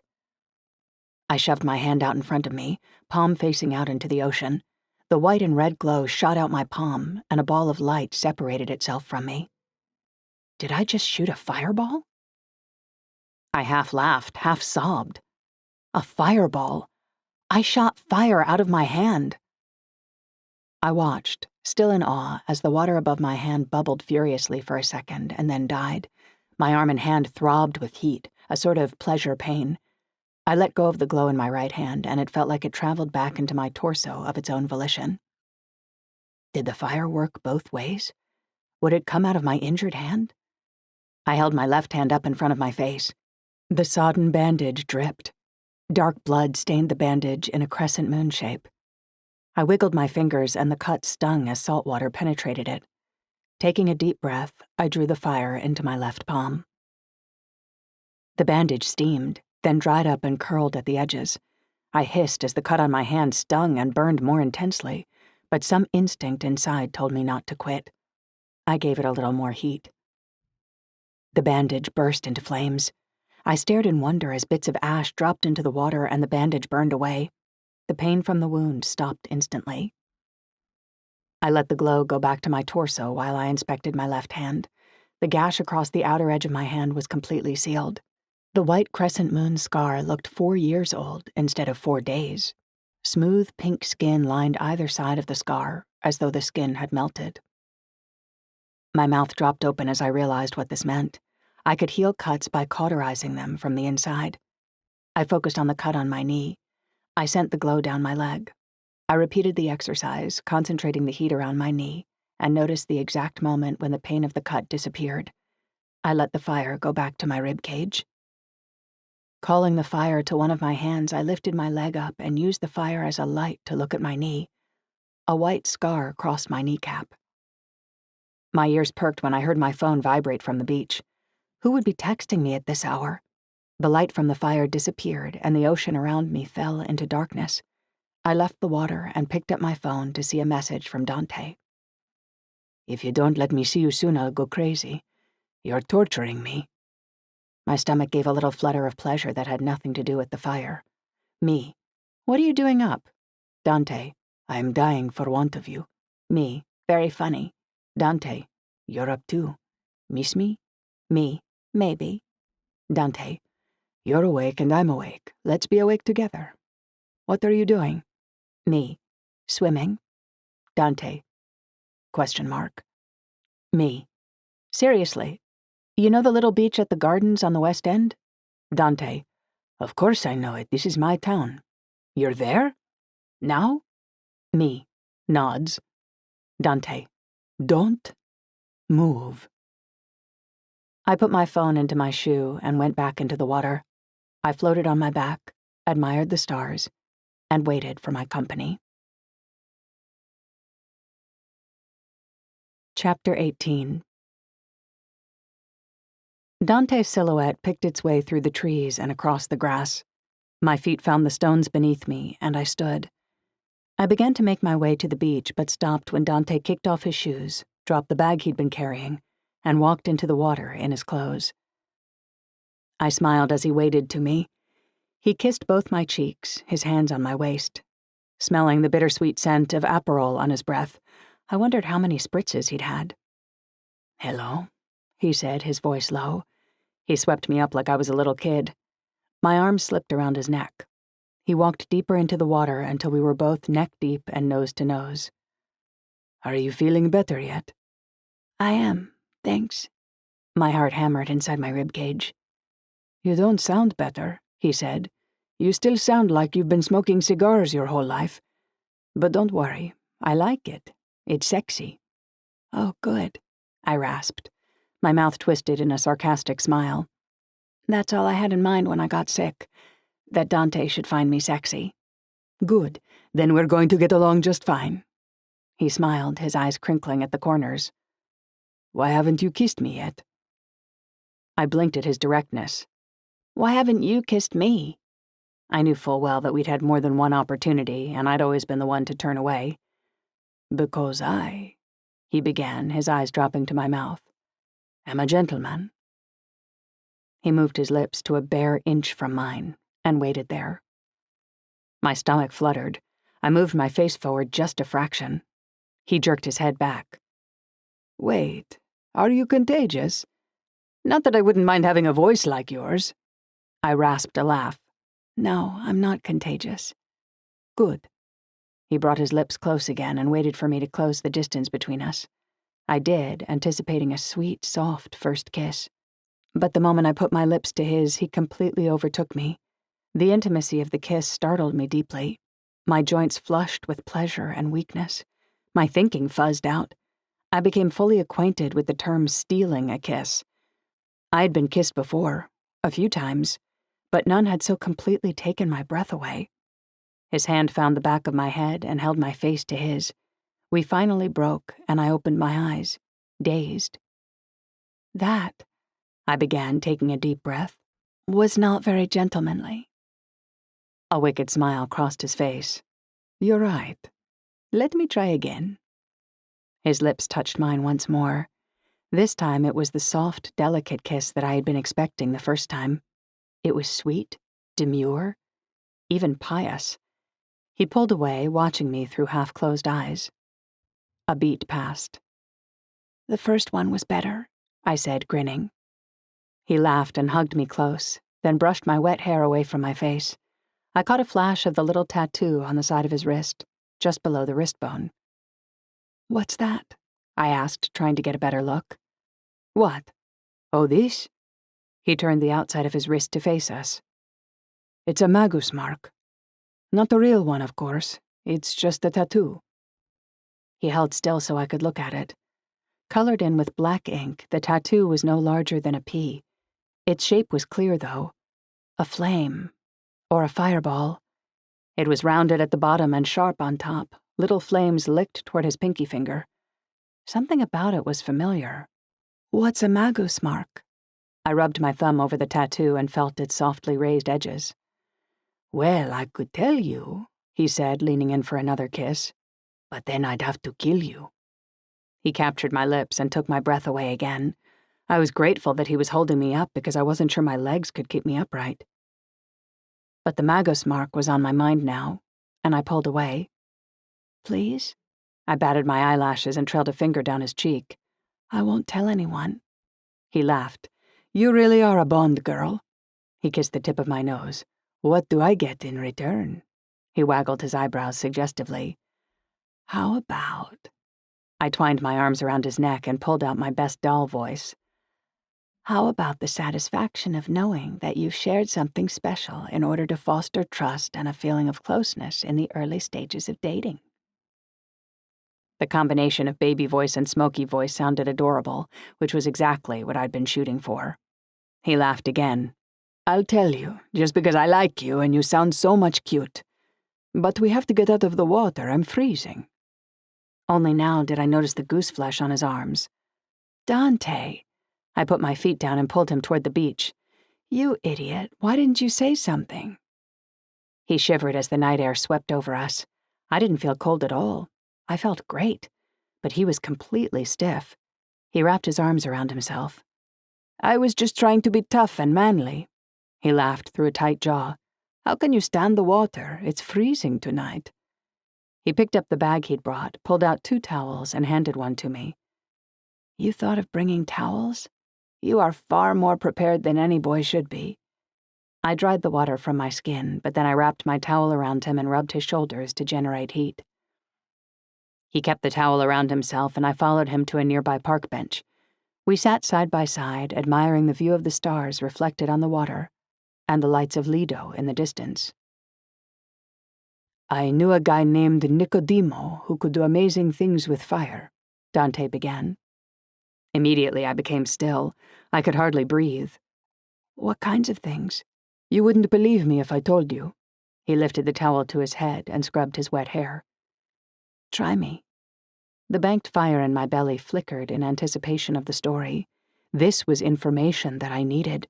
My heart thudded. Warmth flowed through me, and for once it was more pleasure than pain. "I was never supposed to know. I found out by accident one day when I overheard him and my dad talking in our living room. Nicodemo worked for us, but he and my dad were close. Nicodemo was family." "So what? He was like a fire breather or something?" He gave a wry laugh. "No, it went way beyond that." He turned to me and lowered his voice. "He could create it, control it. What is the word for—" He gestured toward himself with his hands. "Absorb it, that's the word. I know it sounds crazy. I would never have believed it myself if I hadn't seen it with my own eyes." He faced the sea again, his eyes getting a faraway look. He wasn't worried about whether I believed him or not. I wished I could just tell someone my crazy story and not be scared of them not believing me. "I never knew such power existed," he continued. "I was only about 10, but I became obsessed with gaining this ability for myself. Every time Nicodemo had meetings with my dad, I would wait for an opportunity to catch him alone and ask him to teach me." "And did he?" He gave a half laugh. "No, of course not. He couldn't. He showed me a mark that he had like this one." He raised his wrist to show me the tattoo again. Only his was natural, like a birthmark. He said only a real fire magus had the ability to control and create fire. It was genetic, so it couldn't be taught. Biggest disappointment of my young life," he said with a trace of bitterness. "Anyway, I saved up my allowance and got the tattoo. My father just about killed me. At the time, I just wanted to look cool, but it served as a reminder that no matter how much money you have, you can never have everything that you want. So that's it, now you know." He put his arm over my head and around my shoulders. I was about to ask him more about Nicodemo when my phone vibrated from inside my shoe. I reached down and looked at the screen. "Oh, crap," I said, standing up. Elda had called me twice and texted 4 times since Dante had arrived. I had been so engaged in our little makeout session that I hadn't heard my phone go off. First, "Where are you? I knocked on your door, but you didn't answer." Then, "Isaia is asking for you." Then, "I don't think you understand. He's asking for you." Finally, "Saxony, please call."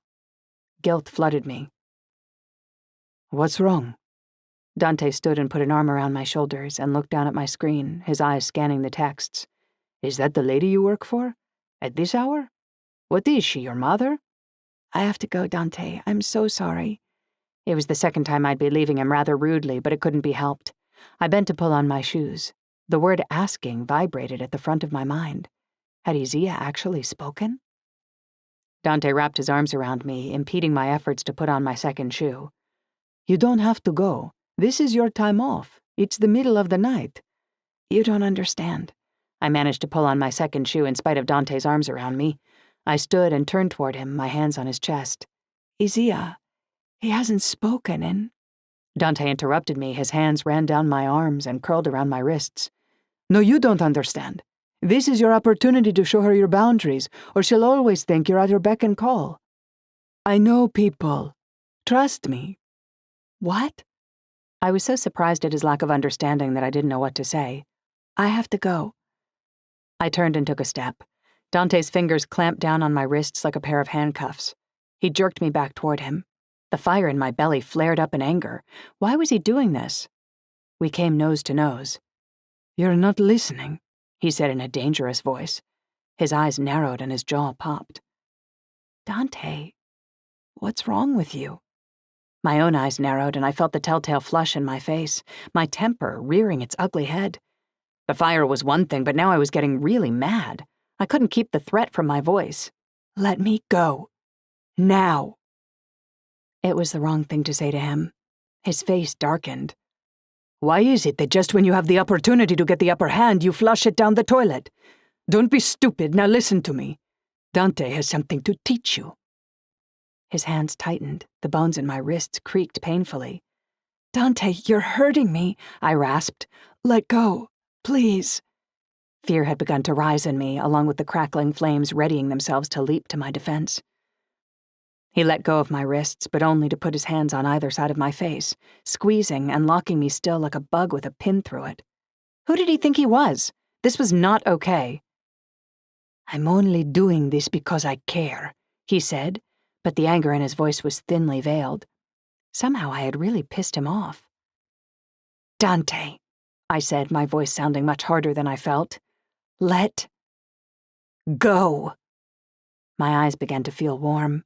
I squeezed them shut. My phone vibrated again. To me it was akin to Isaia calling out for help. I couldn't ignore it.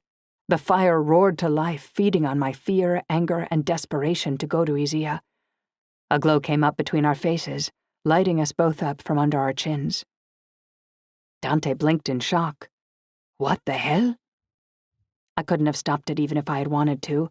The fire-fueled anger was more powerful than I was. "I said, let go." As I yelled the word go, the heat flew upward, broke in two, shot up the side of my neck and stopped in my ears, just under Dante's crushing hands. Dante yelled in pain and surprise and jerked his hands away from the sides of my head. He looked down at his hands, both of them quaking violently, the fingers open and stiff with pain. 2 semicircular burns were seared into his palms and fingers exactly where he'd been holding the outer edges of my ears. He panted and yelled again. Spittle appeared on his lower lip. My anger dissipated. Panic and regret swept me, and my voice shook.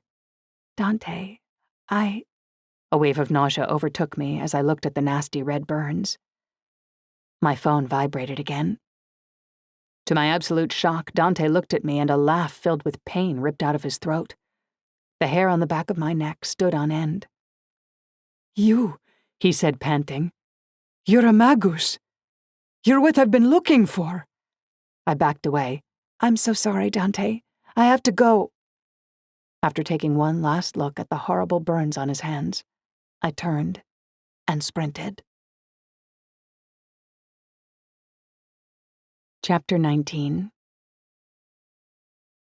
I ran at top speed through the quiet midnight streets, my footfalls echoing off brick and stone, coming back to my ears 100 times over. My wet hair slapped sharply against my back, feeling like a whipping. How fitting. I deserve a flagellation. The fire inside pulsed with every intake of oxygen.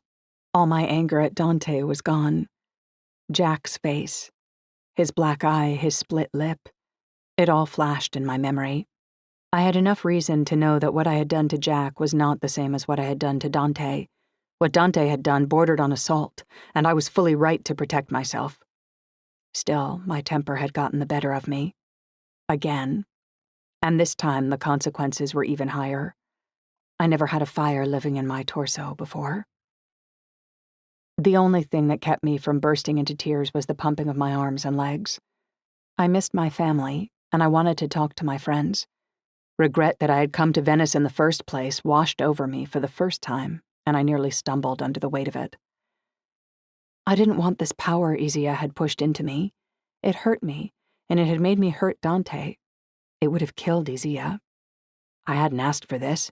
I wouldn't have taken it even if it had been offered to me, if I had known what it really meant. I wished more than anything that I was hanging out in Georgina's backyard with my best friends and laughing around a bonfire, not pounding through empty streets in the dark, leaving behind a man I'd kissed and then hurt. Once I reached the house, I unlocked the door with shaking hands. I bound up the stairs 2 at a time and went straight to Isaia's room. My heart hammered and I paused to calm my ragged breath. Sighing deeply, I gave a quiet tap on the door and then opened it. Oh, thank God, Elda cried. She got up from the side of Isaia's bed and hugged me before quickly letting me go. Why are you wet? I couldn't sleep and decided to go for a swim. In your clothes? I'm sorry you couldn't reach me. I had my phone on vibrate and didn't hear it. Is he okay? It's the most amazing thing, Elda said, forgetting my wet clothing. Her voice quavered. Her eyes were bright with excitement, and she grabbed my upper arms. He spoke. He said your name. I don't know why your name was the first word he's spoken in almost 3 years, but I don't care. He spoke. A tear spilled down her cheek, and she brushed it away, her movement full of nervous energy. That's amazing. Joy filled my heart, and all of the self-pity and homesickness evaporated as I approached the bed. Hey, buddy. Isaia turned his face toward me. His eyes opened, 2 shining orbs. Saxony, he said in a small voice. I gasped and covered my mouth with my hands, shocked at the sound of his voice. It was scorched out and smoky, just like mine. I choked back a happy sob and smiled at him. Look who's talking. I sat on the side of his bed. What's the matter, sweetheart? Were you asking for me? Isaia crawled out from under his sheets and into my lap before wrapping his arms around my neck. Hang on a sec, buddy. I'm a bit wet. I pulled on the sheet and wrapped it around him before I hugged him close, like a warm little sausage. He began to say something in Italian, but then remembered who he was talking to and started again. I had a bad dream, he rasped. Elda and I shared a look. But you're okay, right? I said. You know that now. It was just a dream. He nodded. Elda sat beside us. She put a hand on his head. What did you dream about, love? We wanted to keep him talking, but Isaia turned his face away from Elda and didn't answer. Her face crumpled. She was bursting with emotions, I could see it. Joy at the return of her son's recovered speech, pain that he was favoring me, and the need to help him. You don't want to tell us? I asked. He shook his head. I only want to tell you. It must have something to do with the fire.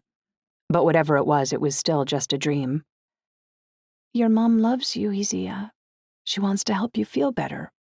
You made me feel better, he said, his voice muffled against my chest.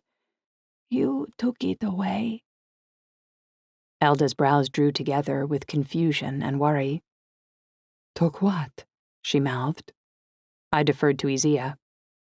Can you tell us what happened in your dream? He pulled away from me, sniffing. His voice cracked. In my dream, you didn't take it. I was getting dead. A fat tear rolled down his cheek. My heart pounded. He'd dreamed about dying from the fire. But you know you're safe now, right? You're not going to die. He nodded. See? I glanced at Elda. She stared at me, her face pale. Her neck worked as she swallowed. In her face, I could see the truth. She knew. She'd always known about Isaia's fire. I rocked Isaia until he began to drift off. Elda left and returned with a dry bedsheet and a light, knee-length bathrobe. She handed the bathrobe to me, and I pulled it on over my wet clothes as Elda tucked Isaia into bed. I followed Elda into the kitchen. Her shoulders were slumped. Her eyes were puffy from crying, and her short hair, usually perfect, was a mess. She couldn't look me in the eye. She was processing, and I could practically see the gears turning in her head. You look exhausted. Want some tea? I gestured to a stool. She wiped her bangs away from her forehead and nodded, giving me a tense smile. Thank you. I was trying to think of a way to get her to talk about Isaia's fire. I filled the kettle and turned it on, then pulled down 2 mugs. Chamomile? Peppermint? Chamomile, please. After tonight, I think I'm going to need something calming. I looked at her plainly. May I ask you something? She looked me in the eye for the first time since we'd left Isaia's room. Fear was written in her features. Okay, she said slowly. Did you ever call a doctor about his fevers? I tried to keep accusation out of my tone, but it was difficult. I don't understand how such a loving mother wouldn't call a doctor when her child's fever goes way past the danger point. And especially when it happens regularly. She sighed. No doctor knows how to help him.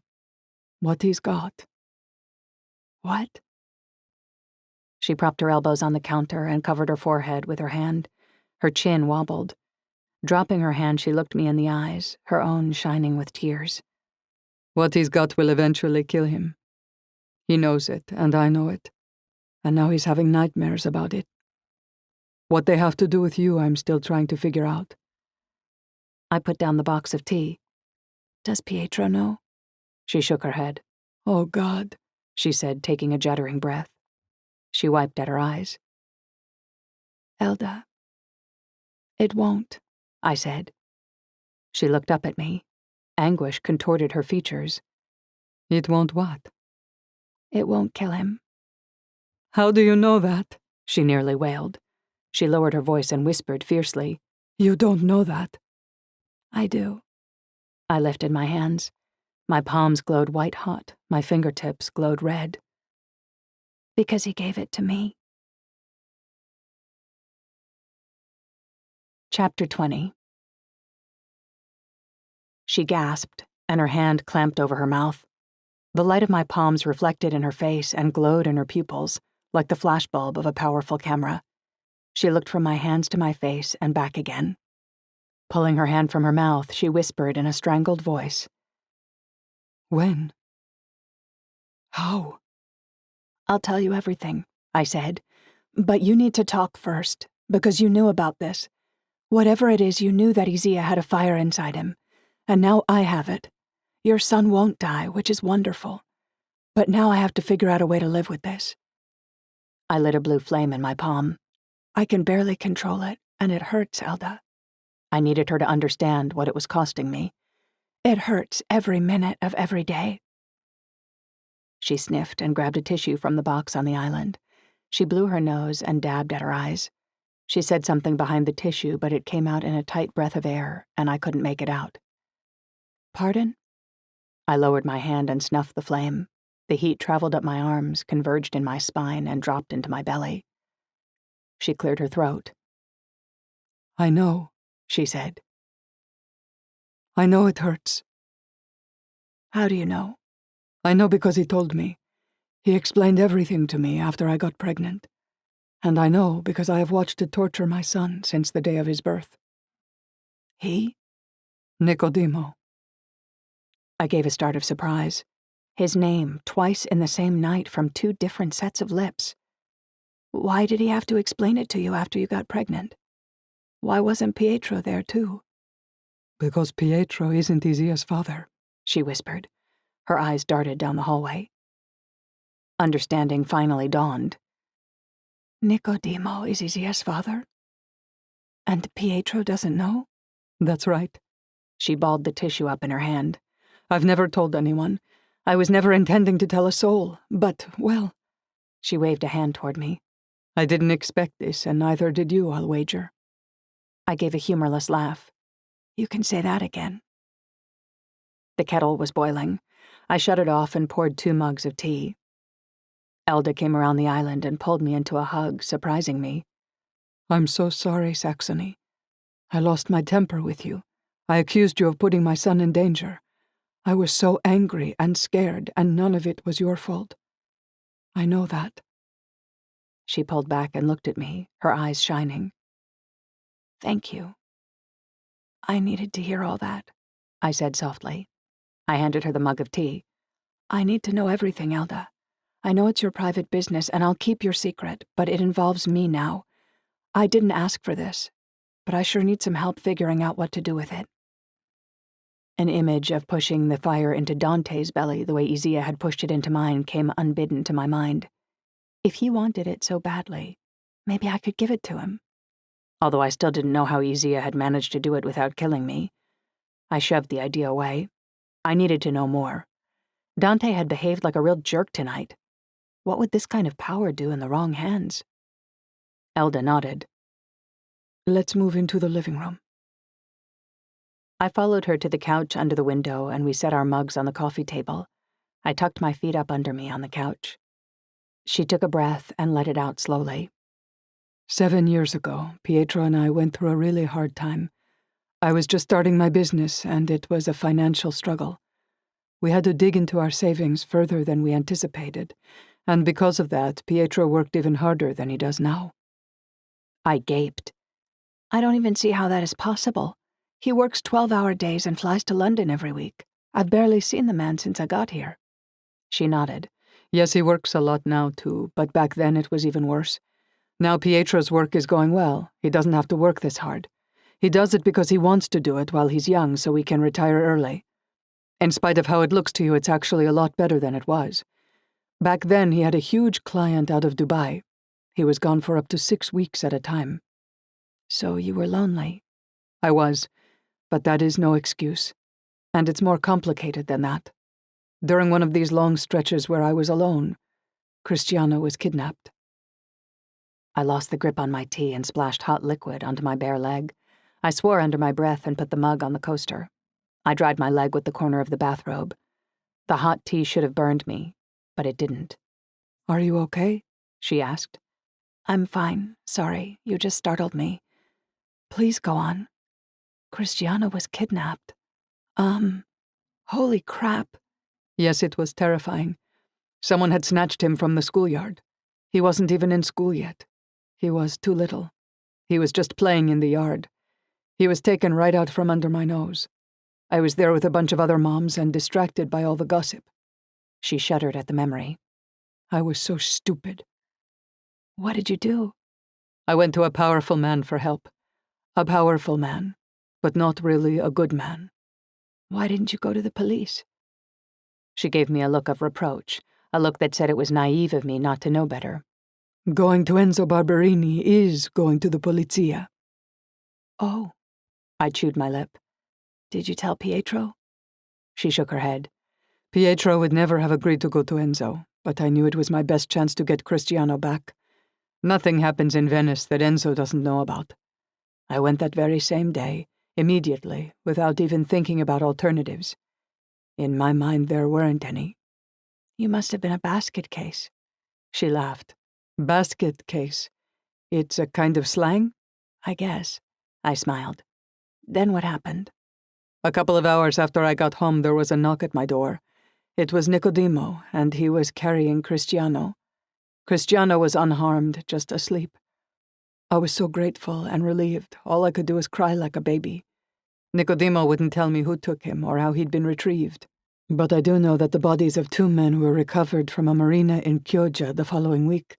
Both of them had their throats burned out. My God. My stomach churned. I didn't associate Nicodemo with those bodies. At the time, I didn't know what he was. I assumed that Nick was just a delivery man. He was gentle and sweet and really good with Cristiano.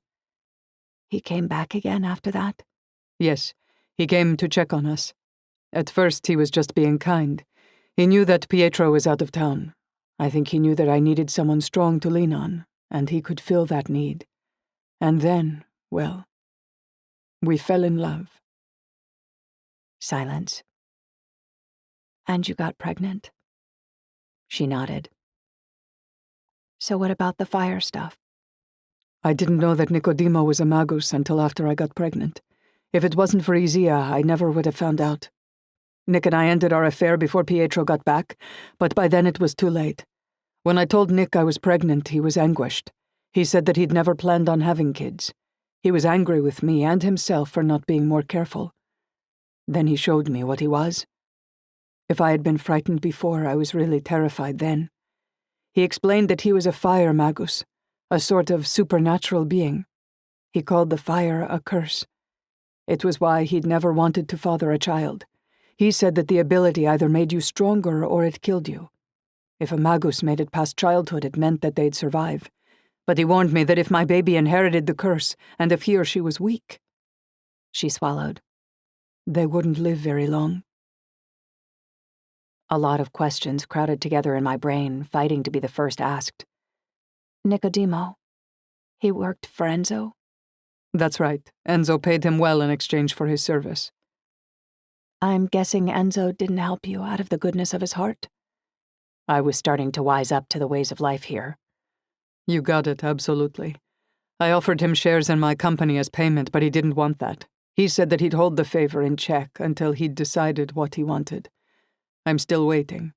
Every time there's a knock on the door, I'm sure it's going to be one of Enzo's men, ready to tell me what he wants. A horrible thought sprang up. Does Enzo know that Isaia is Nicodemo's son? I don't know. I'd like to think Nick never told anyone, but who can say what happens behind closed doors? This Enzo guy, does he have kids? I already knew the answer, but I needed to learn whatever Elda could tell me. Why do you ask?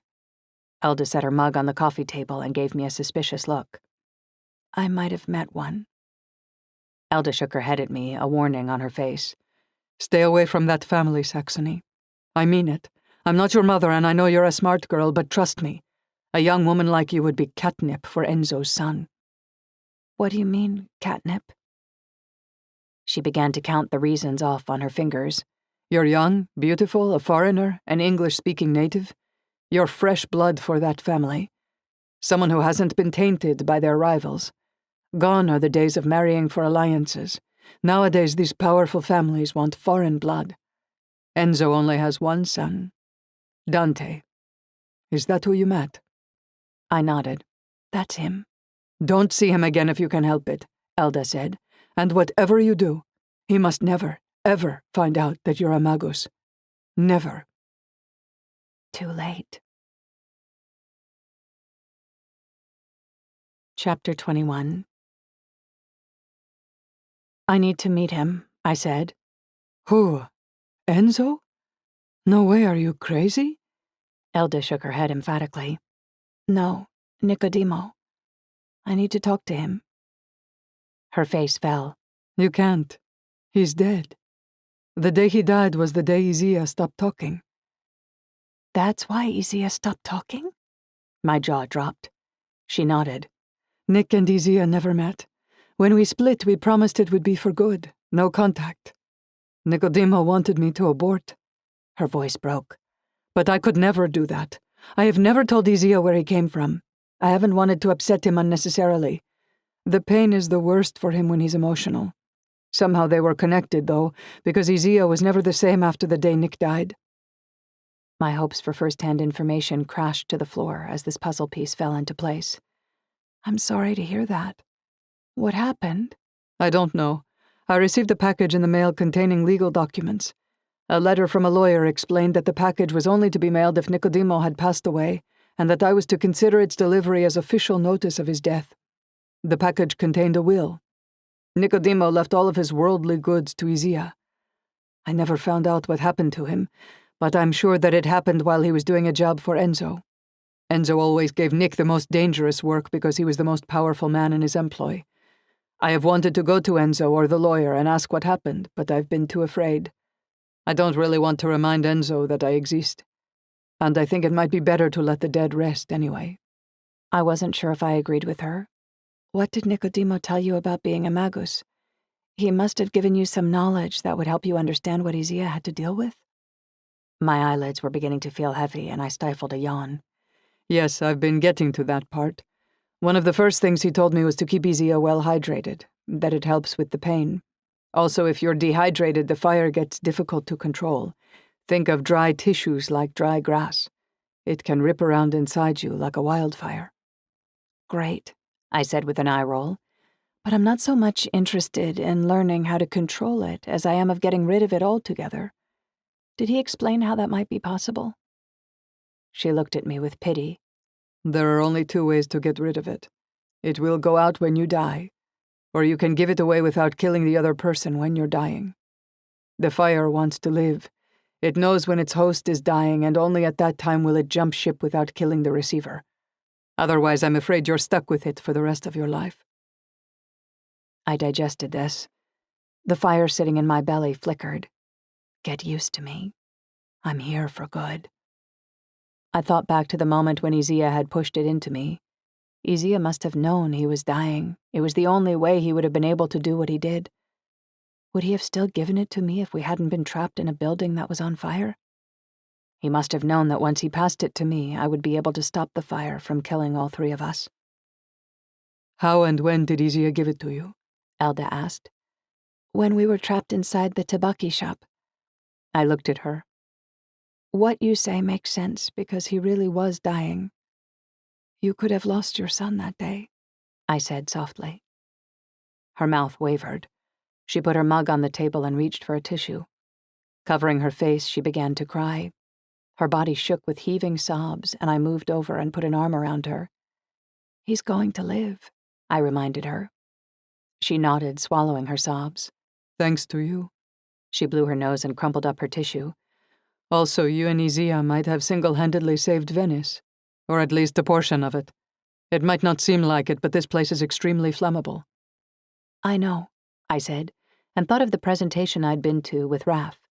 He'd be back from Milan next week. Elda got up and retrieved her purse from the island. She rummaged in it and pulled out her phone. There was a USB stick in the package that we received. I downloaded the files onto my phone and encrypted them. I keep the stick in a lockbox at the bank, she said as she scrolled through her apps. She opened one and punched in a code. I didn't think I'd ever be showing them to anyone. I almost deleted them already because it stresses me out that I even have them. But now I'm glad I kept them. She pulled up a video and handed me her phone. Nick recorded these for Isaia. My heart leaped with hope. The still on the screen displayed a blond man with thinning hair and a closely trimmed beard. He had a small silver hoop in his ear, and his eyes were black, just like Isaia's. I could see Isaia in the set of his mouth and jaw. I hit play, and the man started talking. Ciao, Isaia. È Nicodemo. Se stai guardando questo, allora la tua mamma ti ha detto. I hit pause and looked at Elda. You've got to be kidding me. She put up a hand. Don't worry, I'll translate everything for you. Well, thank goodness. She was staring at me. What? Don't do that thing with your eyes. It makes me a basket case. I couldn't help but laugh at how she'd used her new slang, but I didn't know what she meant. What thing? The red. When they glow red. Don't do that. Oh, sorry. I hadn't realized my eyes had glowed. I hope there's a clip for that because I don't know when I'm doing it. There is. Okay, well, let's start at the beginning. She hit play and we watched the first video together. I understood almost nothing, but when Nicodemo lifted his arm and showed a small mark on the outside of his wrist to the camera, I recognized it. It was the same shape and in the same place as Dante's tattoo. I suddenly remembered where I'd seen it before. Isaia had been doodling the shape over and over in his sketchbook. The clip finished and Elda turned to me. Nicodemo is introducing himself to Isaia, basically saying that I would have told him by now that he's Isaia's father and so on, and also that we know now that Isaia is a magus. He explains that all magi have this mark somewhere on their bodies. They aren't necessarily born with it, so you don't know right away if a child has the fire, but eventually it comes out. Have you seen a mark, by the way? I held up my wrists for her to see, but she shook her head. It's not always in the same place. It can appear anywhere. Isaia's is on the back of his right leg, high up, almost on his bum. Oh, then no, I haven't seen a mark, but I haven't looked either. Well, I'm sure one will appear soon. What else did he say? He explained what I already told you, about always staying hydrated, she said, yawning. That's it for this one. She selected the next clip and pressed play. She watched for a moment and then nodded and said, This is the one about the eyes. She watched the rest of it. I watched over her shoulder as Nicodemo made gestures with his fingers and pointed to his own eyes. He explains that one of the most difficult things to master is the red glow. If you're not careful, when you're angry, upset, or excited, the fire will show through your pupils. He said that the secret to controlling the glow is to master your emotions. This is one of the reasons that I deliberately kept Isaia's life quieter than Cristiano's. Thank God Pietro has never noticed it, or if he has, he must think it's a trick of the light. He said that to keep the glow dim when you get emotional, to breathe deeply and speak slowly. He recommends starting a meditation practice, and to always think before you speak. Fantastic, I said. That is so not my strong suit. It gets easier. Eventually you'll learn to recognize the feeling of the glow, and you'll be able to control it. It's just difficult at first. We both gave face-splitting yawns and then laughed at each other's watery eyes. Shall we resume again tomorrow? I suggested. I was dying to know more, but I was rapidly losing focus. She nodded. If you're sure. I yawned again. My jaw cracked. I'm sure. Okay, I'm going to check on Isaia. It's... She looked at her watch. 3:30. We dropped the mugs off in the kitchen sink, and I followed her to Isaia's room. As soon as we stepped into his room, we saw that he was sleeping deeply, giving off soft little snores. I can't believe he spoke, she whispered, stroking his hair back. He's healing, Elda, I whispered. We grinned at each other in the dark. Her smile faltered. I'm not sure how I'm going to explain it to Pietro. After all, his first word was your name. I don't think that has to be weird, I said. He's been spending a lot of time with me, and you guys saw from the start that he likes me. I don't think he'll question it. She nodded. I hope you're right. We left the room, and she closed the door. I was headed to the stairs when she said my name. I turned back. Thank you. I know you didn't have a choice, but you gave me my son back. You saved his life.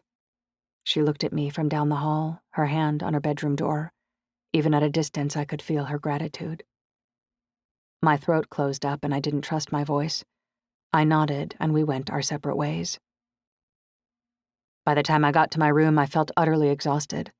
I looked at my phone to see that Dante had texted shortly after I had run away from him. We need to talk.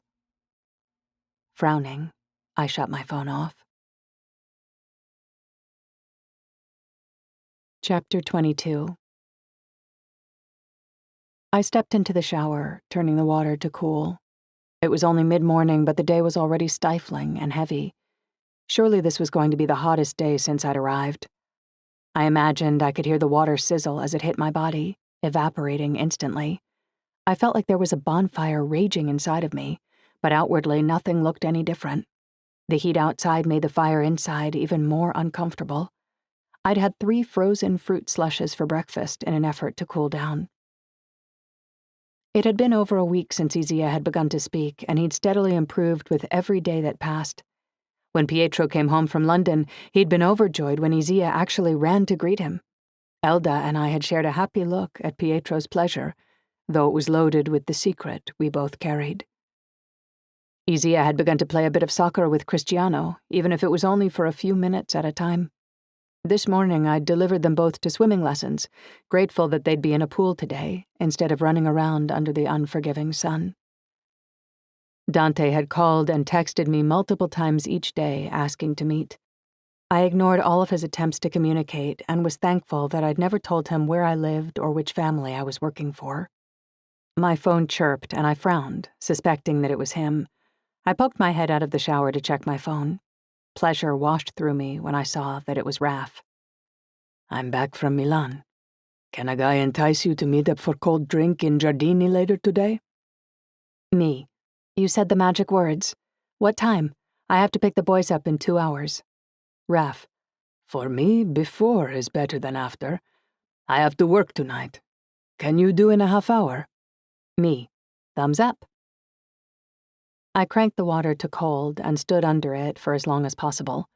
I slammed off the shower, thinking I might soon resort to ice baths. After I toweled off, I ran a pick through my wet tangle of curls and left it to air dry. I pulled on a bright turquoise summer dress and jammed my feet into my flip-flops.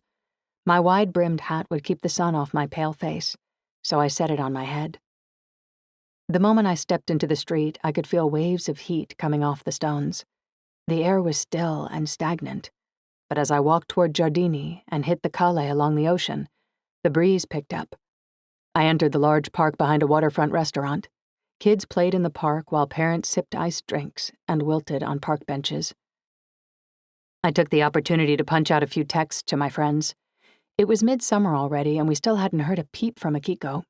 Targa had reported a friends-only status with the cute fighter pilot-looking dude. I hoped he got promoted to something more than friends soon, for her sake. Targa was in desperate need of an authentic crush. She was so unenthusiastic about romance of any kind that I sometimes wondered if she was born libidoless. And if that wasn't a word, then I'd submit it to Oxford's dictionary with Targa's photo as the definition. Georgie had admitted to spending more time gardening than on her laptop, and I sputtered a disbelieving, "What?" Picturing her with dirt under her fingernails and her hair under a kerchief sent me into paroxysms of glee. Her adopted cousin, Jasher, who had started out as friendly as a nest of vipers, now had a cautiously optimistic forecast. My mouth tweaked a smile. At least things were moving in the right direction. I told them that I'd demoted one pretty Italian boy to the bottom of the heap. Anal discharge was the term I'd coined, and I chuckled at Georgie's puke emoticon in response to my graphic insult. Then I told them the other pretty Italian boy was now tagged with promise. I chose a bench in the shade near the fountain where Raf and I had agreed to meet. I tucked my phone away, took off my hat, and enjoyed the breeze moving through my damp hair. Kicking off my flip-flops, I spread my toes, letting the air cool my sweaty feet. A spot of dirt smudged the middle toe of my left foot. Strange.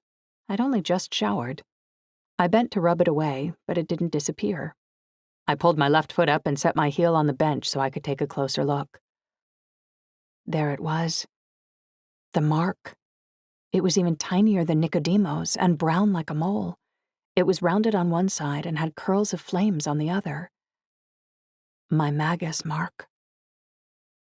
I swallowed, but my throat had gone dry. Somehow that little mark at the base of my middle toe made the whole thing real. So it was done. I was a magus. I shouldn't have been surprised after all, because the pain was my constant companion, but the mark. I ran my thumb over the little flame-shaped mole, feeling breathless. Thirsty? Asked a warm voice. I looked up to see Raf smiling down at me, 2 beautiful dimples accenting his cheeks. He looked even better than I remembered, with sparkling eyes and hair curling in the humidity. His broad shoulders blocked out the sun while he held out a cold bottle of lemon soda. You read my mind. I grinned and stood. He leaned down and kissed my cheeks, putting a hand against my lower back. I put my arms around his neck and pulled him into a hug. Instantly, there was a thin wall of heat between us. I like this greeting, he said, squeezing me, even in hot weather. I can't figure out why Italians haven't adopted it yet. He put the cold soda against my shoulder, probably expecting me to squeal, but the chill made me sigh with pleasure. We parted, and I took the soda. One sip, and already my parched throat felt better. We sat on the bench together. "Welcome back," I said. "How was Milan?" It was boring. All work and no play, and no pretty Canadian girls to keep me company. What have you been up to while I was away? Did you enjoy Festa del Redentore?" He turned his shoulders toward me and put an arm up on the back of the bench. "It was amazing. Fed introduced me to a bunch of her friends, and we watched the fireworks from a boat. Then we went to a beach party on Lido and had a bonfire and a dance." "Oh, really? I hope you didn't meet anyone too interesting," he joked. I was trying to decide how to respond to this when a voice behind us said, "Yes, Saxony. Did you meet anyone interesting?" Raph and I turned as Dante crossed the grass toward us. My heart leaped into my throat. His hands were jammed in his pockets, and he strolled as though he didn't have a care in the world. The almond eyes I'd once found so sexy were glued to my face. Why had I never noticed the hard glint before? I looked at Raph, and he looked from Dante to me. "I guess you did," Raph said quietly. The pleasure was gone from his face, and in its place was concern. I didn't sense any jealousy, at least not from Raph, but he stiffened. It was only noticeable because we were sitting so close together. "You've been ignoring me," Dante said, just as quietly as Raph had spoken. There was no threat in his voice. He made the statement casually, like a comment on the weather. My eyes flashed down to his hands, but they were still in his pockets. I wondered what shape they were in. He circled the bench and stopped in front of us. For the first time, he looked at Raph. I knew then that the two men knew each other. Of course they did. Hadn't Dante said that he knew everyone? "Do you mind?" Dante said to Raph. His eyes shifted back to me. "We have something to discuss." "I'm a little busy right now," I said, annoyed. "Why don't we talk tomorrow?" "You and I both know that won't happen, so I need to insist," Dante said, again with no threat in his voice or even impatience. He said it with the quiet confidence that he was going to get his way, at one point or another. "I'm not going anywhere." Raph's arm closed around my shoulders. "The lady doesn't want to talk to you, Dante." I felt a burst of anger come off Dante, like the heat of a little solar flare, but it died almost as quickly as I'd felt it. "You two know each other?" I asked. "Unfortunately," Dante and Raph both said at the exact same time. They were boring holes into each other with their eyes. Dante took his hands out of his pockets and cracked his knuckles. If the movement caused him pain, he didn't show it. Raph stood up. "Whoa, whoa," I said. Visions of the two of them bloodying each other up popped into my head. "I'll talk to you, Dante, but this will be the last time." Both of them looked at me, Raph with surprise and Dante with grim satisfaction. "Saxony," Raph began. "I'll be okay." I smiled at him. The fire crackling in my torso confirmed it. Dante couldn't hurt me, and he knew it. That was the only upside to what had happened between us the last time I'd seen him. "I'm really sorry we got interrupted like this," I said, shooting daggers at Dante with my eyes. "I'll call you when we're done, okay?" Raph frowned. Finally, he nodded stiffly. "If that's what you want." Without looking at Dante, he bent and kissed my cheek. I yearned to call him back, to start over, to go back in time and plan to meet somewhere else so Dante wouldn't run into us. Too late, though. Raph walked away, turning to look back a couple of times before disappearing down the path. "That was rude," I said as Dante sat down beside me. I tried to keep my voice as neutral as his had been this whole time, but the man was a master of hiding his emotions, and I wasn't. "Oh, Saxony." He sat back and threw an arm over the back of the bench the way Raph had. He brushed my curls over my shoulder and put a hand on the side of my neck. I stiffened. "What do you want?" "I don't want to be rude, but you've been ignoring me for a week. It's making me crazy, baby." I took his hand from my neck and opened his palm to look at it. My breath caught in my throat as I saw the half-ring of blisters across his fingers, the shape of my ear. I took the other one and saw the matching burn. Emotions pelted me. He'd been an ass, but I'd let the fire get the better of me. I looked up at him, regret heavy on my face in spite of myself. He looked at me without a trace of anger or accusation. When he saw my expression, his own face melted with sympathy. "Oh, baby, I deserved it, and I'm sorry." He put his hands on either side of my face. Though he did it tenderly, the fire licked up my spine, cautious. He brought his forehead to mine for a moment, and then pulled back and looked at me. He stroked my hair back from my face. I'm fine. I know when I'm wrong. His apology was so sweet and sincere that I felt like an even bigger villain over what I'd done to his hands. But I was still upset with him, and Elda's words haunted me. Stay away from that family. Dante bent his head toward mine. My heart began to pound. The fire in my belly flared higher. I pulled my face back, but he ignored the sign of rejection. He leaned in and kissed the corner of my mouth softly, like the touch of a feather. I stiffened, unsure of what to do. I wanted to end all this in a mature and friendly way if possible. I definitely didn't want to make him an enemy. My heart pounded and my mind raced. How did one disentangle themselves from a relationship with someone unpredictable without making things worse? This kiss scared me more than anything he'd done before. I had expected an argument, angry shouting, abuse, not tenderness. What was his game? Then another thought shoved the others aside like a rude fat man shoving through a crowd. It was a thought I barely recognized as mine. You're a fire magus. Untouchable, powerful. He can't hurt you. I felt a surge of confidence in myself. With a hand to his chest, I pushed him back. When I stood up, he stood with me, his hands going to either side of my face, arresting me with gentle fingertips. He looked deeply and searchingly into my eyes. Yes, he whispered fiercely. It's real. You're for real. As his brown eyes shifted back and forth from my left eye to my right, I remembered what Elda said about the glow. I closed my eyes, cursing inwardly and searching for a way to turn off the red light. It was then that I could feel it, like a burning line of fuel. It traveled from my guts, up my spine, through my neck, and through the thin stems of my eyes. I took a deep breath, kept my eyes closed. Mastering my emotions was supposed to be the secret. No, he said, you never have to hide your power from me. Don't you realize? I opened my eyes and the look of adoration and desire on his face was so intense it made me gasp. He bent even closer to whisper, I've been searching for you my whole life. Chapter 23. My skin crawled and I stepped back. Dante seemed really unstable now. He knew what I was, and even though I had power in my control, I understood that he could use this knowledge against me. I need to think, I said. I felt like I was in over my head, and the only thing that kept me from running away from him was the fire and the power that came along with it. It gave me a feeling of security that I'd never had before.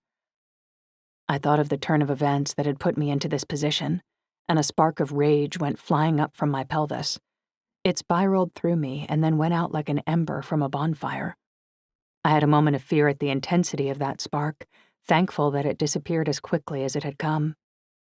You don't need to think, Dante was saying. You just need to trust me. No one knows what you are better than I do. I'll take care of you. We'll be unstoppable together. I'll give you everything, and you... He broke off, naked hunger and ambition lit his face. You'll be my everything. My inferno. Dante's Inferno. It was too much. I burst out laughing. His face contorted with frustration. You're failing to grasp what this can mean for you, Saxony. You'll be a queen in Venezia, and at the rate my family's territory was increasing when we had Nicodemo, you'll be a queen of Italy within a decade. He was talking faster, his accent thicker because of his excitement and earnestness. The laughter died in my throat.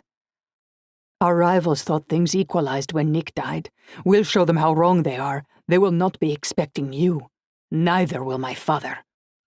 He took a step closer, reached for my hands. It's too beautiful. It's... what do they call it in English? Poetic justice.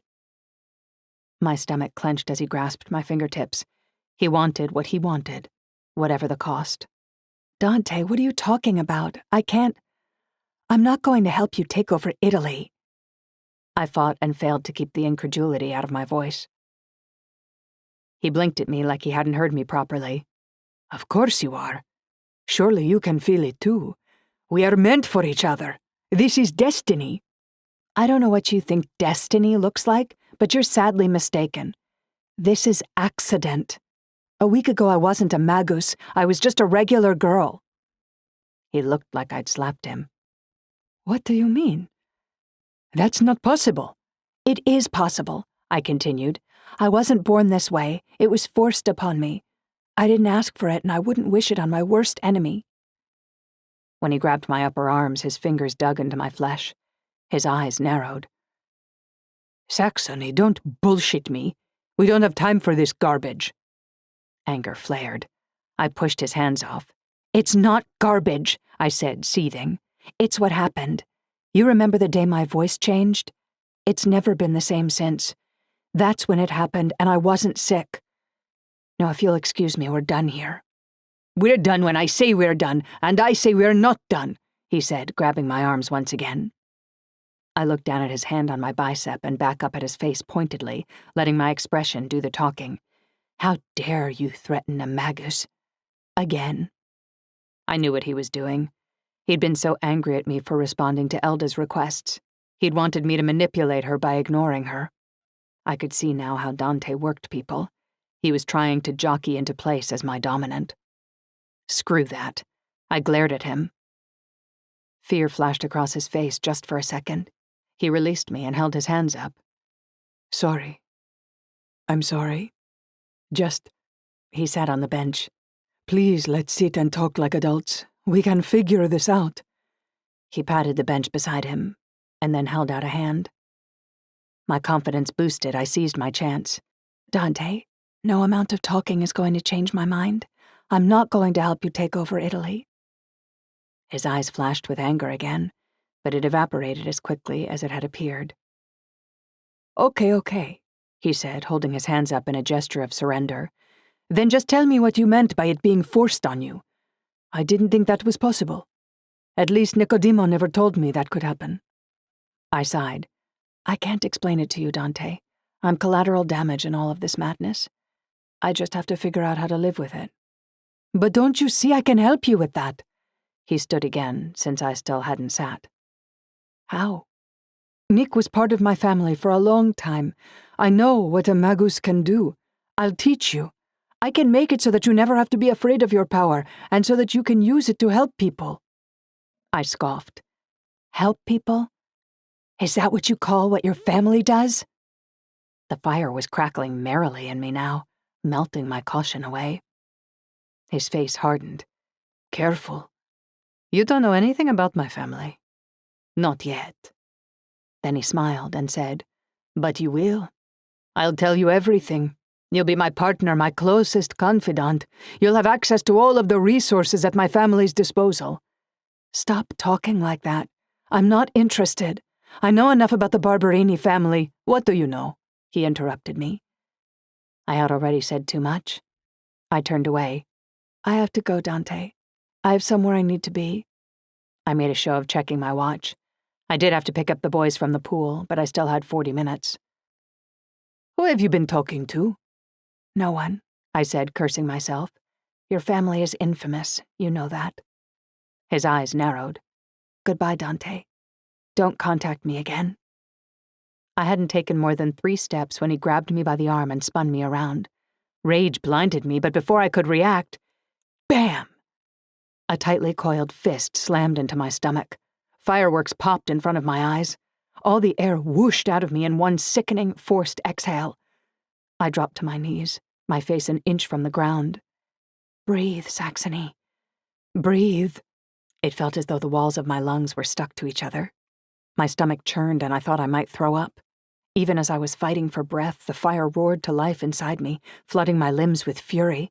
I wanted to get up, to defend myself, but I couldn't breathe, couldn't move. Finally, my lungs unstuck. I sucked in a painful breath. I coughed, and a spray of embers littered the grass. My eyes cleared, and Dante's shoes came into focus. Adidas. White, with 3 black stripes. Just standing there. One shoe moved to snuff the embers I had spewed, one by one. Hands jacked me up by my armpits. I coughed again, but this time only smoke curled from my lips. I sucked in more oxygen, starved for it. With every gulp of air, the fire inside me licked higher, hotter. His body telegraphed another punch, the fingers curling, the fist drawing back, the shoulders turning. My eyes widened. Nope. The fire shot to my right shoulder and elbow and exploded in my joints. I sent my fist into Dante's face with the force of a cannon. I heard Dante's nose break as his head snapped sideways. He flew off his feet and landed hard in a heap several feet away. I covered my mouth, in shock at the power of my own punch. The feeling of breaking bone against my knuckles made me feel queasy. A wave of nausea washed over me again as I crouched beside him. I'd knocked him out. "You idiot," I said, unsure whether I was addressing myself or him. Exactly how hard had I hit him? I reached for his neck to feel his pulse. Before I could touch him, his eyelids fluttered. His upper lip was split and blood poured from his nose. To my horror, he began to laugh. It was a horrible, wet sound. He groaned in the midst of his laughter and struggled to sit up. He wiped his nose with his hand, but it was still pouring blood, staining his teeth and making him look like a Halloween mask. He finally looked on the outside, the way he was on the inside. "You're so stupid, Dante. I have a temper at the best of times." I watched him crawl to a nearby fountain so he could wash his face. "Why did you hit me?"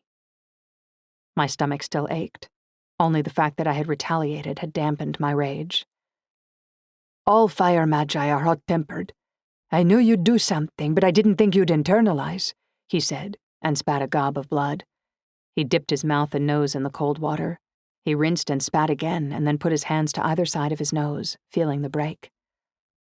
He had my attention. "Internalize? What are you talking about?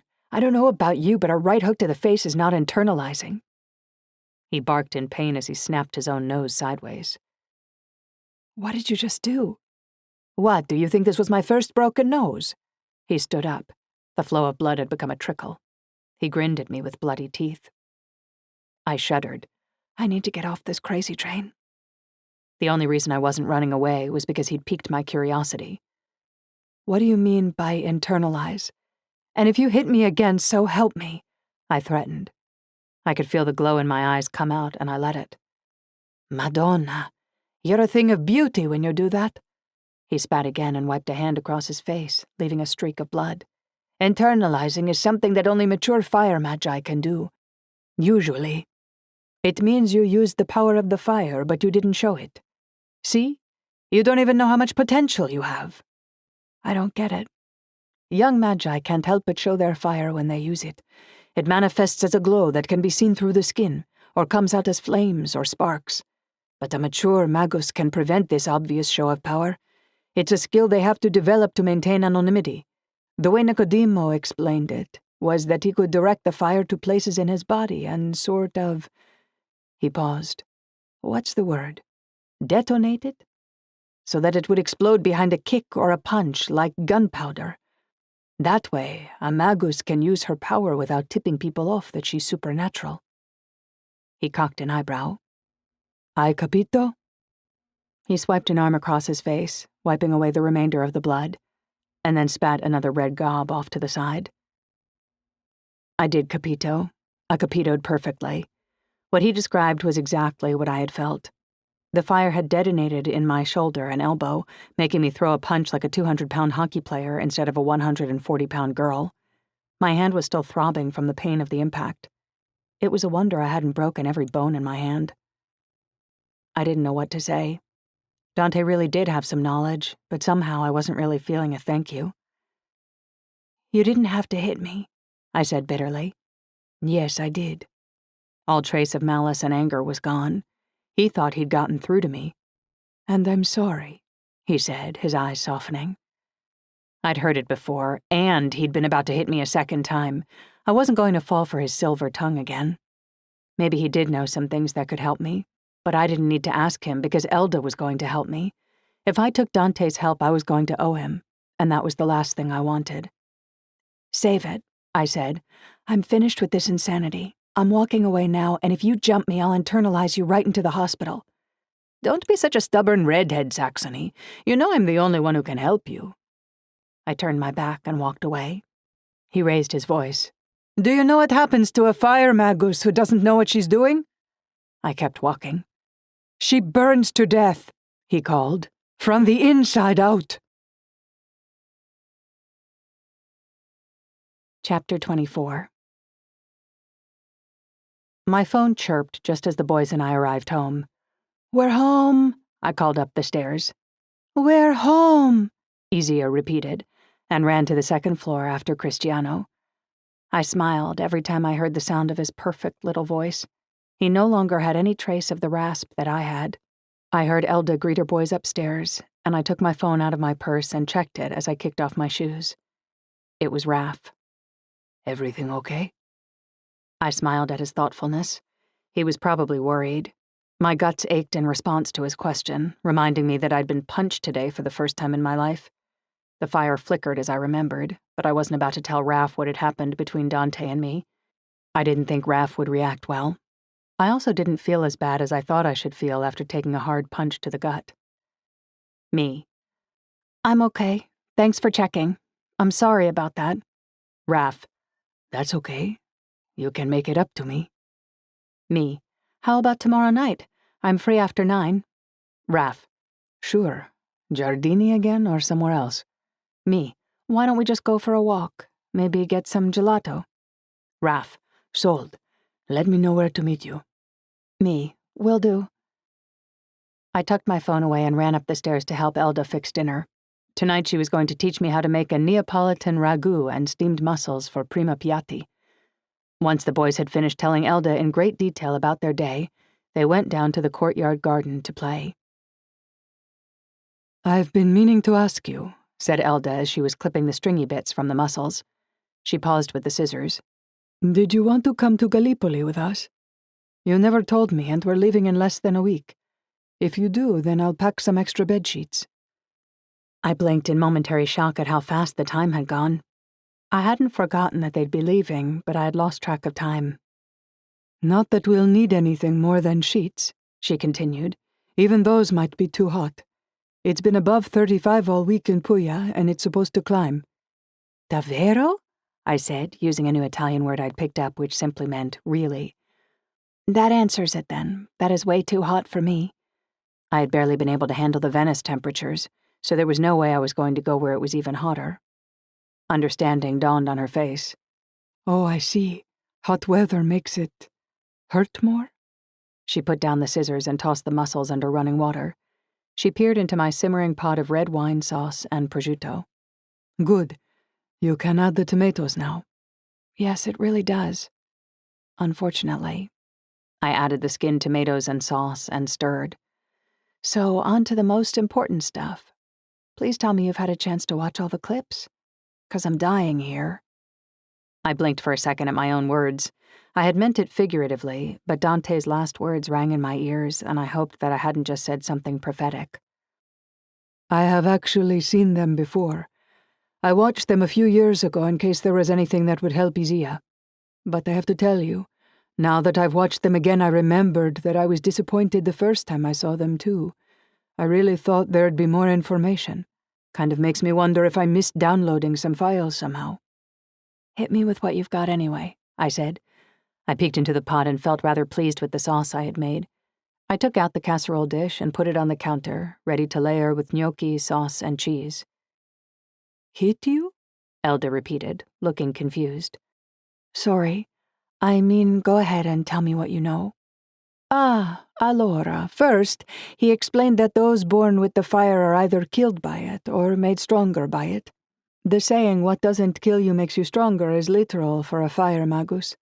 It was clear that Isaia was going to die from it, but as long as you're smart, you won't. Comforting, I murmured. What does smart mean? Most importantly, and I already told you this, but I have to emphasize it because Nick talked about it more in other clips. You must stay hydrated. He talked about the stages of dehydration for a magus, and Saxony.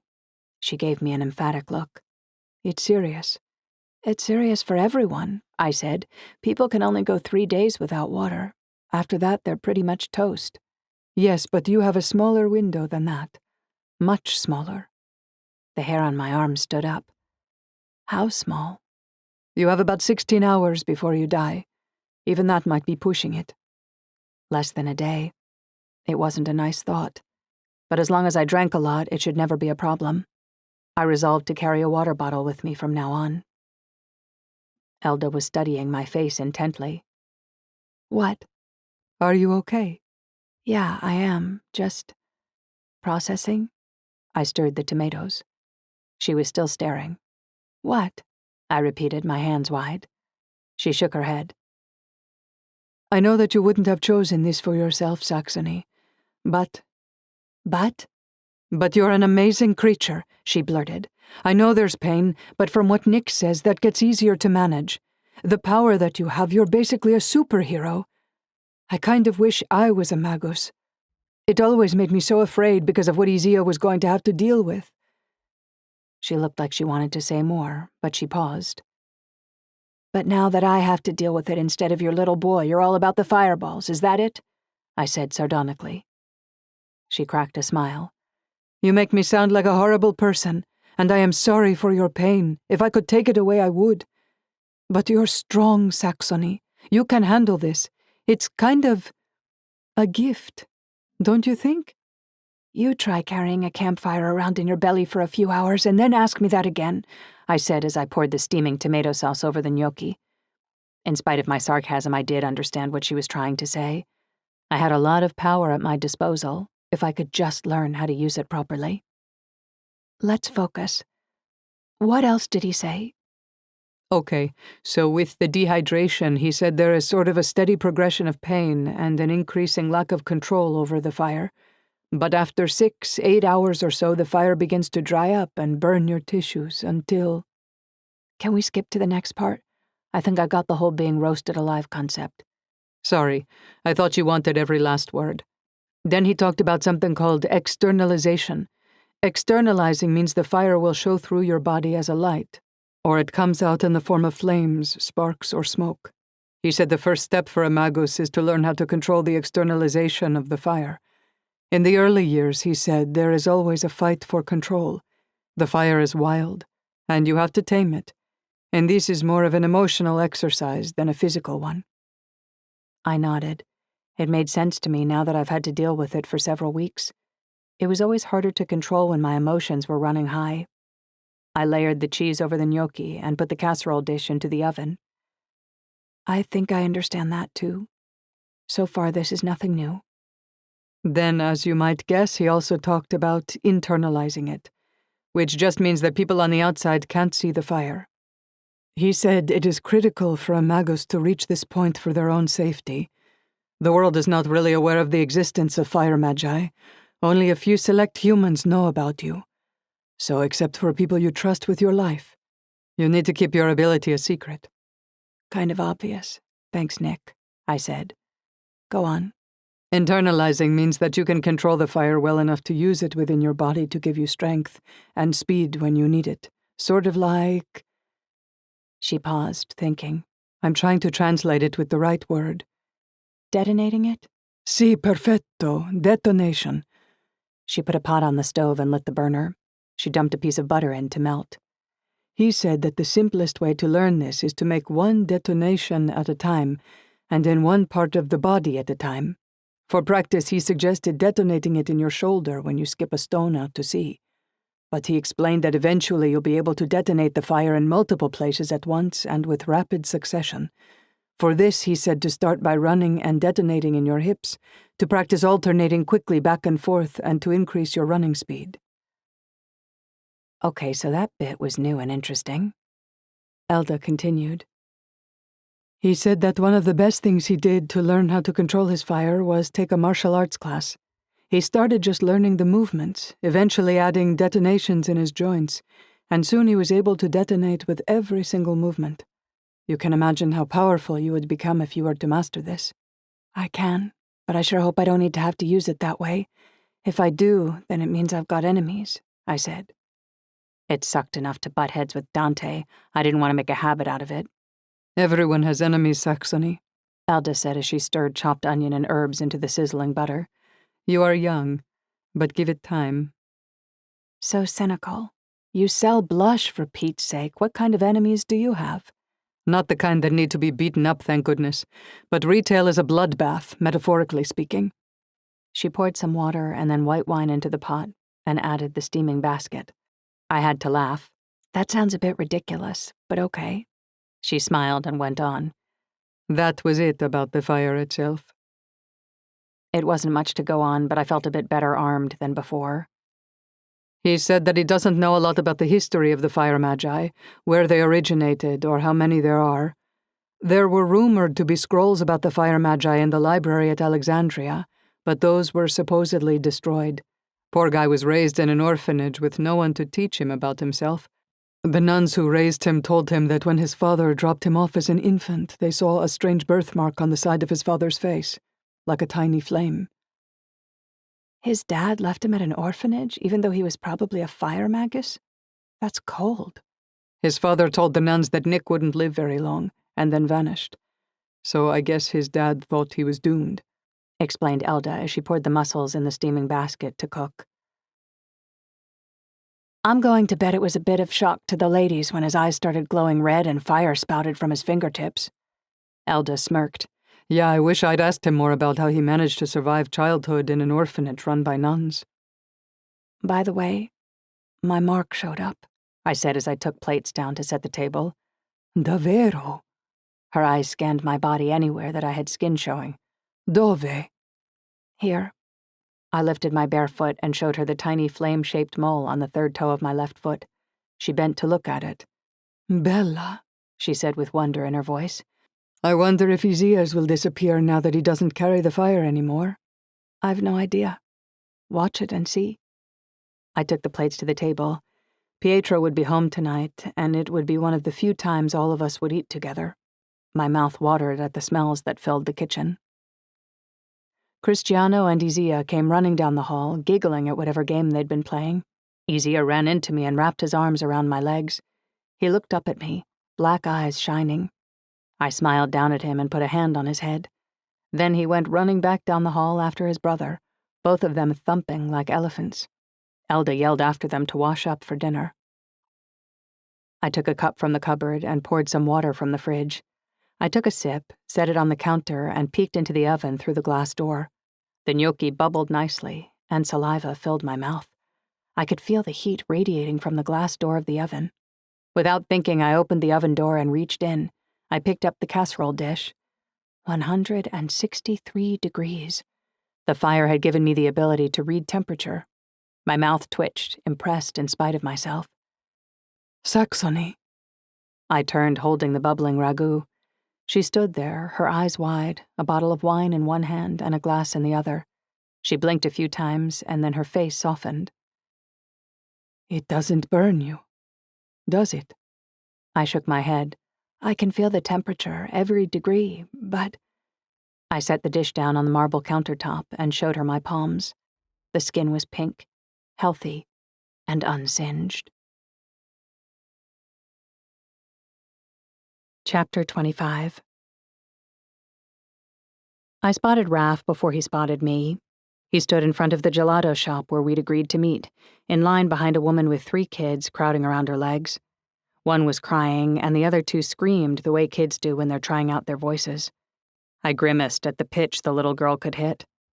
The woman juggled her purse, a wallet, and an ice cream cone. Raph stepped in and took a cone from the man behind the counter. He handed it to the screaming girl, who instantly shut up. Then he took the other cone being offered while the woman paid. Raph handed it to the little boy, who looked like he was about to have a full-on meltdown. The child took the cone and stuffed it into his face instead. I smiled at the gratitude on the mother's face.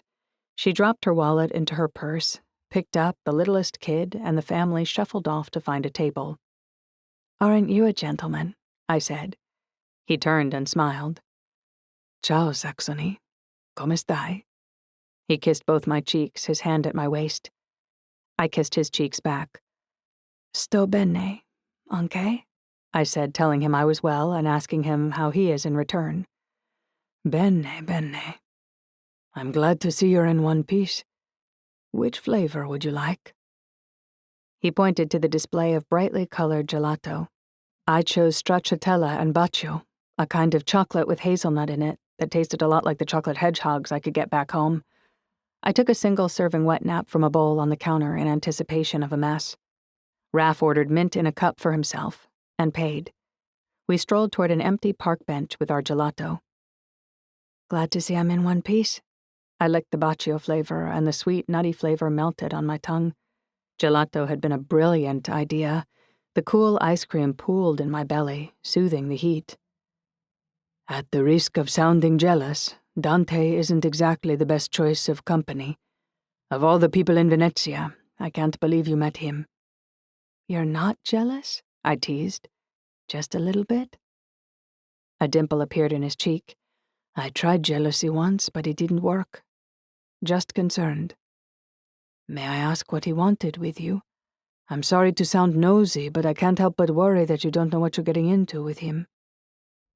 He sounded so serious. I sighed.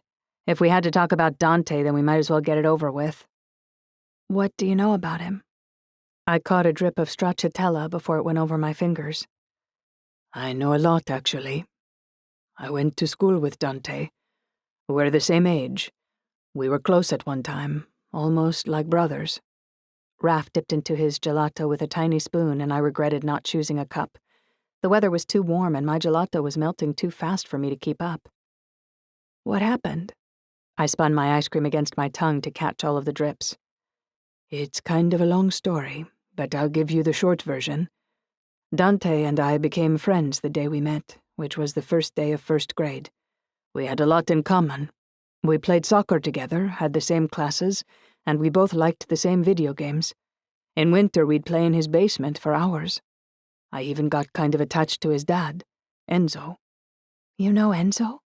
My ears perked at the name of the man who had yet to collect a debt from Elda. I did.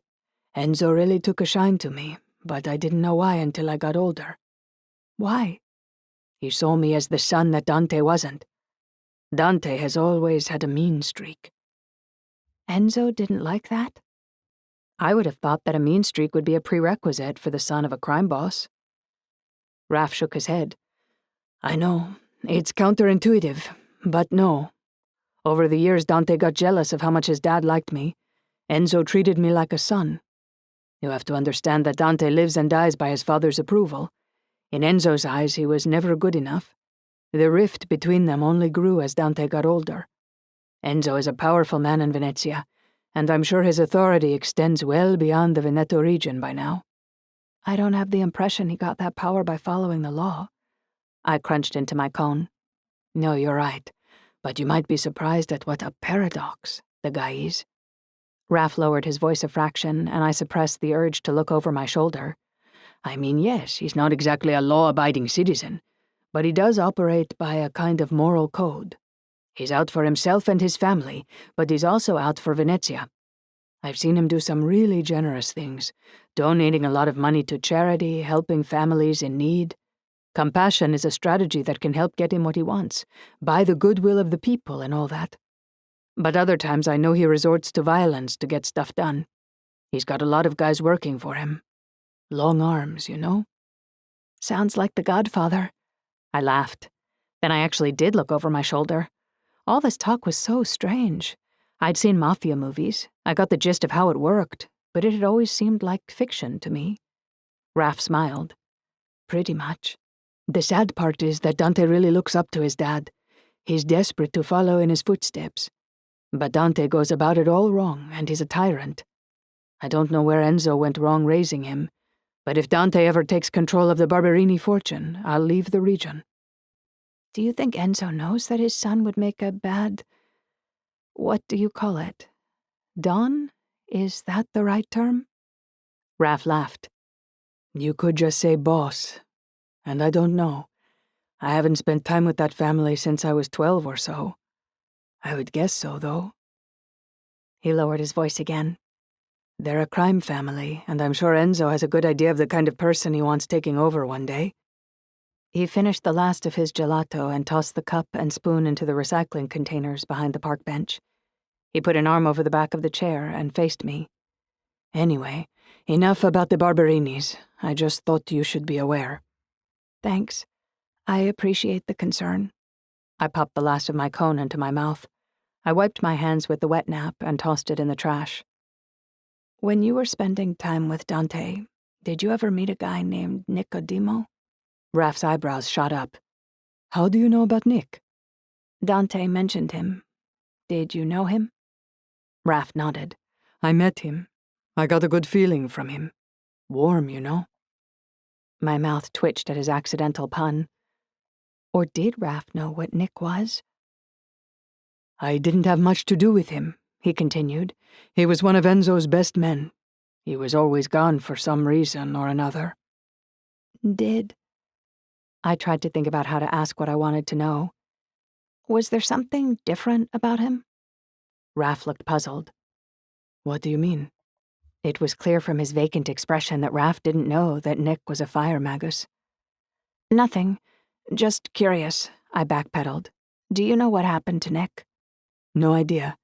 The only Barberini I associate with these days is Fed. She told me he passed away but couldn't tell me the specifics. It's a mystery.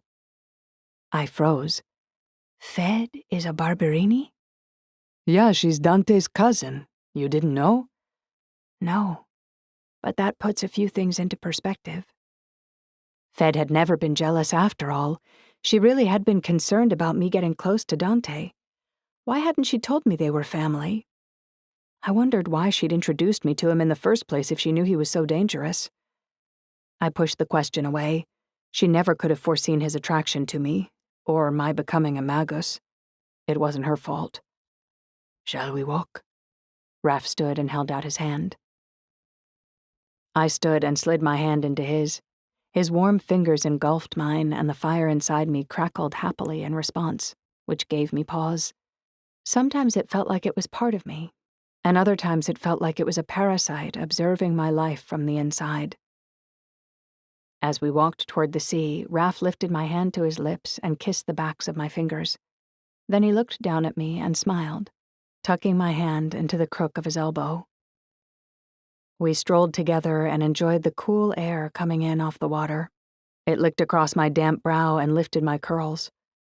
We talked about the differences between the Canadian and Italian school systems, what our families were like, and our ambitions for the future.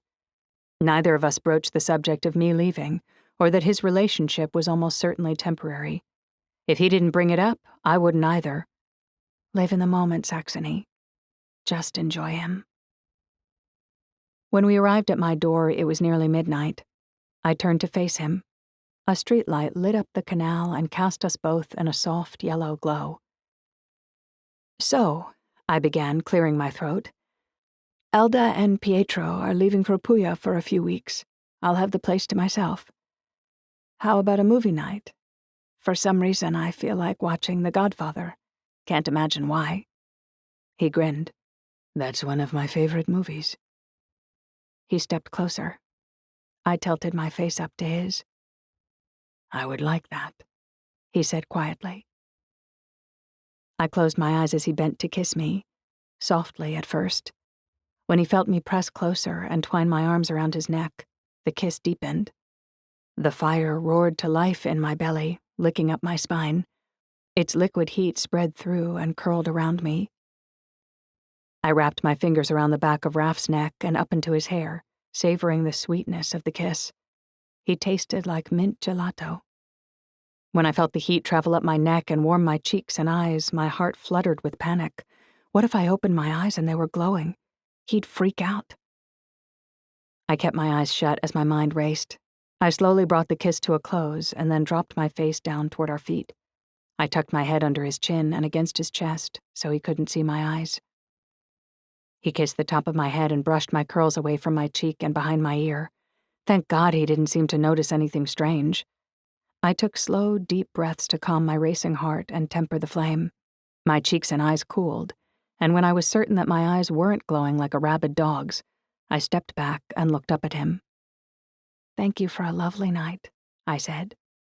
He pressed a warm, stubbly cheek against mine and said, Until our movie night, then. He waited as I unlocked the door. As soon as I was inside, door closed behind me. I leaned against the foyer wall and chewed my lip. If my eyes glowed whenever I was excited, what would happen when there was more than just a kiss going on? I covered my face with my hands, imagining Raph yelling with terror as a demon-eyed me glared up at him in the middle of a makeout session. I groaned.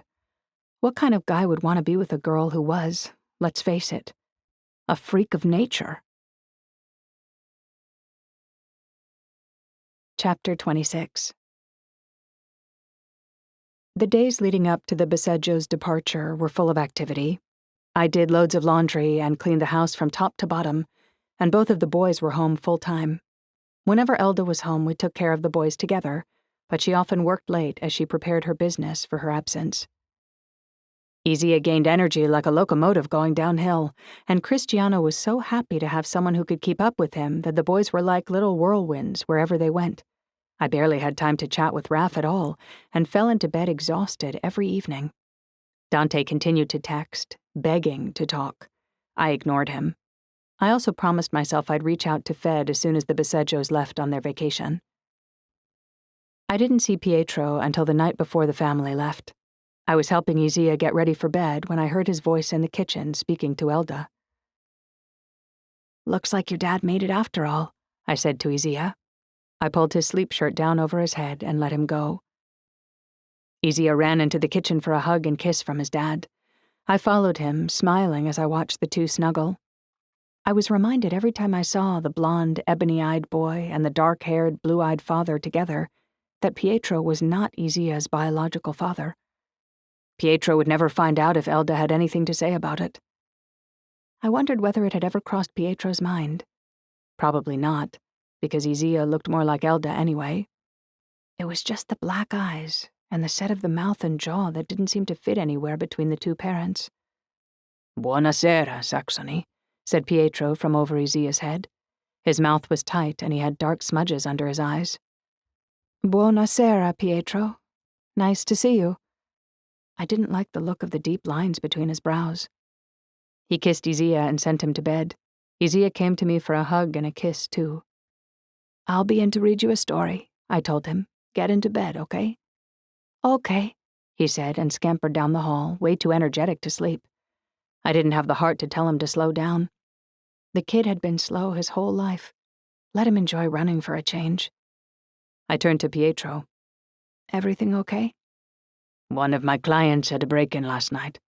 It's been a very long day." He handed Elda a plastic lunch container. She put it in the dishwasher. I realized that she looked even more stressed than Pietro did. "That's awful. Was anything stolen? Are you allowed to say which client?" He shook his head. "I can't say. And yes, some small items were stolen, but overall it could have been a lot worse." Pietro and Elda conversed in Italian while I boiled water for tea. It felt like they needed some privacy. When there was a break in the conversation, I said, "I'll say buonanotte and arrivederci tonight then. It sounds like you two need to talk." "Thanks for all your help this week, Saxony. You've been a godsend," Elda said, kissing my cheeks and giving me a hug goodnight. "Buonanotte, Saxony. We'll miss you in Puglia," said Pietro.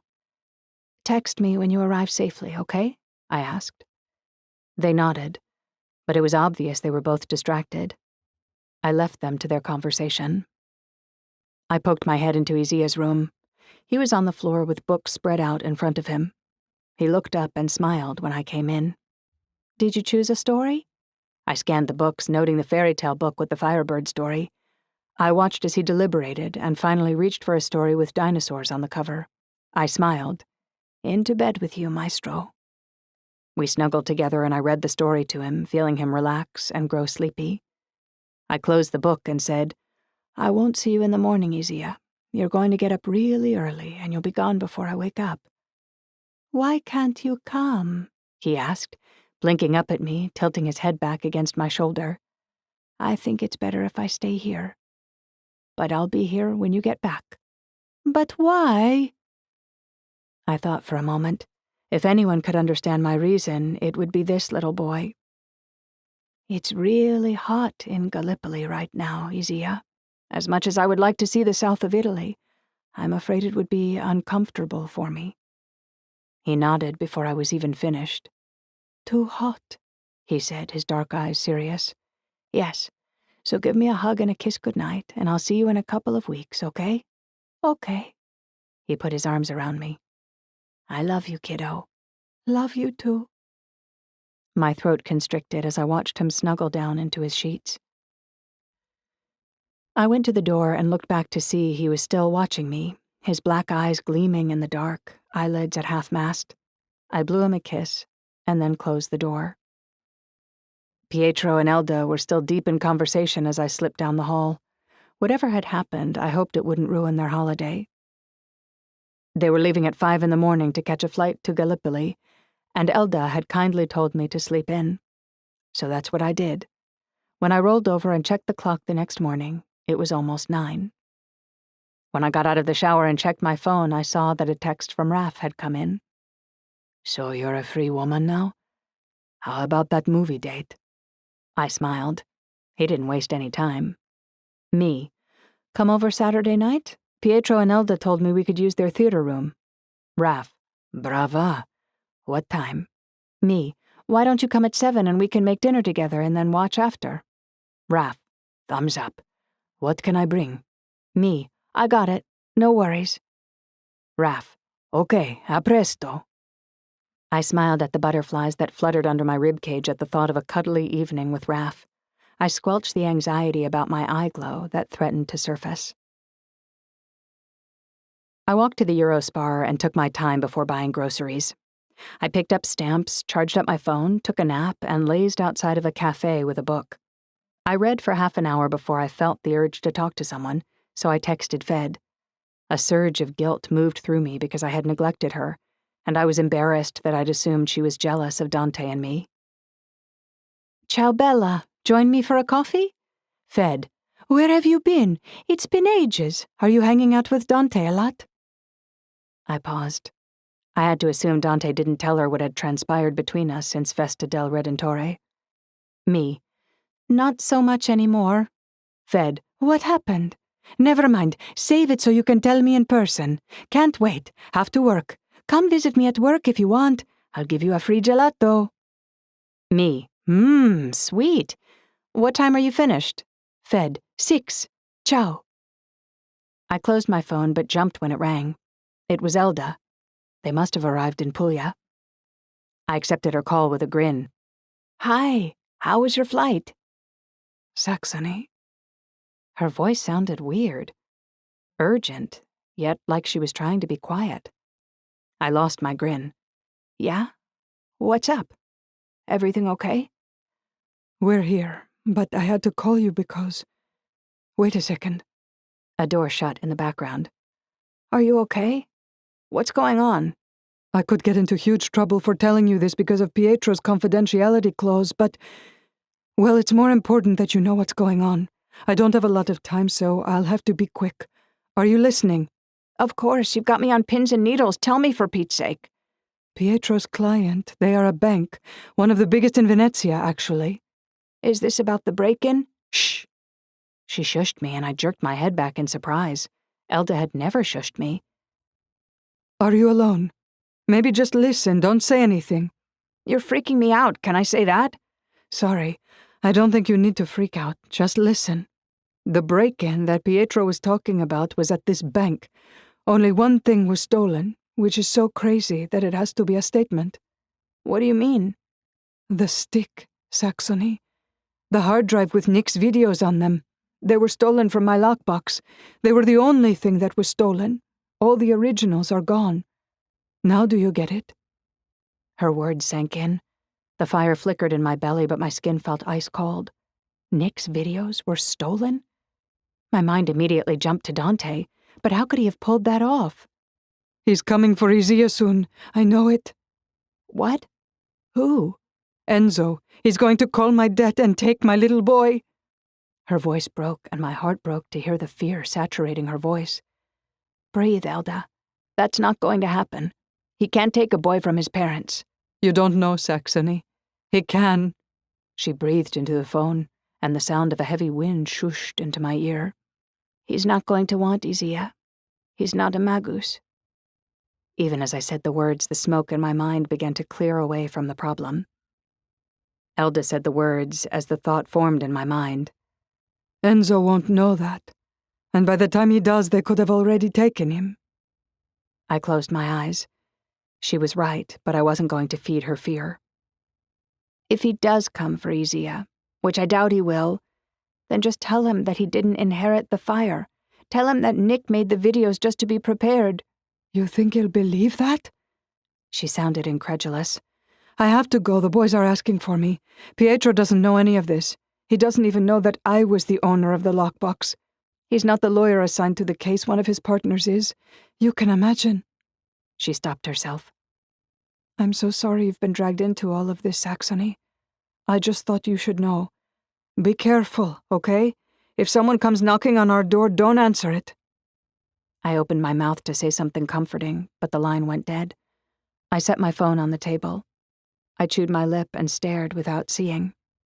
Enzo didn't know it yet, but Isaia would not be of interest to him anymore.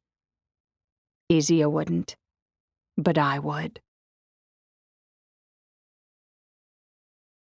Chapter 27. I stepped out from under the grocery store's awning and into the sun, carrying 2 bags of groceries. I blinked in the light, set the bags down, and put my sunglasses on. As I walked toward home, I replayed the conversation I'd had with Elda over and over in my head, heard the fear in her voice. Would Enzo really do such a thing? I now had more appreciation for the sheltered life my parents had given me. I was raised listening to classical and gospel music and taught not to swear. At some point, we all have to grow up and enter the real world. But if the real world had scary guys like Enzo lurking in the shadows and holding a dead over your head, I wasn't so sure I wanted to grow up anymore. A flash of bright green caught my eye, and I looked up to see the back of a man wearing a green t-shirt with 2 yellow stripes across the back just before he disappeared around a corner. I gasped, and my heart rattled against my ribs. It was the man from the tabacchi shop fire. I took off after him, my grocery bag swinging wildly against my legs.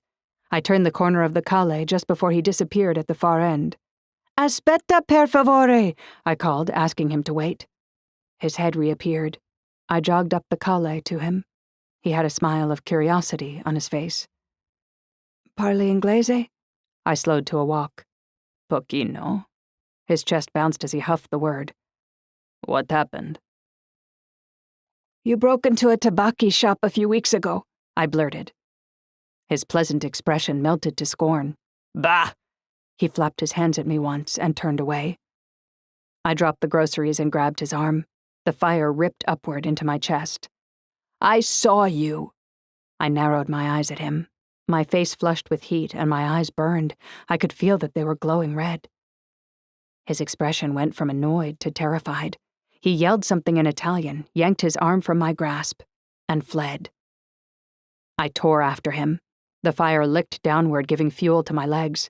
I caught him easily, hooking his ankle with my foot. He sprawled onto the stones, crying out and rolling over onto his back and elbows. He crawled backward and held a palm out at me, babbling a Catholic prayer. I stood over him, fists coiled. "You could have killed 3 people," I hissed, my eyes alight. "One of them was a little boy." I should have tried to temper the fire, but it felt so satisfying to make him afraid. I closed the distance between us as he crawled backward. No, he intoned. "There was no kids."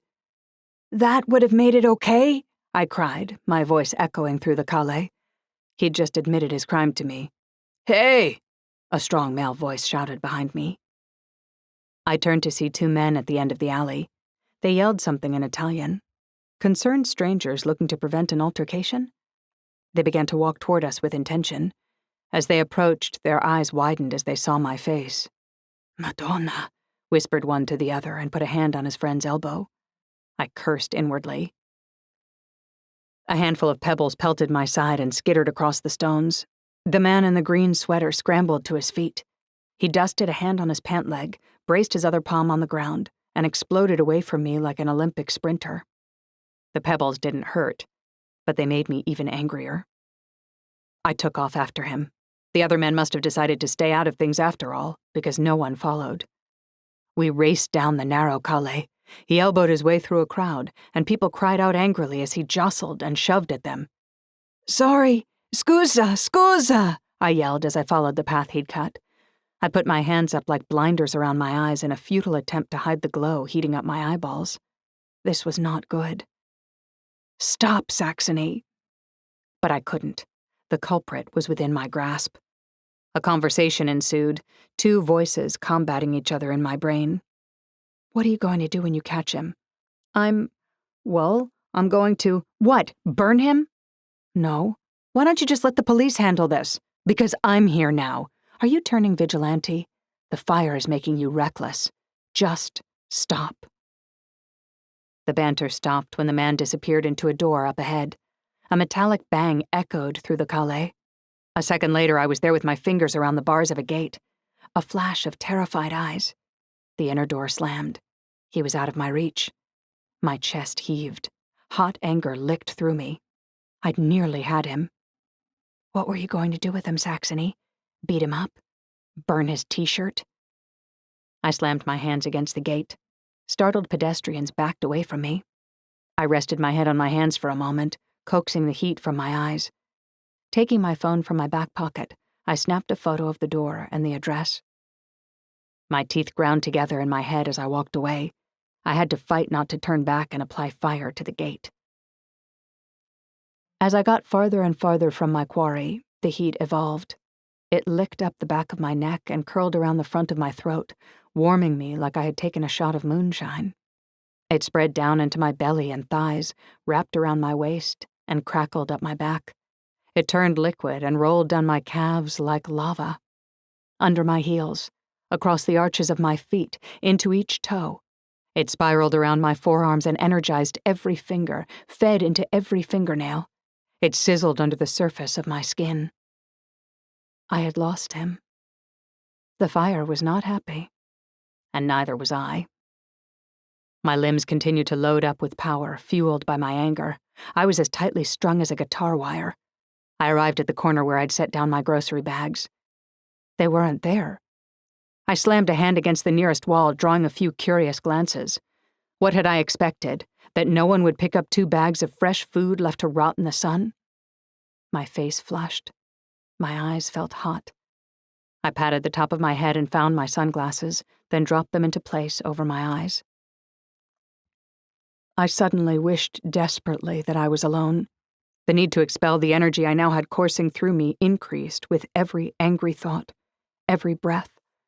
My limbs began to twitch. It felt like I had taken in too much caffeine. I looked around for an escape. The sea. I zigzagged my way through the calais toward the water. Energy coiled in my limbs like so many venomous snakes ready to strike. Running would help. I broke into a sprint, winding my way through a crowd, avoiding baby carriages, dogs on leashes, people taking selfies. A busker played violin in the corner of the courtyard, and a semicircle had formed around him. Music echoed off the stone walls of a church and filled the courtyard with Bach. I passed out of the touristy area and ran over narrow bridges and down shadowed Calais. Blue sky. Ocean. I passed the park where I had broken Dante's nose. The running only made me feel more energized, more powerful. I was an explosive about to go off. I couldn't wait for privacy anymore. The water here would have to do. A gap under a bridge ahead yawned darkly, offering privacy. I took a moment to stash my shoes, phone, and wallet under a bush. Then I took a running leap off the sidewalk and into the water, feet first. A sizzling sound filled my eardrums. I swam underneath the bridge and then sank until my feet hit rocks. I opened my eyes and the world was a dark blur. I aimed my palms toward the open ocean and released a string of fireballs. Poof, poof, poof. The sound was a series of muffled explosions. The water lit up around me, flashing with every shot. Relief was palpable with each release until the need to expel the fire was gone. I pushed off the bottom and surfaced, gasping. I peeked out from under the bridge and saw people walking by, taking no notice of the strange girl drifting in the shadows. It was illegal to swim in the canals, so I had to get out fast. A few people glanced at the oddball girl swimming in the polluted waters in her clothes, but no one said anything to me, not even to ask if I was okay. I swam to the nearest set of stairs and climbed out of the sea, slipping on the mossy steps. Once on the top step, I caught my breath, relieved that the need to blow something up was over. It was the first time I really felt like the fire was controlling me. "I guess you won that one," I said. The heat crackled, low, demure. It had been satisfied. Shame filled me at the recklessness I had given into. I wondered if this was how recovering addicts felt when they backslid. I put my face in my hands, fighting back tears. This couldn't be how fire magi functioned, could it? At the beck and call of the energy inside? I can't live like this. Chapter 28. As soon as I got home, I called Officer Zambelli. Dispatchers redirected me twice, but finally I reached him. Prego, came the familiar voice. Yes, Officer Zambelli, it's Saxony Cagney, the Canadian. I remember you, he said. Tell me. I know where you can find one of the men responsible for the fire. Tell me, he repeated. Leaving out all Magus activity, I told him what happened. My cheeks burned as I recounted how I had chased Greenshirt through a crowd. It sounded even more foolish when I said it out loud. You ran after him? He interrupted me. I did. I know it was stupid. Very. He made a tisk sound. Don't ever do anything like that again. I know you're the hero type, but you can't take the law into your own hands like that. The fire flickered at his words, and several retorts came to mind, but I clamped my lips against them. Instead, I demurely apologized and promised I would never do such a thing again. Moving quickly past the topic of my stupidity, I gave him the address and told him that I'd be willing to ID the man if I had to. I reminded him that I was leaving Italy at the end of the summer. He thanked me for calling and told me he'd probably have to call me back. The moment I hung up, my phone chirped in rapid succession. Targa sent through an image of beautifully dressed people waltzing in a ballroom, with the caption, "My mom's wind-up party is like a fairy tale." It really did look like a fairy tale.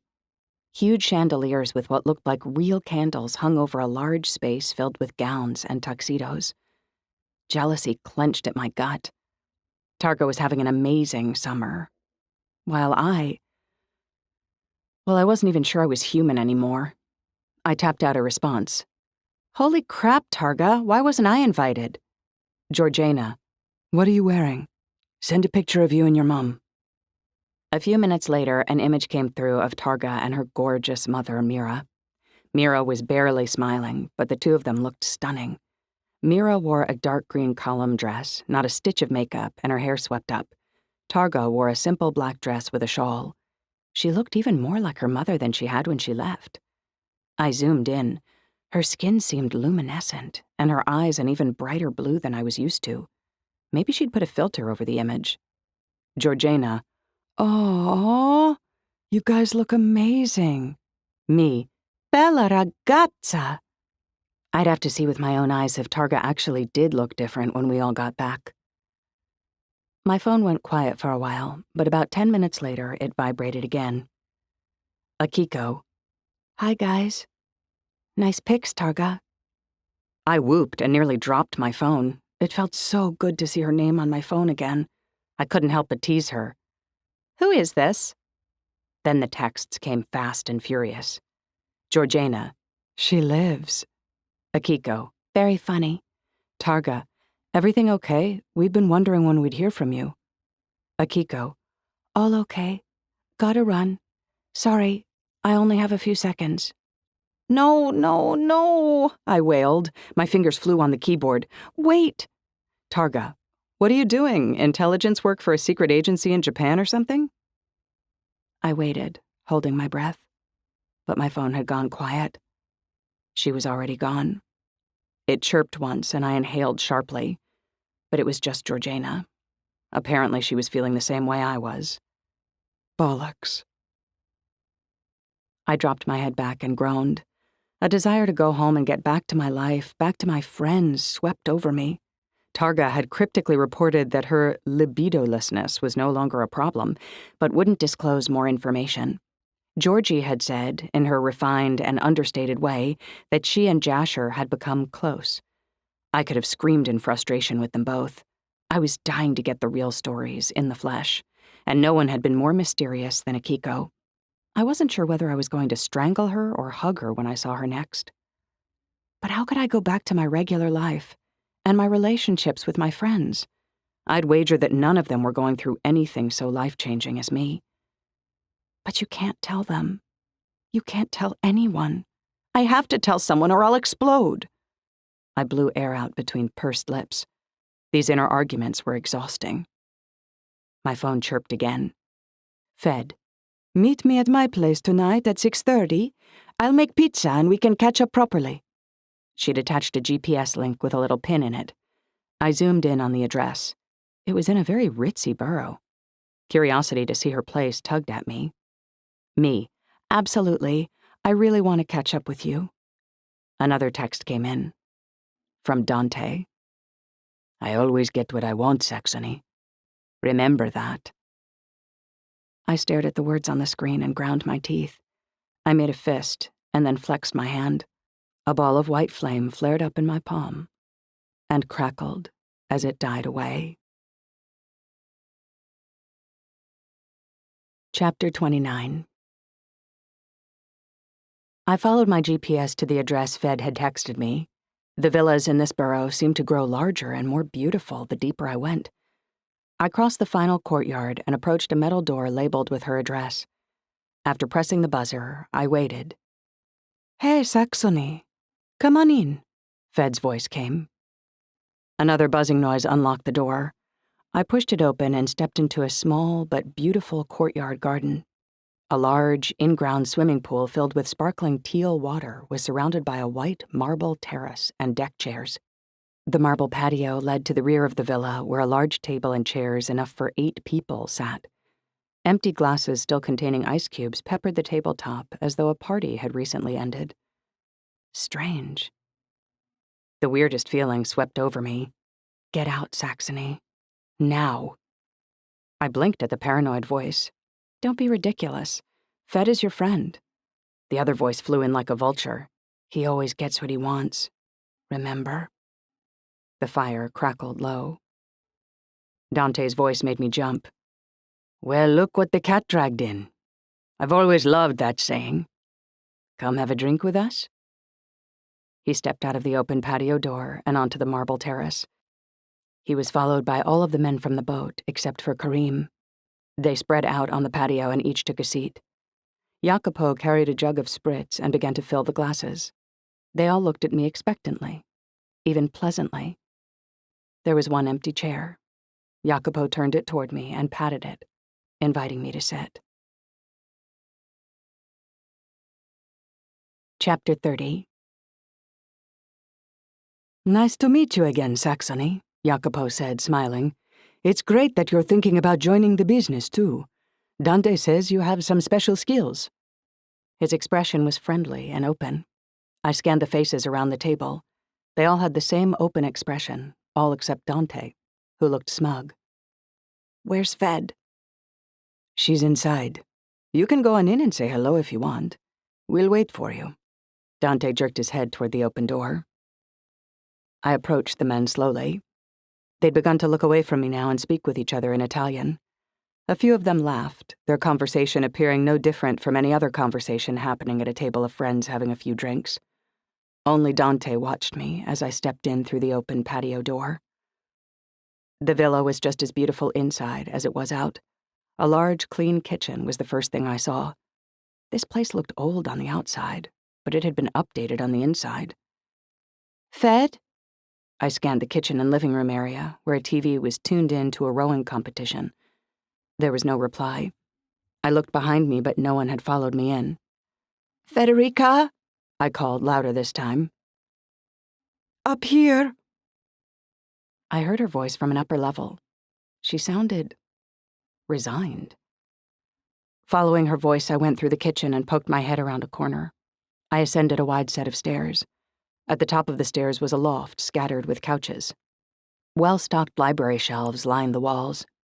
Fed was seated on a sofa with her legs pulled up and her arms wrapped around her shins. Her eyes were puffy. As she looked at me, her face projected abject misery. I'm really sorry, Saxony, she said, her voice wavering. What's going on? I sat beside her. He's locked the gate and the front doors. You won't be able to get out. Not without burning your way out and exposing yourself to everyone here anyway. And I highly recommend you don't do that. He told you what I am? The heat in my belly cranked up a notch. She nodded and rubbed her eyes. Only this morning. I had no idea until I casually mentioned I was hoping to see you later today. He forced me to lure you here so he could trap you. I should never have taken you on the boat the night of the festival.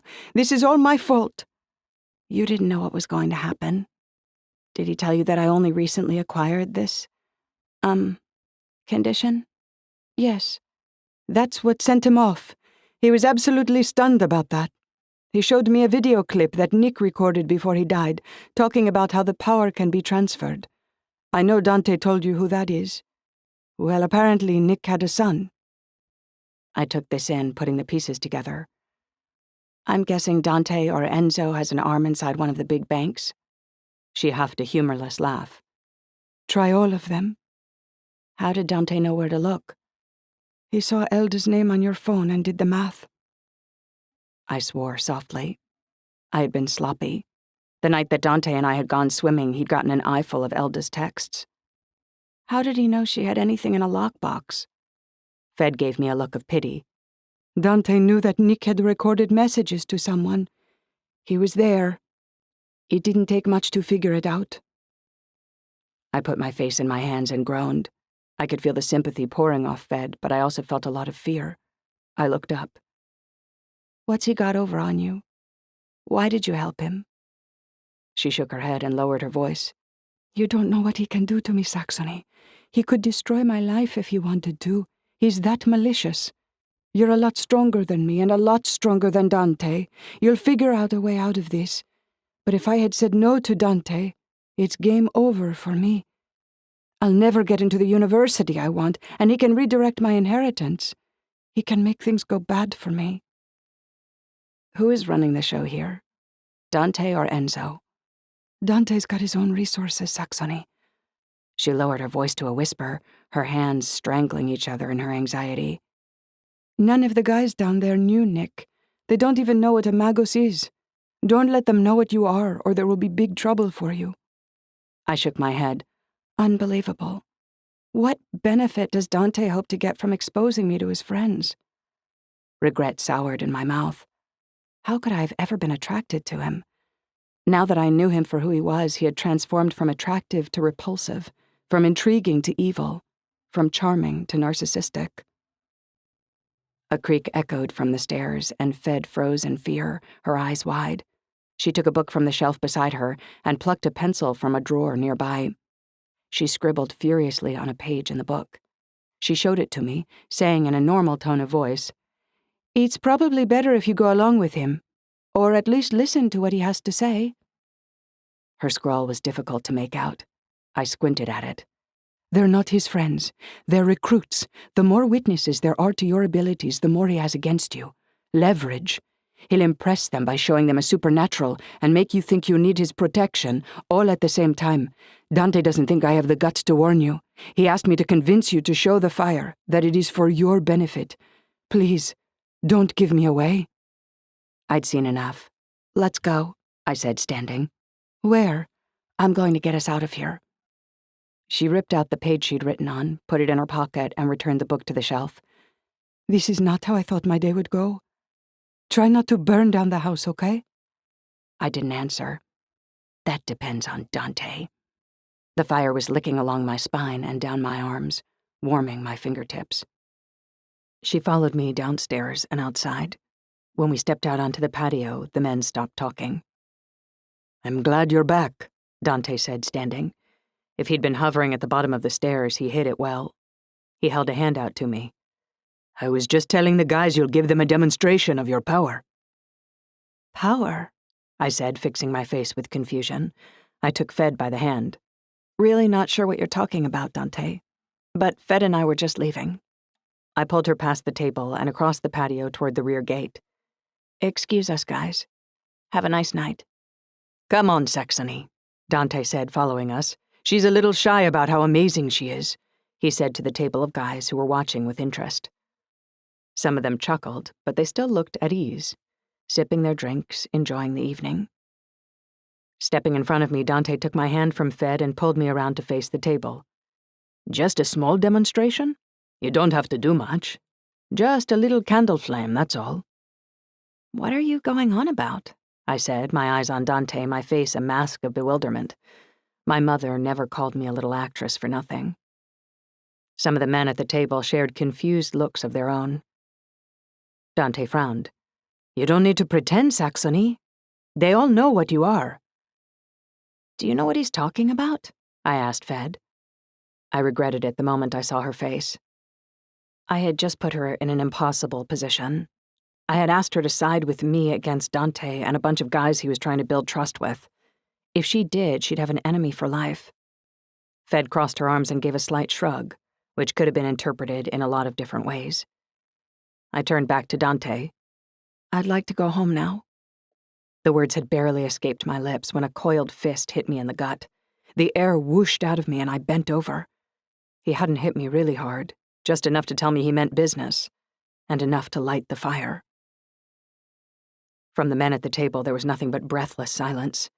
If they were shocked that he'd just hit a girl in front of them, they didn't express it outwardly. I was more surprised than hurt, and I knew instantly what he was trying to do. Oh, crap. The heat of the fire intensified and began to spiral through my arms. Come on, Dante. You don't have to do that, Fed said. I felt her hands on my back. Go inside, Fed. This doesn't concern you. Dante's voice was calm. He probably thought he had this demonstration in the bag.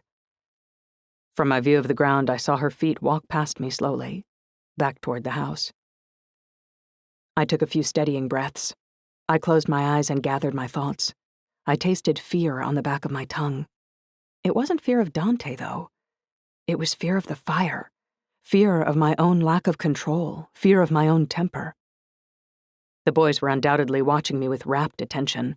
I tried to bring tears to my eyes, but they were too dry. I stood slowly, my face fixed with fear.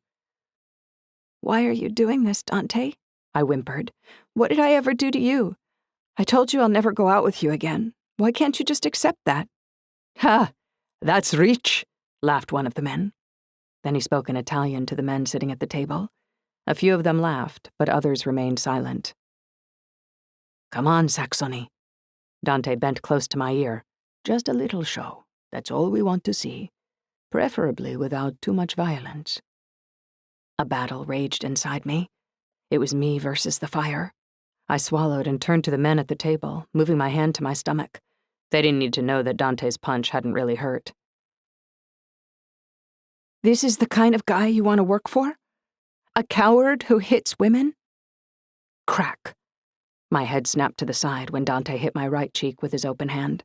My body spun sideways, and I went down on one knee. My vision turned red, peppered with white stars. That one hurt. The flames leaped and boiled in my torso, their power building. My limbs began to quiver. I didn't know how long I'd be able to stay in control. Chapter 31.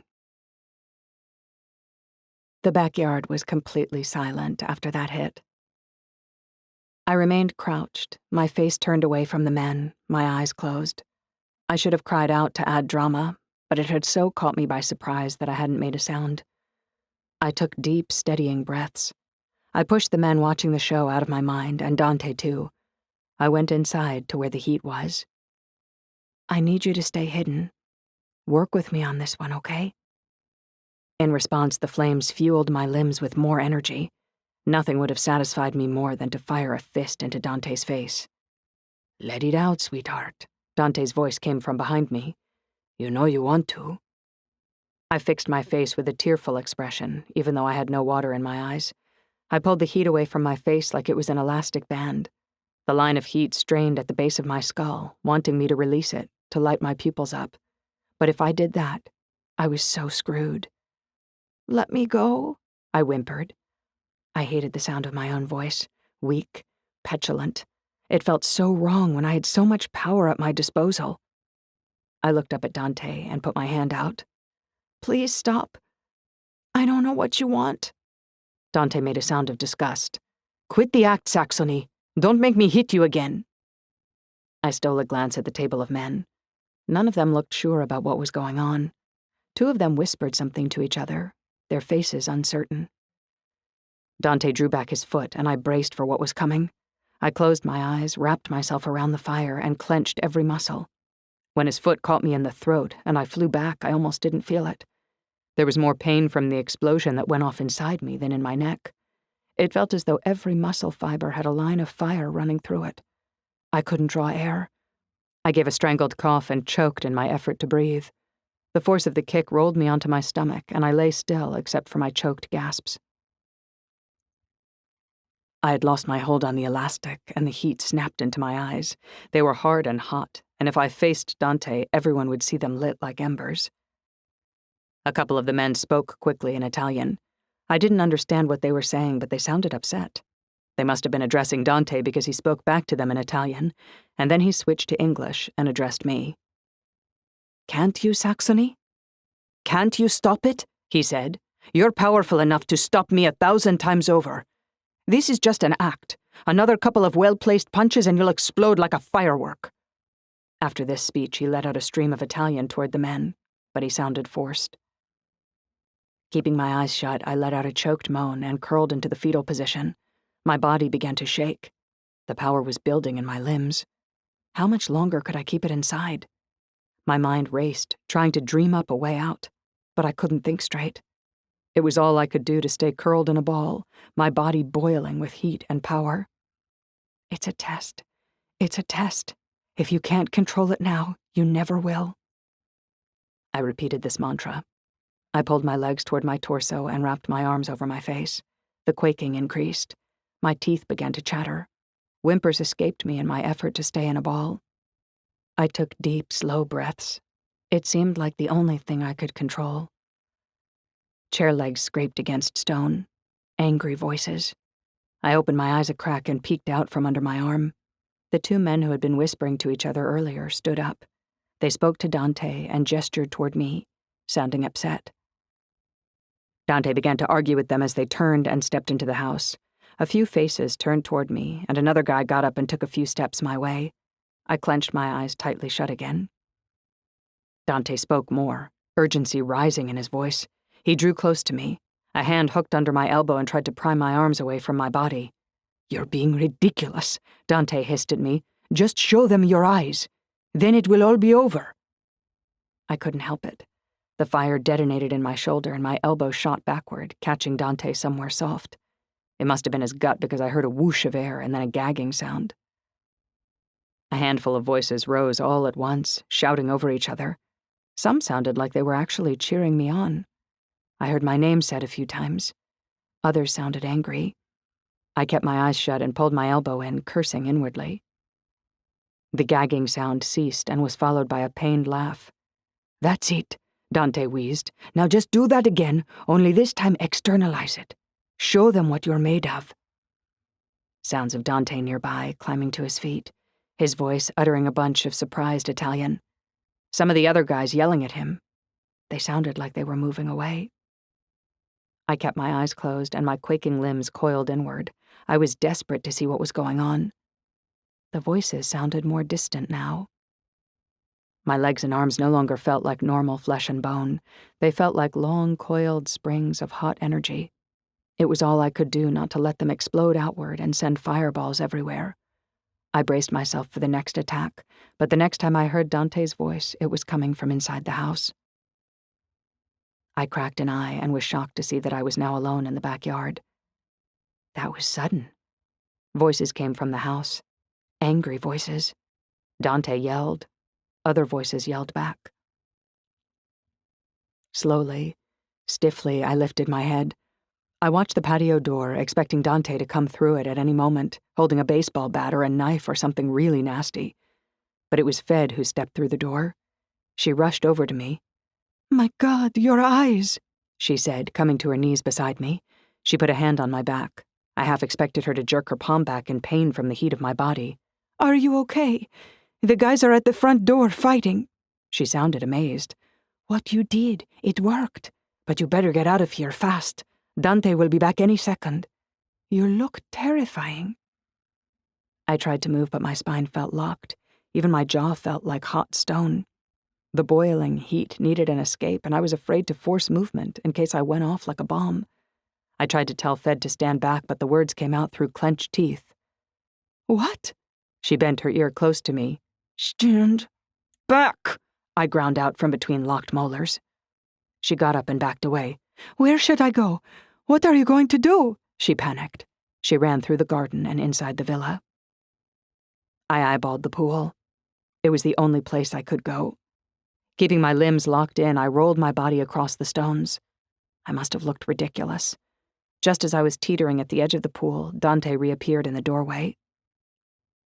I tipped into the pool with a splash. I opened my body out toward the pool bottom and released all the energy I had been keeping inside. 2 bright flashes of light, and crack, crack. 2 loud, sharp sounds filled the water. My body instantly relaxed, all tremors and locked joints released. I found the bottom of the pool with my feet and stood up, surfacing. I rolled my head, and water streamed from my face and hair. My neck throbbed, and the right side of my face felt tender to the touch. But otherwise, I felt normal again. I looked around for Dante and Fed. Fed poked her head out of the doorway. Dante was slowly getting to his feet. The patio doors had exploded, and he was covered in glass. A draining sound gurgled beneath my feet. A large crack had opened down the middle of the pool bottom. Water seeped into the ground. Fed stepped out of the doorway, her hand over her mouth, her eyes round. Dante got to his feet, brushing glass out of his hair. He looked at me and his eyes changed somehow. Resolved. Bitter. He looked from me to the pool and back again. "That was really stupid," he said. Chapter 32. I waded to the steps and walked up out of the pool, wiping my face. "Seems like I'm always in wet clothes lately," I muttered. I squeezed out my hair while I eyed Dante. Glass shards tinkled across the stone patio as he brushed them out of his hair and off his clothes. "We have a lot to talk about." "Well, I'm not paying for the damage. You know full well whose fault it is." "I'm not talking about the pool." He took a few steps toward me. "You really want to do this, Dante? Face off with a magus?" I felt my eyes get hot. "You're not a real magus, Saxony." "No?" The husky sound of my voice contradicted him. I wasn't sure what he was getting at. I canted my head, my eyes glowing. He took a few more steps, nearer to Fed, but ignoring her. "What if I told you there was a way you could go back to being a normal teenager?" As he passed in front of Fed, her eyes focused on Dante's lower back and they widened. Her gaze darted to my face, full of urgency. "I know there is, Dante," I said, trying to work out what Fed was trying to say without alerting Dante. "But not for me. The fire is making me strong, not weak. I've got it for life. I thought you might have figured that out by now." I scanned his body. Dante's hands were at his sides. I took a step back. My skin crawled with a dry, prickly heat. "Come on, Fed. Let's get out of here." Dante whirled, his movements so fast they were a blur. He reached a hand behind his back. Fed screamed as Dante locked a forearm around her neck. I didn't even have time to react. I was so taken by surprise. I'd been expecting an attack on me, not on Fed. A clicking snap. A flash of light. A sound like a jet. He had a small blowtorch, the kind used to make creme brulee, right next to Fed's face. She cried out and tried to squirm away from the heat. "Dante," I began. Sparks flew up my windpipe, pitting holes in my throat. I spat them off to the side. "What are you doing?" He had truly lost his mind. The acid of regret burned my heart. Why hadn't I gotten her out of here while I had a chance? We should have started running the moment I'd left the pool. The fire had made me arrogant. Dante looked at me from behind Fed, his mouth, which I had once found so alluring, now cruel and twisted. "I'll start with her hair," he said, his voice little more than a whisper. "And then we'll see what happens to an eye when we flambe it just a little bit." Fed whimpered and breathed heavily through her nose as she fought panic. "I'm not going to let that happen, Fed," I said. "How?" "Saxony, you're in way over your head." "That's right. You're not," said Dante. "You're going to walk in front of me into the house. I'll tell you where to go." Move. He moved the flame a fraction closer to Fed's face, and she cried out and turned her head away. Her cheek was flushed with red. Beads of sweat had sprung out on her forehead. I walked toward the door where they stood, my eyes as hot and hard as they'd ever been. I bore into Dante's face with my eyes as I passed them. Too bad I couldn't actually shoot lasers from my eyes. What was the whole point of the red glow if it couldn't help me in a situation like this? Just to give me away? What kind of stupid ability was this? Bitter thoughts pounded me as broken glass crunched under my feet. I stepped across the threshold of busted patio doors and into the kitchen. To your right, down the hall. Slowly. If I see even a wisp of smoke, Fed's face will never look the same. And you'll be the one to blame. I slowed my steps. I took deep breaths and squeezed my eyes shut in frustration. Where are we going? I heard he and Fed as they shuffled together after me down the hall. The very air that Fed drew sounded laced with fear. If you only trusted me, we could have avoided all of this. Keep moving. He directed me through the house and out into another small courtyard. Across the courtyard was a much older villa. It looked ancient, in fact. The crumbling stone exterior was pitted with holes, the window ledges worn and cracked. Rusty bars with arrowhead tips covered the window openings. The whole building looked haunted. As we walked across the stone courtyard to the door of the old villa, I noted that the heat inside me had changed. It felt soft and molten, and it oozed rather than flickered. Why? I had the strangest feeling that it knew something I didn't know. My forearms prickled as fear came over me in waves. Inside, a dozen desks filled a large stone room.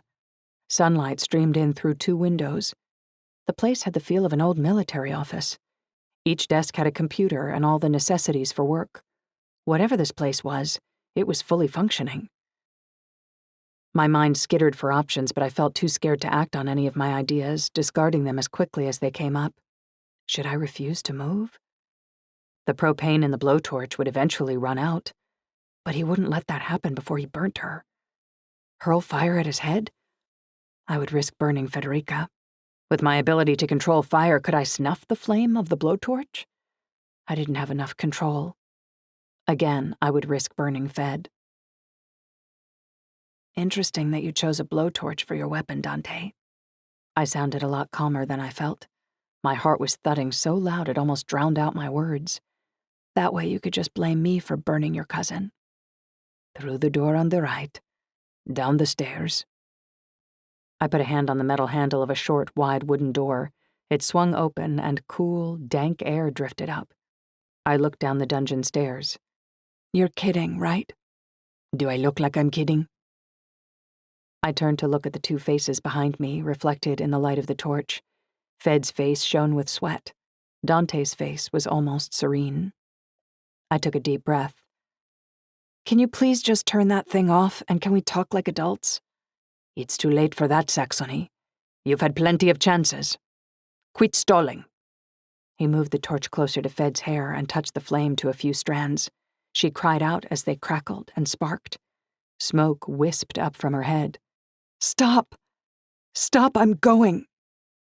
I began to descend. Chapter 33. The first thing I became aware of as we descended was the sound of dripping water. Droplets landed hollowly and echoed off the stone. The gloom was heavy, and I fought the urge to light up a hand just so I could see better. Dante would most certainly hurt Fed if I did. Left. I turned. Faint nausea curled in my stomach. The floor turned from stone to earth as we passed under the building. The ceilings were so low I had to tilt my head to the side. We went down an earthen floor hallway and came to 3 crumbling steps leading even deeper. Now what? I said, my voice filled with acid. A million nasty names and swear words festered behind my lips. Don't make things worse. In there. He jerked his chin toward a small metal door. I looked at the small square door of the cell in front of me. I swallowed. An awful scenario began to rise in my mind. He was going to lock me in there? Don't worry. You'll be fine, Saxony. Liar. He moved the blowtorch a little closer to Fed's face and she made a strangled sound. "Hurry up," he said. "My arm is getting tired. If you're not inside that room in 3 seconds, I'll blister her ear." I gulped, ducked my head under the lintel, and stepped through. The metal door slammed shut behind me and the sound of the blowtorch ended. I stepped back from the door and tripped as my foot hit a crumbling step. I staggered and half fell backward. 3 little steps led up to the floor of the room. I was standing in a small divot in front of the door. I bent and looked through the little window in the metal door. Dante's face appeared in the grate. "I'll be back in a little while," he said. "Fed?" I rasped. "Are you okay?" Fingers of fear curled through me, making my legs feel weak. "I'm okay," she said. "Saxony, don't give in." "Move, Fed," Dante snapped, cutting her off. Their soft footsteps moved rapidly down the hall. "Dante!" I yelled hoarsely. The name echoed bluntly. I listened as their footsteps pounded on the stairs in the distance, and then all fell quiet. My mind felt fuzzy, disjointed. This couldn't be real. Was I really locked in an ancient cell somewhere under Venice?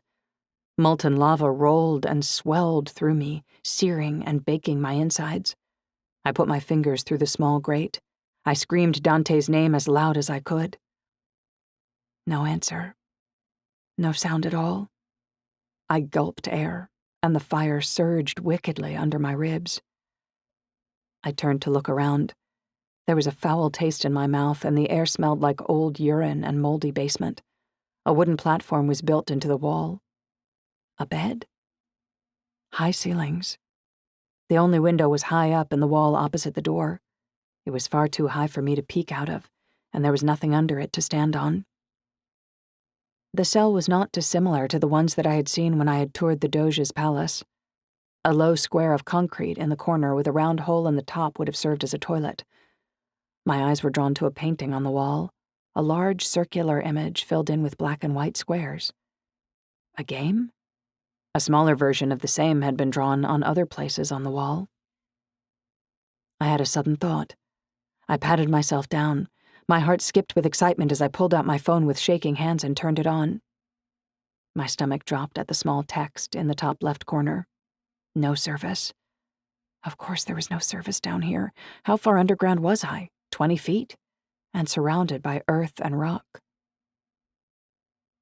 I'm a fire magus, I thought. I can get out of here, can't I? Heat the bars up and kick them out or send a fireball through the stone wall? Outrage roiled under the surface, and I fought to keep it at bay so I could think. When I spotted a pillow on the wooden platform, I was immediately intrigued. It seemed such an odd thing for a dungeon. I picked it up, feeling that it was damp, but white and clean. I sniffed it. There was a faint scent. Lavender? My lips twisted at the irony of this single item of luxury in such a place. How nice of him to want my head to be comfortable. I tossed the pillow back on the bed and went to the door. Stepping into the hollow, I grabbed the handle and pulled. The door had a narrow slash of a window with bars across it, and a slot with a little sliding door covering it. Must have been for food. I peered through the bars but could barely make out anything in the gloom. I yelled Dante's name again. Sparks flew from my lips, and pain flecked my bottom lip. The only answer was dripping water. I began to pace.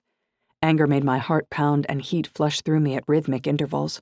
I tried to swallow, but my throat and mouth were dry. I needed a drink. The heat increased a notch. My eyes wandered to other things written in the walls and went to take a closer look. There were names and words written on the walls, and in some cases scraped into them. The words were in Latin, or vulgar. I couldn't tell the difference. I went back to the door and yelled Dante's name repeatedly. My voice rasped and whistled, a little weaker, a little drier each time. I gasped when I heard footsteps. "Finally," I said, trying to keep the anger out of my voice and failing. "You've taken this way too far." His face appeared in the window. "Hello, Saxony. Have you cooled off?" "Have you?" I shot back. He tilted his head side to side as if to say, "So-so." "Dante, what are you doing? Let me go." "Of course. On 2 conditions," he said. One, and by far the most desirable of the two options, is that you agree to stay with me. Join my family, remain by my side as my inferno. Help me recruit, work for and with me. Help me earn my father's business and I can make you happy. I can give you everything you want. What do you know about what I want? Girls are not complicated, he said as though explaining something to a child. They want compliments, to be treated like a princess, given gifts, be told they're beautiful, and to live a life of luxury and love. They need adoration and a man to lean on. I sputtered a humorless laugh but stopped abruptly when a burning pain sliced through my chest. What's behind door number 2? He shook his head and made a tisk sound. You won't like it. Door number 2 isn't fun, not for you. I waited. My skin crawled with the feet of a million fire ants as I watched his face. Door number 2 means we wait until you dehydrate. When you're close to death, you'll pass the fire to me in exchange for a drink of water. You might live, you might not. It's sad if you choose this path. He put a tanned hand to his chest, oozing false sympathy. But I can promise you I would take great care of the fire. You're a madman. Let me out of here, and I won't destroy this cell and everything above it. You know you can't keep me in here. My voice was full of false bravado. I was not at all convinced that I was powerful enough to break out before I burned myself to death. I can, actually. This door is nearly a foot thick. These bars are tempered steel. You might be able to make them glow. You might even be able to warp them if you're really strong. But long before that happens, the fire inside you will roast you slowly from the inside. The more you use it, the faster you'll cook. You've already been without water for a couple of hours. Probably more. My heart pulsed hotly, every beat rushing in my ears. You can't make me give you the fire, Dante. If I'm going to die anyway, why would I willingly put such power into the hands of a sociopath like you? Not even if you continue to threaten Fed would I give it to you. I would never hurt my own cousin, Saxony, he said, giving me a look full of pity. Family is everything to me. To Fed, too. That's why she was willing to help me out. You lie, I hissed. Do I? So, I ground out through a locked jaw, that's even more reason why I'll never give you the fire. I'd rather die. You will. The pain of the burning will be more than enough. But just in case I've underestimated you, I have 2 men landing in Gallipoli.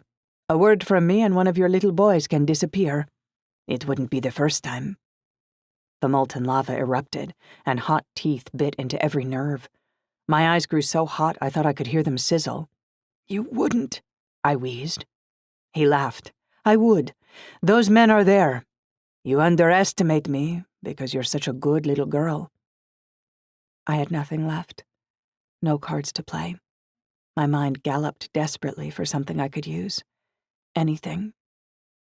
Dante lives and dies by his father's approval. Does your father know what you're doing, you evil little snake? I watched his face for a tell.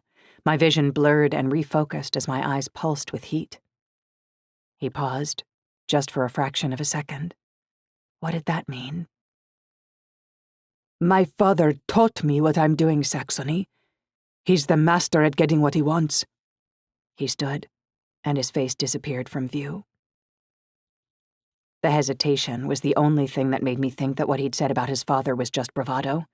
His face appeared again as he bent over, his head almost upside down. And how would you keep me here in Italy if I agreed to join your little crew of miscreants and crooks? I could just be lying to get you to let me out, I said. He shrugged. The same way I can make you give me your fire, I can make sure you never leave my side. But join my family, and you won't want to leave anyway. I can promise you that. Life with me, you'd love it. He winked. Don't make me rid the world of a beautiful treasure such as you, he said. His voice soft, like he was speaking to a lover. I glared at him, feeling the red glow intensifying. I blinked and palmed my eyes, wincing at the sharp pain. Hurts, doesn't it? Dante said. I'll let you think things over. Pain is very persuasive. His face disappeared, and the sound of his footsteps died away. Chapter 34. At first, the heat increased only incrementally. Then I began to feel like I had a bad fever. My head pounded and I felt dizzy and all of my joints ached. If I didn't move, the pain was significantly less. So I lay on the bed. The scent of lavender from the pillow covered the smell of old pee as my head warmed the fabric. I thought about Fed, the only other person who knew I was down here. I wondered what she was doing. Was she trying to escape Dante? Was she laughing with him at the stupid girl they'd managed to lock into a cell? I pushed away the hope that Fed would act on my behalf. She'd already shown she wasn't hero material. If I had any chance of getting out of here, it was better to try sooner rather than later, because the pain was only going to get worse. I clenched my teeth and got up, my vision blurred. My joints had stiffened and I moved toward the cell door like an old woman in need of a walker. The coolness of the metal door was a blessing against my palm, but soon the metal heated under my influence. I took a deep breath and sent the fire into my hand and into the metal. A rod of molten lava shot down my arm. An anguished cry escaped my mouth, but I didn't stop the heat. The entire cell lit up from the light of my hand. Slowly, the door began to turn pink, and then red. The red light concentrated around my hand and seeped outward. It moved far too slowly for my liking, and the burning sensation in my arm intensified. I couldn't bear it. I screamed and yanked my hand away, panting. I should have been sweating, but my forehead was as dry as the desert and hotter than black pavement on a summer day. I stepped back. Winding up like a baseball pitcher, I threw a fireball at the door as hard as I could. A bright white streak hissed through the cell and hit the door. It made a dry thump. Sparks sprayed outward. A cry ripped from my lips, and I bent over in pain. The fire had ripped through my arm like a ripcord made of barbed wire. My throat was so hoarse and hot now that my cry was little more than a dry squeak. My fireball had made a small dent. Could I do it again? And again? The thought of that pain over and over made my knees buckle. There was no way. If I was hydrated, I could do it easily, but I was so dry. So dry. My throat and mouth were parched. My tongue felt 3 times its normal size. I sat on the stone, leaned back on my hands, and let my chin loll on my chest. A moan vibrated through me as the fire spread across my ribs. I lay on my side, on the cool stone, and became still. How long before Dante would return? How much time did I have to try and break out of here? How long had I even been in here? I had to keep trying. Neither of Dante's offers was an option for me. I didn't know if he was lying about having sent men down to Gallipoli, but I couldn't afford to take the chance. My mind kept going to Enzo, the unknown patriarch. My gut told me that he didn't know what his son was up to. Maybe if he knew what I was, he might make me a job offer too. But I thought that if I turned him down, he wouldn't try and force me to stay by threatening someone innocent that I cared about. It was so clumsy, so ugly. Dante was a blunt instrument with none of his father's strategic thinking, not to mention any of the morality that Raph had spoken of. I promised myself that if I got out of this alive, I would pay a visit to Enzo. It was the only way to hit Dante where it hurt. Enzo was the only person Dante feared. True, Raph hadn't spent time with the family in years. Things could have changed. But right now it was the only shot I had. If I didn't die first. I gritted my teeth and got to my feet. I coughed and embers spewed from my mouth. I threw another fireball, but this one went out weak and sloppy. Misdirected, it hit the doorframe. A silent scream raked my throat. This one had literally burnt me. I brought my hand in front of my face, shaking. The ends of my fingertips were black and smoking. I retched at the smell of burnt flesh. When in the ocean, calling the fire had been healing, but here, without water, it would destroy me. My knees gave and I fell sideways into the toilet. I gagged. The fire sucked up my esophagus and into my throat. Smoke wisped from my mouth, and I thought I could smell burnt hair. I cradled my burnt hand against my chest. I tried to call Dante's name, but I had no voice anymore. Smoke drifted from my mouth. I drooped sideways against the wall. An involuntary, dry whimper came from me as the flames raced through my torso, searing every nerve and all my tissues wherever they went. Then all went sweetly dark. Chapter 35. The ache in my neck tugged me to consciousness. I opened my eyes and pushed myself off the wall. I wheezed, the sound breathy and parched. A wisp of smoke drifted from my mouth and in front of my eyes. Moving like I was in a vat of mud, I crawled on my elbows to the door. Did I have one last try in me? I peered up at the door, my vision blurry and blackened at the edges. The dent I had made was right behind the door handle. Could I make one more dent, right at the latch point? I rolled onto my back, threw my right hand back, and mustered everything I had. My jaw locked as I slammed a fireball at the door handle. There was a hiss, a crack, and a flash of light. My back arched in agony and my vision went completely black. I heard the clank of something iron hitting the dirt floor. I turned my face toward the door, but my vision wouldn't clear. My head locked into place and I went completely still. I wasn't sure if I could move anymore, but I was too wrecked to try. Pain and heat were all I knew. I no longer cared about anything except ending the agony. When Dante came, I would tell him that I'd marry him for a drink of water. I would light fire to the Vatican, throw enough fireballs at the Tower of Pisa until it finally fell over, bring down the basilica in a fiery explosion of marble horses. Whatever he wanted, he could have, and I'd sign in blood just to make the burning stop. I was incapable of intentional sound. Not a word, not a whimper. The world was nothing but heat and flame. My blood bubbled and thickened in my veins. My heart felt half its normal size, and it sizzled as it shrank and dried out. Every shallow breath fanned the burning fire inside me, and every exhale was thick smoke. It drifted from my mouth and jetted from my nostrils. Smoke gathered along the ceiling in a haze. I wondered if I might actually self-combust and burst into flames at the end. I thought of my parents. My eyes tingled, too dry for tears. In my mind's eye, I was a smoking black relic, a prop from a mummy movie. Footsteps echoed. I was in too much pain to feel much in the way of relief, but at least the end was near. I heard a metal key inserted into the lock, but the door squeaked open without the sound of turning bolts. Oh, Dio, whispered a voice. Door and open were the only two words I could make out in a string of noise. Who was that? More fierce whispers. Whoever they were whispering in Italian, and I could have sworn that one of them was a woman's voice.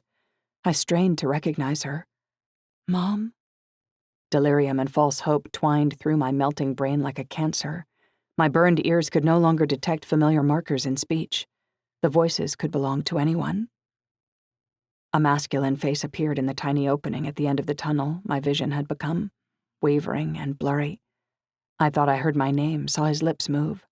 I struggled to place him. His features drifted in and out of focus. Raph. His words were garbled, echoey. A hand went under my neck and waist, but they were snatched back quickly, a cry of pain and surprise. More words I couldn't understand. The next face that appeared was feminine. Her features swam, but I knew that face. It seemed to take forever, but my brain finally registered. Fed. She disappeared from sight. Footsteps left the cell. I wanted to scream after them, but I was beyond all speech. Urgent whispering echoed down the hall, then all went silent. I lost track of time. It hadn't been real.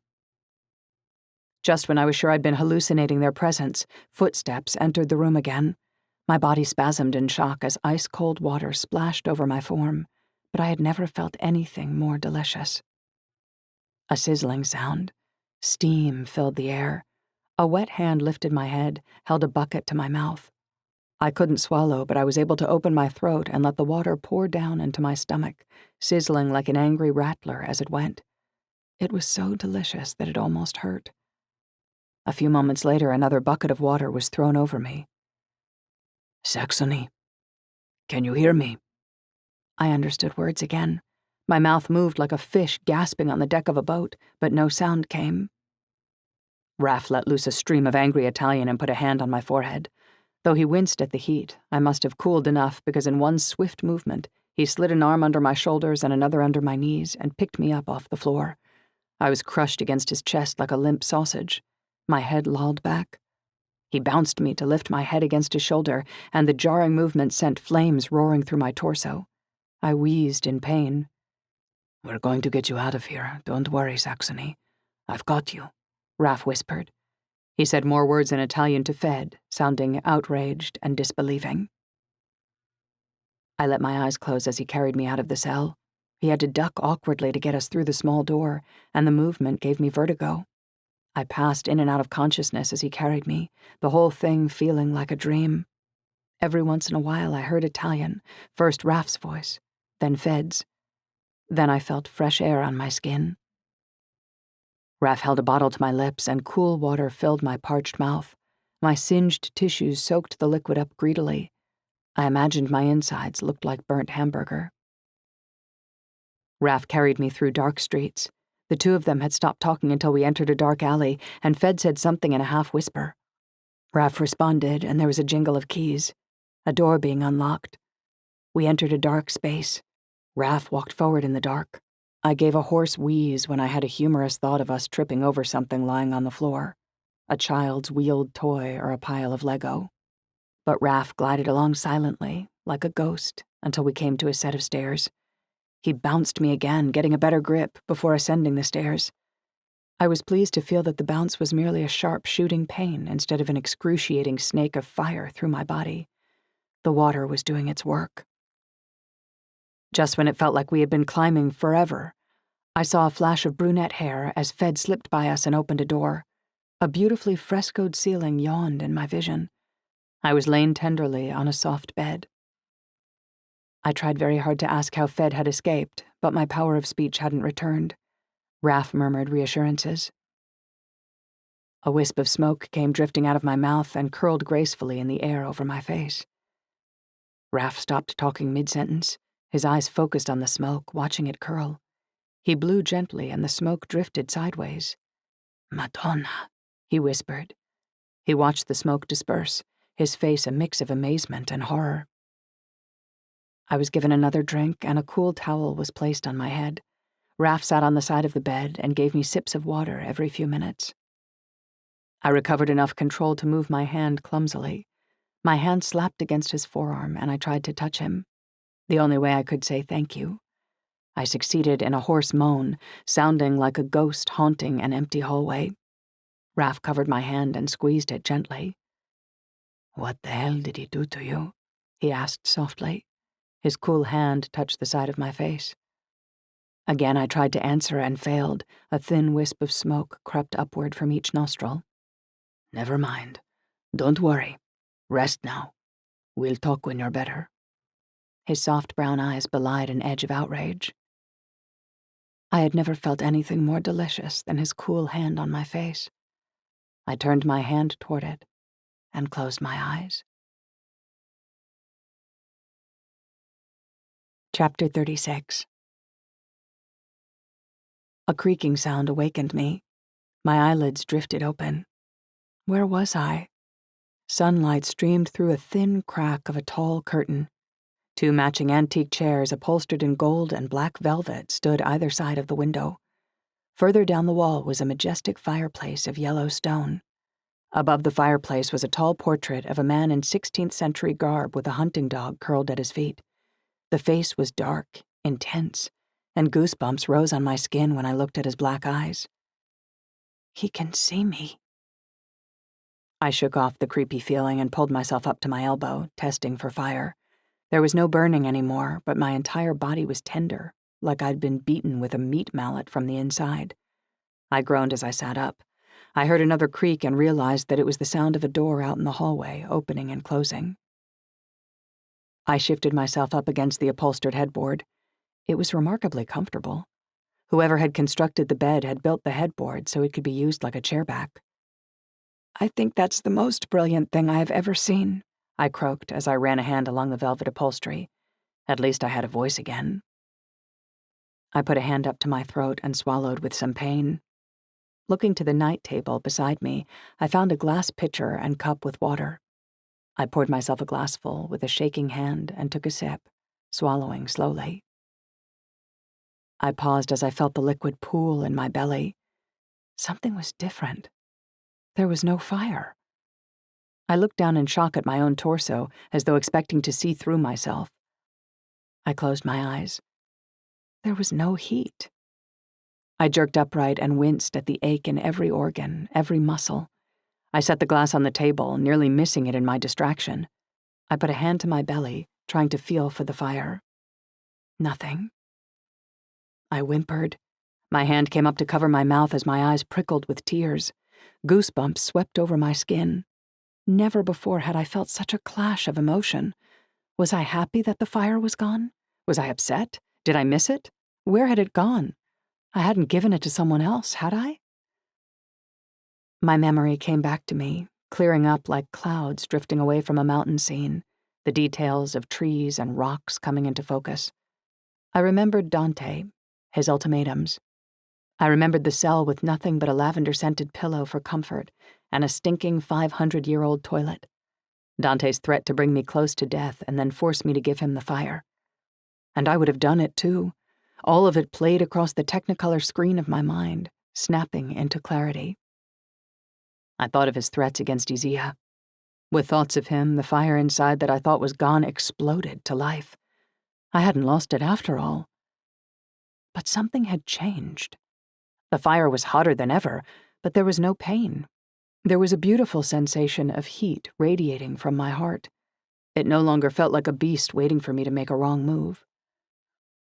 I lifted my shirt to look at my abdomen. The glow appeared obediently. I let the glow spread, watched it travel down my legs, up to my shoulders, and out through my arms to my hands. My entire body was now alight. Whoa! I looked up. My light filled the room, through sharp shadows of the posts of the bed and the chairs along the wall. I looked up at the portrait of the man, my light illuminating him and his dog so brightly that every color popped. I held my hand up in front of my face and looked at my glowing fingers. I heard the creak of the door in the hallway, and as quickly as flicking a light switch, I extinguished the light. The room fell into shadow. I waited, but no one came in. As the moments ticked by, I became aware of a hardening within me. It felt as though my innards were forming a layer of something, like a callus, only stronger. Thoughts of volcanic rock came to mind, once hot and flowing. It soon becomes still and hard. I threw the cover back and exposed my left leg, pulling my foot up close to myself. I looked at the magus mark. It, too, had changed. Instead of being mole brown, it was now charcoal black. I ran my thumb over it. A strong desire swept through me to find someone else, anyone else who had this mark. I needed to know more about what I was. Who had I become? How many others were there? My mind flashed back to what Elda had said about there being scrolls from Alexandria about fire magi, but that the scrolls had likely been destroyed in the Great Fire. What if they hadn't been destroyed? My musings were interrupted when the door to my bedroom opened and Raph poked his head in. I covered my leg with the sheet. "You're awake." He examined me as he approached. "You look." He paused. "You look really good. You made quite a recovery." He sat on the side of my bed. "Gave me quite a scare." Federica poked her head in next. "You're awake," she said, parroting Raph. She entered the room looking hesitant. "How are you feeling?" Suspicion whispered at the edge of my mind. I still didn't fully know the part Fed had played in all of this. "I suppose I should thank you."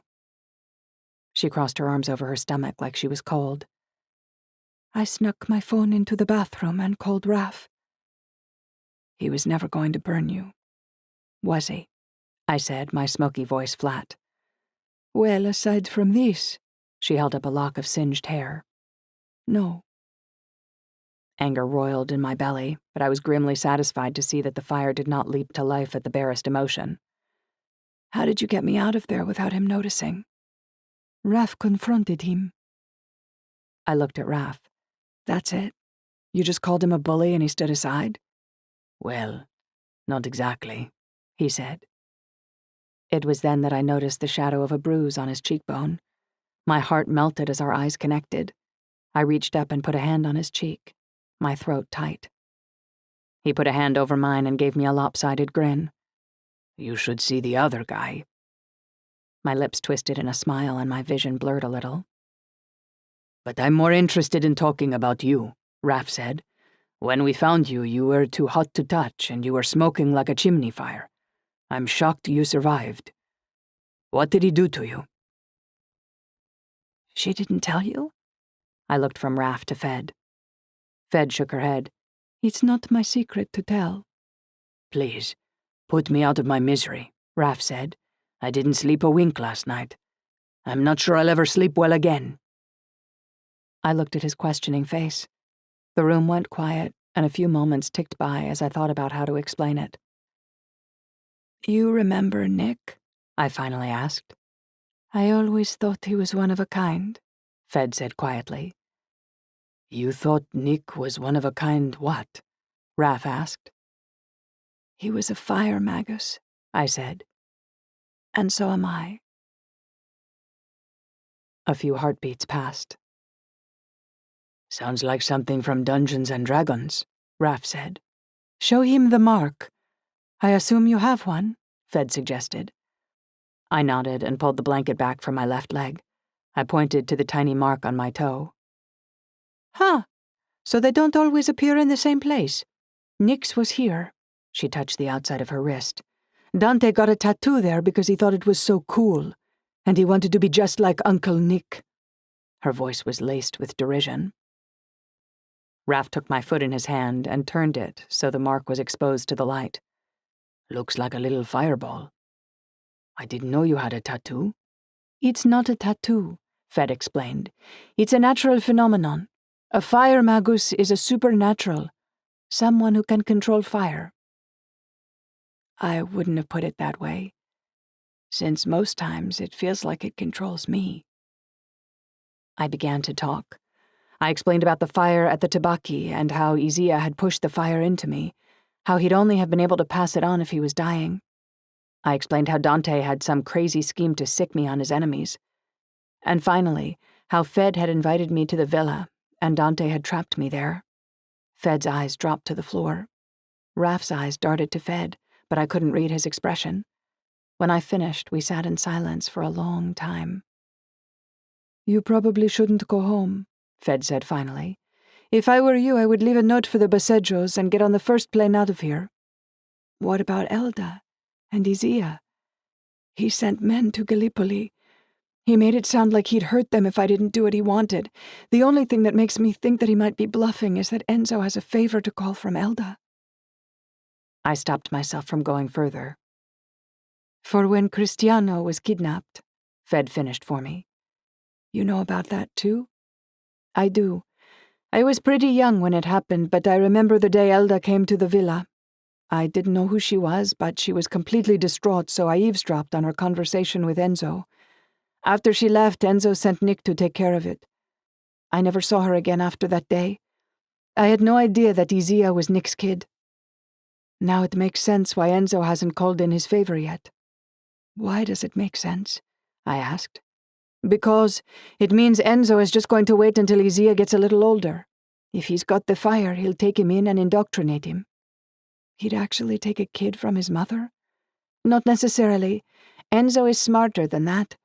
It would be more his style to demand Isaia spend a few hours a week with him for 5 or 8 years or something. He'd slowly gain his trust and lure him with all kinds of perks. Eventually, Isaia will want to work for him. He'll become part of the family, just like Nick was. Enzo has never been able to replace Nick. This is the perfect opportunity to do it. He'll bide his time. I've never known a more patient man. Elda is right to be afraid. I shuddered. I couldn't let that happen. Do you know if Dante told Enzo about me? I have no idea, Fed said. I didn't know you were a magus until yesterday. If I had to guess, I would say no, because he wanted you for himself, maybe even to use you to overthrow his dad. Who knows with this family? We are so dysfunctional, it's not funny. May I please see it? Raph asked, speaking for the first time. I feel like I can't listen anymore until I see it. I looked from one expectant face to the other. Feeling mildly like a trick pony, I held up my right palm and lit a fire. It flickered like a little campfire, white at the center and blue on the edges. There was no pain. Holding the fire felt completely different than it used to. Raph jumped back from the bed, the flame reflected in his eyes. He said something in Italian that I was sure wasn't gentlemanly. I closed my hand and extinguished the flame. It's impressive, Fed said to Raph, but it costs her. The fire hurts its host. Dante was trying to convince me that we were actually helping Saxony by forcing her to give him the fire. Is it true? She asked me. About the pain? Yes, I admitted. I threw back the covers and stood up slowly. The tenderness had already faded. The hard, callous feeling had grown, and I was feeling stronger by the second. I didn't voice this new sensation.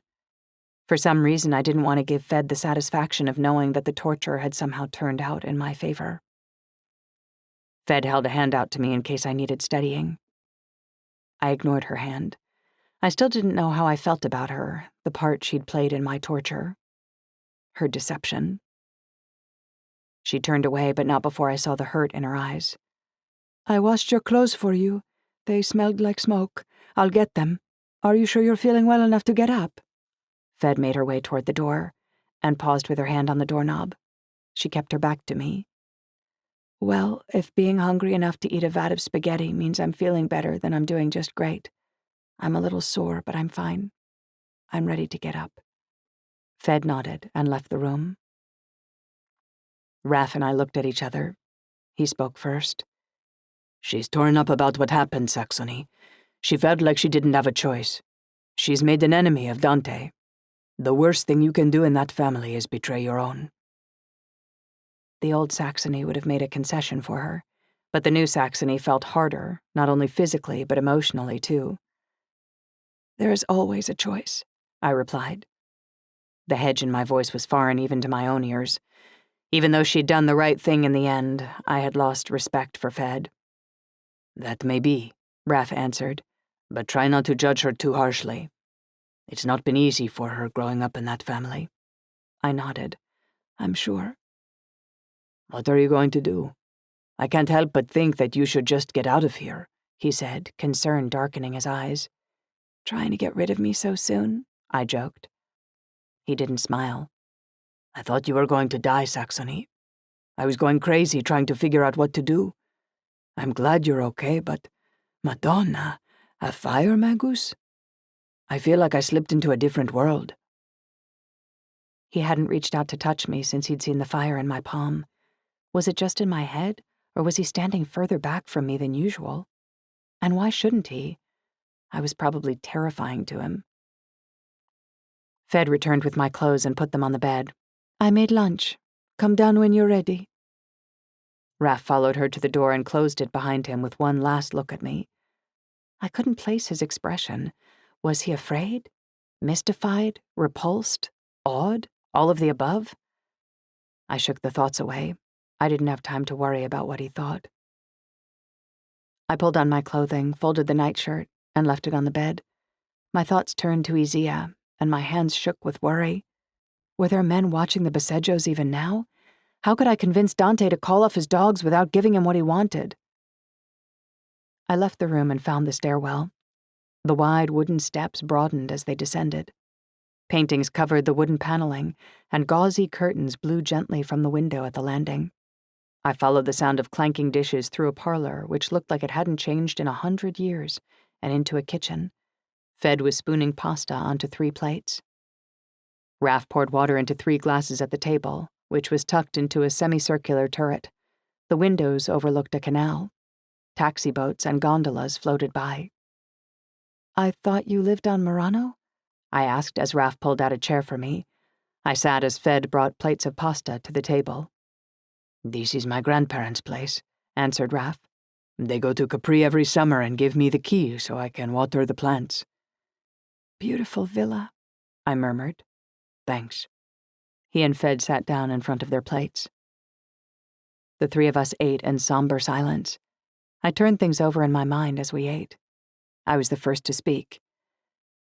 Fed, do you know if Dante actually sent men to Gallipoli? Her face melted with real regret. I don't know for sure. I'm sorry, I should have asked him when he still trusted me. As it is, I'm not sure I can ever show my face in Dante's presence again.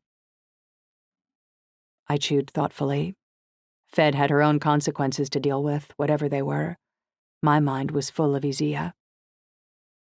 The formless, smoky shape of an idea began to solidify in my mind.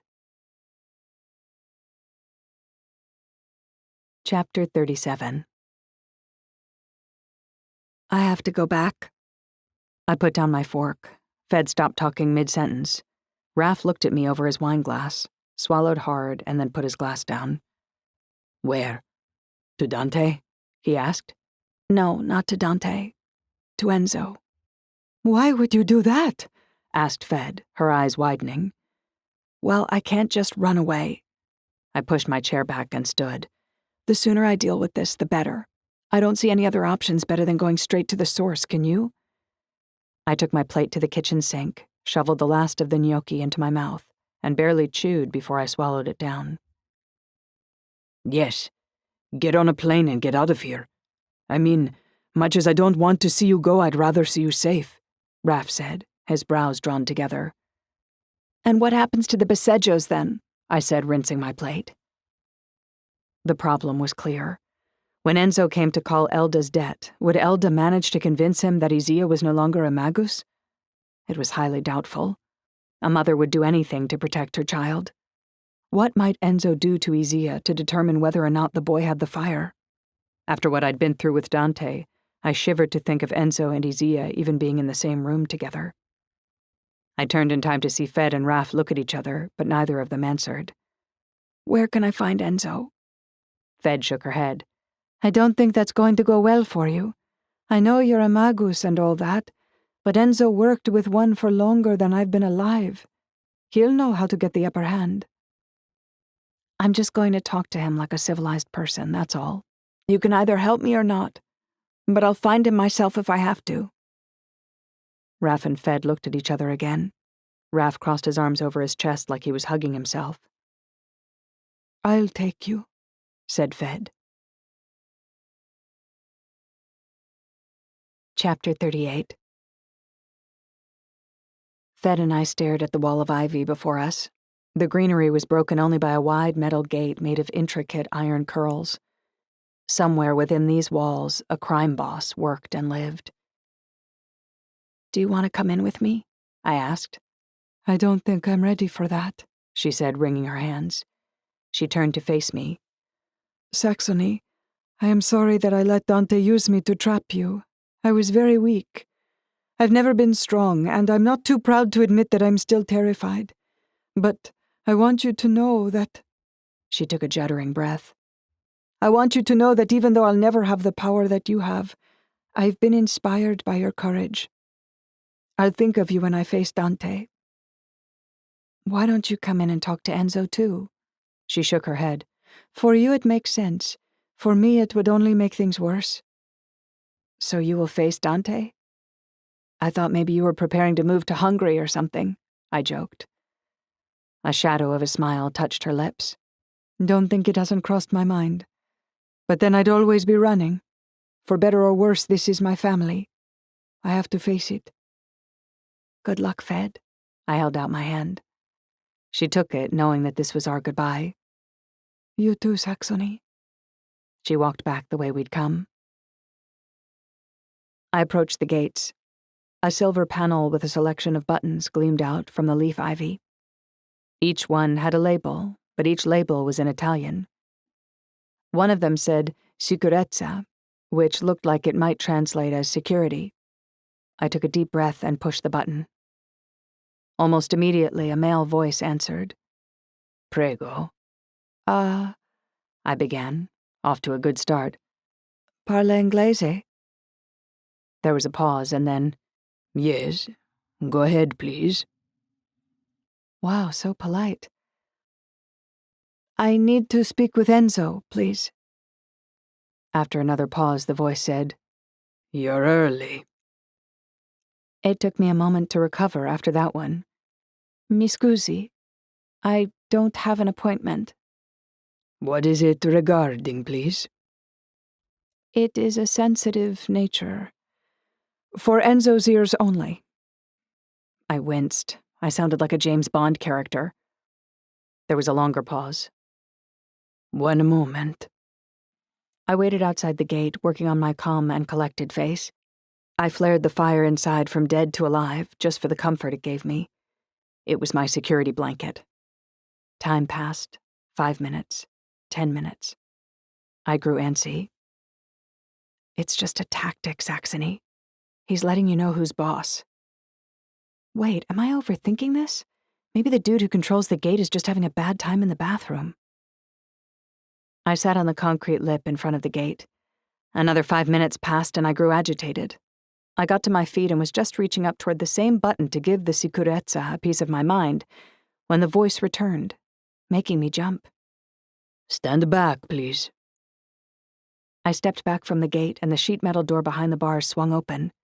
A familiar man appeared. Karim?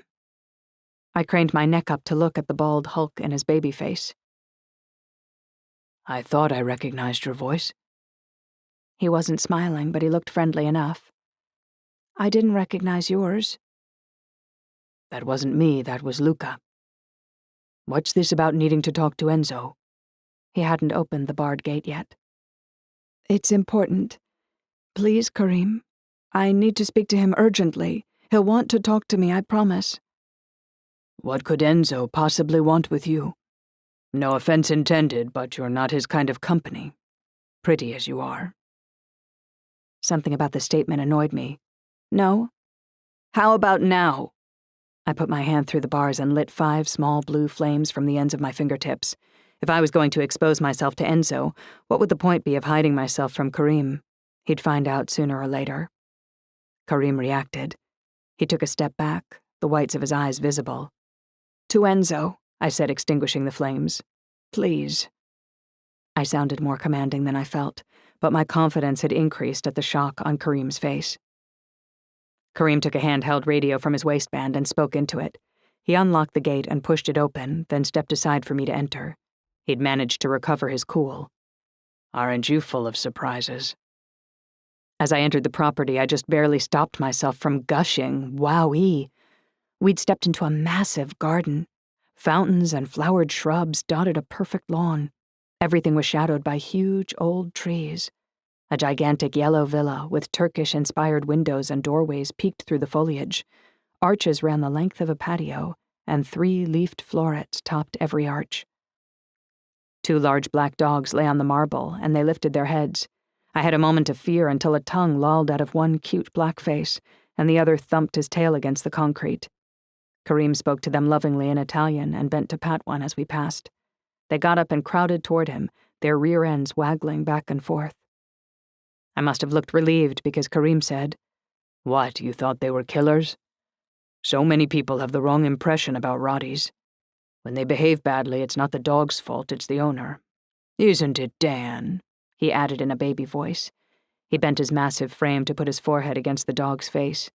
The dog half moaned, half growled with pleasure. Dan? I said, raising an eyebrow. I was starting to feel a little more relaxed. It's just a conversation, remember? Karim looked at me with enthusiasm. Yeah, like Daniel who faced the lions? From the Bible? I love that story. I blinked at him. Don't you read? He said, almost exasperated. I know the story, I tucked my hair behind one ear and cleared my throat. This was getting a bit weird. Was he stalling for time? Can we go? It really is important. Of course. He told the dogs to stay. I followed him down a corridor. So far, I had not seen a single individual other than Karim. We ascended an outdoor stairwell and crossed the second-floor balcony. A luxurious half-outdoor, half-indoor room spread open before us. The space was wide open and had the feeling of a lounge. Several sets of furniture dotted the space, each set around their own private table and partially blocked off by gauzy curtains swaying gently in the breeze. 2 men seated at one of these private tables acknowledged Karim and me. Both men made eye contact with me, but I felt neither threatened by them nor ogled. Both wore business suits. One nodded and said, Salve. The other said, Giorno. We approached another set of curtains. Karim pulled the fabric aside. Saxony, meet Enzo.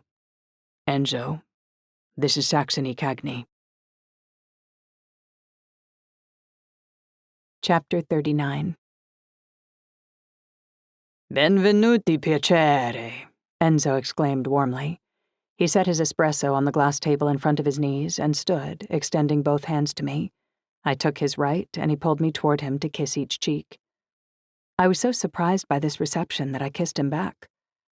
Enzo and Karim exchanged some friendly-sounding Italian. What would you like? Enzo asked. Cafe, espresso, cappuccino? I know you North Americans love the cappuccino. Grappa?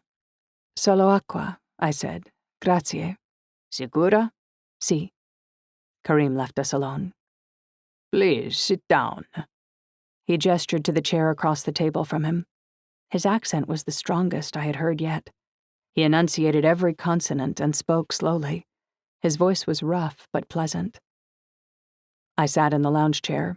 He pulled up the thighs of his pants to allow himself more room and settled into the cushions. The only thing that told me he was related to Dante was the confident set of his chin and the way he carried his shoulders. I didn't know what I had been expecting, but the man with the round face and warm, interested gaze was not it. Though his hair was white and thinning, his eyebrows were thick and black. The most disarming part of him was his guileless expression. His chocolate brown eyes were too big for his face. Where are you from? He leaned back against the couch and crossed one knee over the other. I'm from the east coast of Canada. I'm here on behalf of someone who owes you something. And who might that be? As he laughed genuinely, his belly shook. A lot of people owe me things. Elda Baseggio. You are a friend of Elda's? Enzo said, and his black eyebrows jumped like he'd been poked in the ribs. Elda and I have not spoken in over 5 years. I didn't correct his English. But you haven't forgotten her debt to you. Of course not. What kind of businessman would I be if I forgot who owes me? He said, laughing again. But excuse me, I seem to be confused. You are not here for a job? You are a magus, are you not? You are responding to our request? Our, how do you say it? Our advertisement? Request? Now I was confused too. What was he talking about? I shook my head. How does one advertise to hire a magus? You are asking me? He put a hairy-backed hand to his chest. You are not part of the... Again, I don't know what you call it in Inglese. The cooperativa? There's a cooperative of magi? My jaw dropped. I snapped it shut again. Where? Here in Venezia? Why hadn't Elda mentioned it? She must not have known. I couldn't imagine her hiding such a fact from me. She did say that she was afraid she might be missing some clips. Enzo put his palms together in prayer. Were you born yesterday, girl? In terms of being a magus? Yes, I cried, and my confident in-control act went up in smoke. If there were other magi, enough for a cooperativa of them, then I had to meet them. If I was stuck with the fire for life, then someone had to show me how to make the most of it. My heart had begun to pound. It's okay, Enzo said, putting a palm out to me in a gesture of calm down. Go back. Why are you here? Something to do with Elda? I took a deep breath. Yes. I want you to forgive her debt to you. Leave her and her family alone. I'm not interested in Elda, only in her son. He is the son of someone who once meant very much to me. Would you still be interested in him if you knew that he was not a fire magus? But he is. I have seen the boy. Only magi have eyes like that, Enzo answered. Karim appeared, holding a small tray with a glass of water on it. Enzo and I stopped talking as Karim bent down, set the glass in front of me, and then left. Not anymore, he's not, I said, picking up the water and drinking it all in one gulp. I put the cup down on the glass with a clack. He gave the fire to me. There was silence while Enzo took this in. He didn't react beyond chewing the inside of a cheek thoughtfully. It must have been killing him, he said quietly. Nick explained that it is possible, but this is the first I have heard of it done. I nodded. He was dying. This is why you don't know the cooperativa. When did this happen? Only a few weeks ago. I want to take Elda's debt. That's why I'm here. Wait, go back. How did you come to meet Isaia? Why did he give it to you? I came to Venezia as an au pair, I began. He whooped with laughter and slapped his knee. You are the nanny? He bellowed. This is beautiful. I have to tell Tab this. He needs to write a movie. Au pair. Whatever. He was still laughing. I shall send someone to confirm that what you say is true. If the boy no longer has the fire, then you may take on her debt. A bemused expression crossed his face. I don't know why you would do that. Once we have made an agreement, it is unbreakable. I hope you know what you're getting into. I interrupted him, more from nerves than dominance. This is the part where we talk terms, right? Justo. He scratched his chin, amused. Could he hear how loud my heart was beating? When you send someone to confirm that Isaia is no longer a magus, you must call Elda first and set a proper appointment. Don't just show up on her doorstep, you'll give her a heart attack. Certo, he said, looking at me like I was one brain cell from idiocy. Do you think we are animals? I barreled on before I lost my guts. I held up my first 2 fingers. Secondly, I owe you a favor, but any costs involved are covered by you. I won't do anything illegal. And you have to understand that I'm not even a legal adult yet. I have a family, parents to answer to. He waved this off. I do not send children to do my work. Good. I held up 3 fingers. And lastly, you get 1 debt, 1 favor. Do you understand? Uno. His belly shook with silent laughter, and he said, I like you. I am not accustomed to bargaining with a teenager. It's like an piccolo gioco. This is not a game, I said, and the fire lit in my eyes. Well, I can see you are not lying, Enzo said, staring into my eyes, smiling and unafraid. This is my life.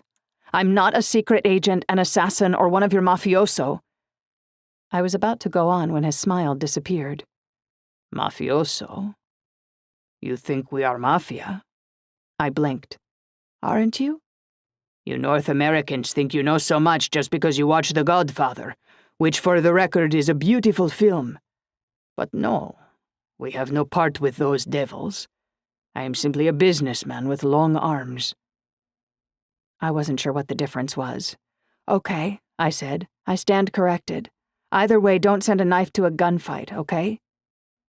His offended expression was gone as swiftly as it had come, and he laughed heartily. A knife or a spoon plastica? He joked, raising an eyebrow at me. I blushed, and the flame in my pupils sizzled out as though he'd thrown a bucket of cold water on me. You were making macaroni art 2 years ago, Enzo continued. What can I trust you with?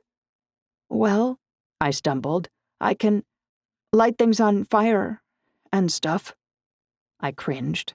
I sounded so lame. But you won't do anything illegal. I wasn't sure what to say to this. What kind of task would he ask of me if I was a magus that wouldn't do anything that was against the law? I am not like Nick, I began, but stopped.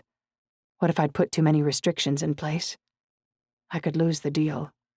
Giovanni, Enzo barked, making me jump. Moments later, one of the men I'd seen earlier appeared. Enzo asked him for something. He nodded and disappeared. Tell you what, Enzo said. He leaned forward and rested his elbows on his knees. The Baseggios can move on with their lives for now, no problema. Most likely I will transfer her debt to you. Most likely. My heart sank. Giovanni returned and handed Enzo a small black card. Enzo said, Per lei, pointing to me. Giovanni mechanically swung the card to me. I took it.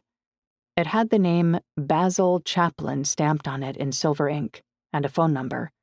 I turned the card over. On the back was a silver symbol I recognized. The Magus mark.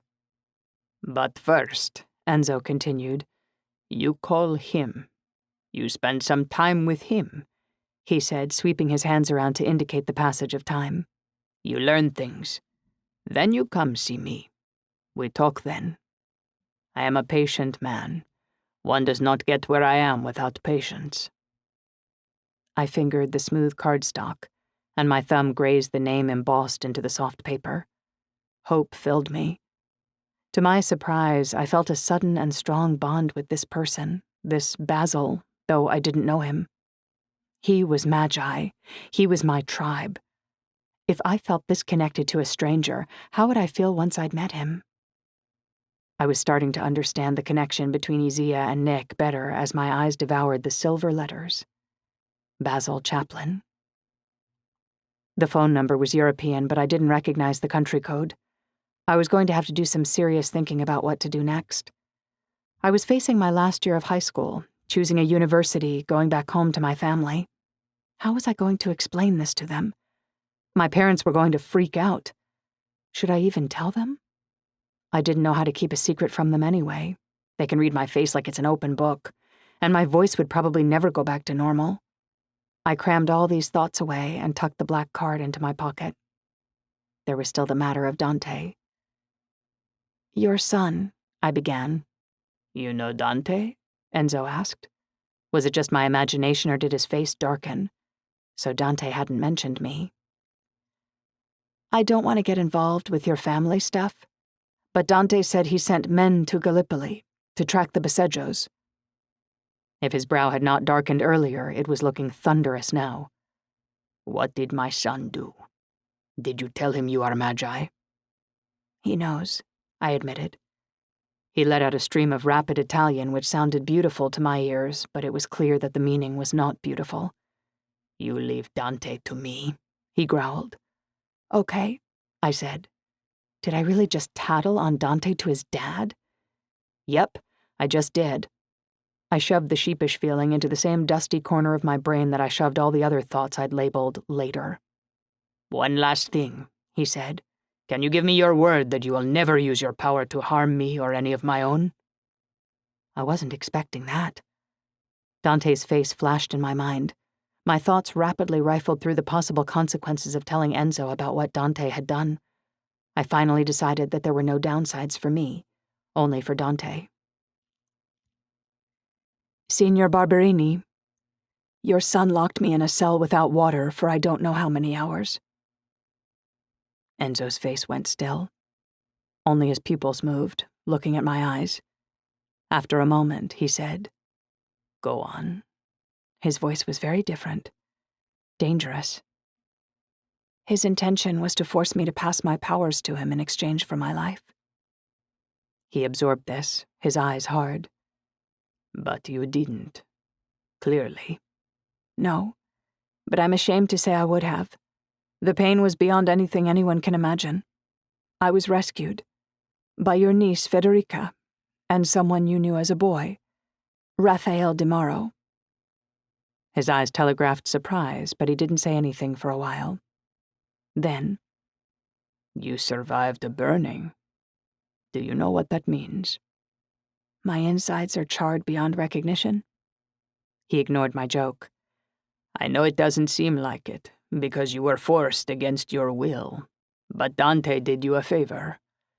Magi who survive a burning are far more powerful than those who don't. They have superior control, can withstand more heat and expel more energy. They also don't have to live with the constant pain. Basil can tell you more about how it works when you meet him. I don't understand it fully. According to Nick, there are very few Magi who survive, let alone attempt a burning. He wanted to do it, but I wouldn't allow it." My respect for Enzo grew. A burning would have made Nick more powerful, but even though Enzo could have benefited from Nick's increased power, he wouldn't let his employee take the risk. "What happened to Nick?" His face went flat and his eyes filled with regret. "He attempted a burning anyway. He recruited my foolhardy son to give him water at the right time. All Magi are different. Some can withstand a burning for up to 24 hours before they die. Dante failed to give him water in time and Nick died. It only took 9 hours. I swallowed. Isaia's father had gone through the same thing that I had, only he had burned completely to death. I imagined the blonde man from the video clips lying on his back, unable to speak or move. He'd been counting on Dante to administer the healing water at the right time, waiting in agony for help that never came. "I'm truly sorry." Enzo nodded his thanks. "I am too. Nick was much more than an employee. He was a great friend." Raph had said that Enzo had always been disappointed in Dante, even when Dante was young. Nick's death must have been the nail in the coffin of their relationship. So I guess you can understand my reticence to swear that I'll never protect myself against a member of your family? Enzo waved his hand. You have nothing to fear from Dante anymore. I still need your word. It's required from all of my men, and now, from my lady. The way he said it made me feel like he respected me. I didn't have any intention of ever using my power against anyone, but suddenly I had another bargaining chip. I will give you my word as long as you consider our trade complete. You won't send a man to visit Elda. In fact, you'll not visit her again on this matter. He appeared to consider this. Then he held out his hand and said, My word also. We shook. He kissed both of my cheeks and then put a palm to each and squeezed my face lightly between his warm hands. Grazie per tutto, he said, looking me straight in the eyes. Be a good girl, eh? He curled his fingers around the back of my neck and planted a kiss solidly in the middle of my forehead. For a second, I felt like a preschooler. Oh, he said, tell Raphael to come visit an old friend once in a while. I miss that boy. I smiled. I will. Although I think you'll find he's become a man.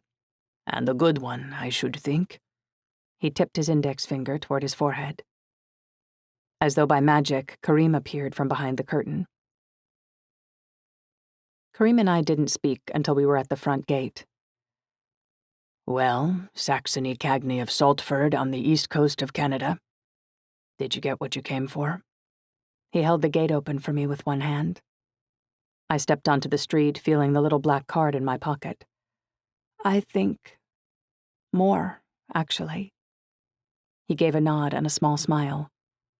Good, he said, and closed the gate.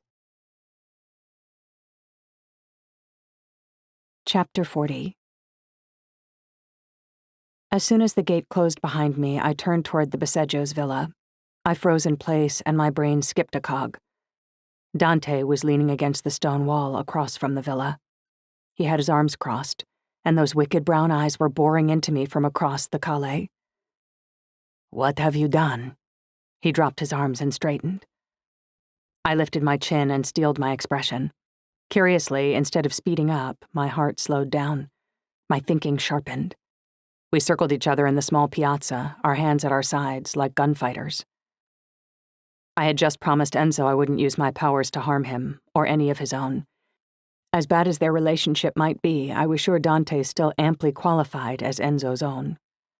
I swallowed and cursed inwardly. Coward, he spat. I should have known. A girl can't handle the power of fire. You don't deserve it. You're an embarrassment to your kind. A failure. The fire blossomed in my belly, but instead of rage, I felt a soothing calm. Well, you should know what that feels like. He froze. What do you mean? I just had a nice chat with your padre, I began. He bared his teeth and lunged for me. I spat an ember at the stones in front of his feet and it ricocheted through his legs. He halted up on his toes. He looked at the smoking gouge in the ground and back up at me, his eyes wide and fearful. Before he could gather his thoughts, I dropped my jaw and breathed a blast of hot air at him. It was the first time I'd done such a thing. I was fully aware that I could have belched a powerful stream of fire into his face, just like a blowtorch. What other abilities had the burning given me? Had Dante given me? Oh, the irony. His hair blew back and his eyes squinted shut.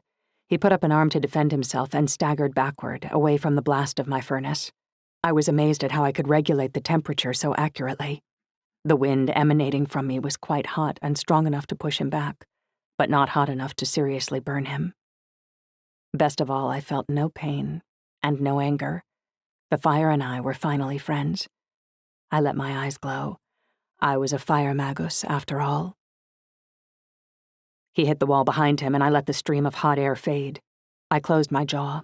He peered over his forearm, and tears leaked from the corners of his eyes. His face looked pink and sunburned. Harmed? Not so much. Scared? I looked at his eyes.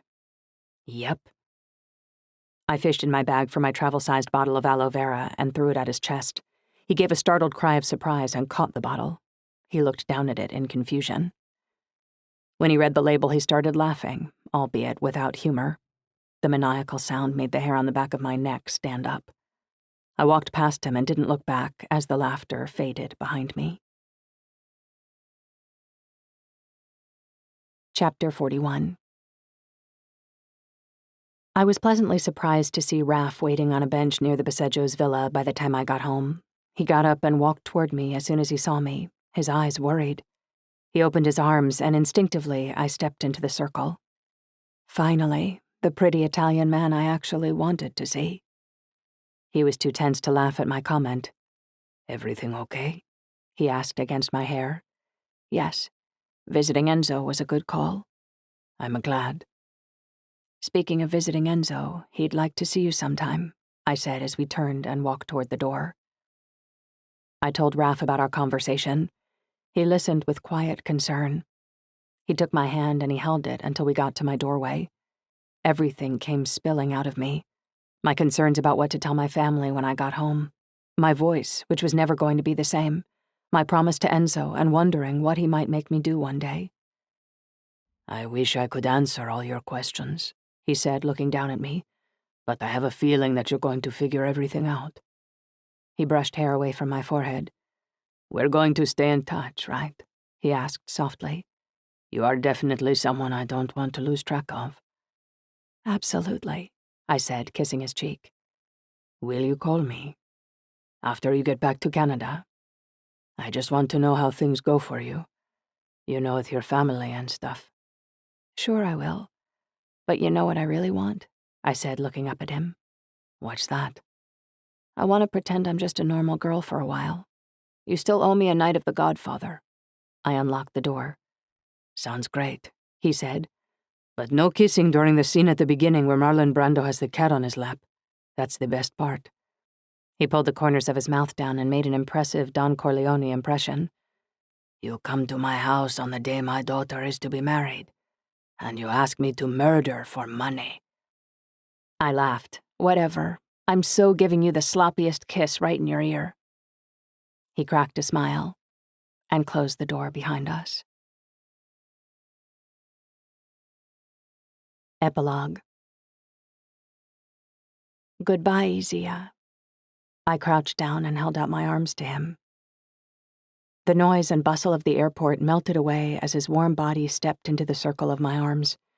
I was amazed at how much he had changed since the beginning of the summer. He'd been a tiny, malnourished-looking boy with pale skin and haunted black eyes.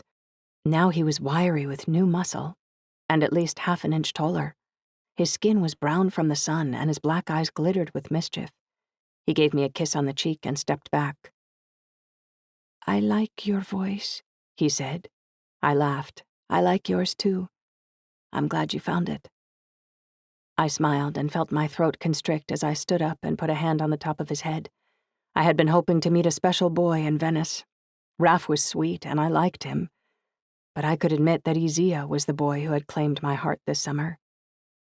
Where's Pietro? He was just here, I asked Elda. He took Cristiano to the toilet, which is perfect because I haven't had a chance to tell you, since we haven't had 2 minutes alone since we got back. What's that? She took a deep breath. I told Pietro. Not about the fire, just about Nick. I forgot to breathe for a second. So he knows that Isaia. What did he say? I mean, I glanced toward the bathrooms. You guys seem okay? How did he take it? Well, our vacation certainly wasn't the most relaxing we've ever had, but he admitted that he'd had his suspicions. I won't lie. He's very hurt. She watched as Isaia ran to meet Pietro as he and Cristiano left the washroom. But he's determined not to let it destroy us. And so am I. I have a good man. My throat tightened as I watched Pietro pick Isaia up and machine gun kisses on his cheek. You do? Do you feel better for telling him? She let out a big breath. Like 1,000 pounds have been lifted from my shoulders. I have to atone. Nothing changes that. But at least now I won't be living in fear anymore. Speaking of which, I had to get it out quickly since Pietro was already walking over. You don't have to live in fear of Enzo anymore either. Her eyes widened. What did you? She abandoned the question when Pietro arrived. Her eyes shone at me as I hugged Cristiano goodbye. She knew what I'd done. Elda kissed my cheeks and squeezed me hard, the way I had taught her Canadians hug. I wasn't sure if she didn't want Pietro to hear her, but she said quietly in my ear, I can't thank you enough, Saxony, for everything. You're an angel, and you've changed our lives. Well, you've changed mine too, I rasped with my now permanently smoky voice. That might be the understatement of the century. Keep in touch with us, please. If there is ever anything we can do. Anything. Elda stepped back. She looked more at peace than I'd ever seen her. Pietro and I kissed goodbye. Come back for a visit any time you wish, Saxony. Your family is welcome, too. Thank you, Pietro. I smiled. The Baseggios waved goodbye and made their way to the exit. Isaia gave me a last look with those shining obsidian eyes. I winked at him and he smiled, showing his dimples, before the family disappeared through the airport doors. I stepped into the security line, double-checking that I had my passport and boarding pass. My skin prickled with a sensation that I was being watched, and I scanned the room. I tilted my head back to look up at the second level as I stepped up to the screening station. Karim and Giovanni, the man who had handed me Basil's card, leaned against the railing and looked down at me. They both nodded solemnly. The hair on my forearm stood up momentarily. I didn't know what they were doing there, but I didn't doubt for a moment that it had to do with me. I made my way through security. When I looked up again, they were gone. I rolled my carry-on to my gate and sat down to wait for boarding. I was early, and the only passenger waiting. I sent a text to my friends, letting them know I was on my way home. We had all agreed to meet up when everyone was back, and I couldn't stop my knees from jittering in anticipation. Emotionally, I was doing the equivalent of rubbing my hands together. A matronly stewardess looked up at me from behind the check-in desk. She looked a lot like the kind lady I had met on the plane at the beginning of the summer, and I blinked, having a Twilight Zone moment. Tutto posto? She asked. Everything in place? With effort, I stilled my jumping legs. I subconsciously put a hand against the breast pocket of my button-up shirt. The business card pressed against my palm. I smiled at her. Tutto posto.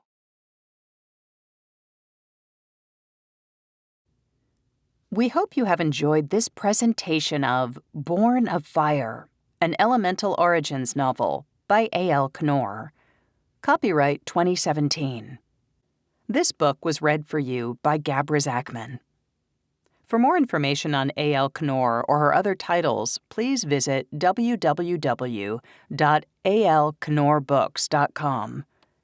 This unabridged recording was produced by Intellectually Promiscuous Press, LLC, a subsidiary of A&B Abilities, Inc., who holds the production copyright. No part of this recording may be reproduced or used for any purpose without prior written consent from the author or an authorized representative. Author's notes.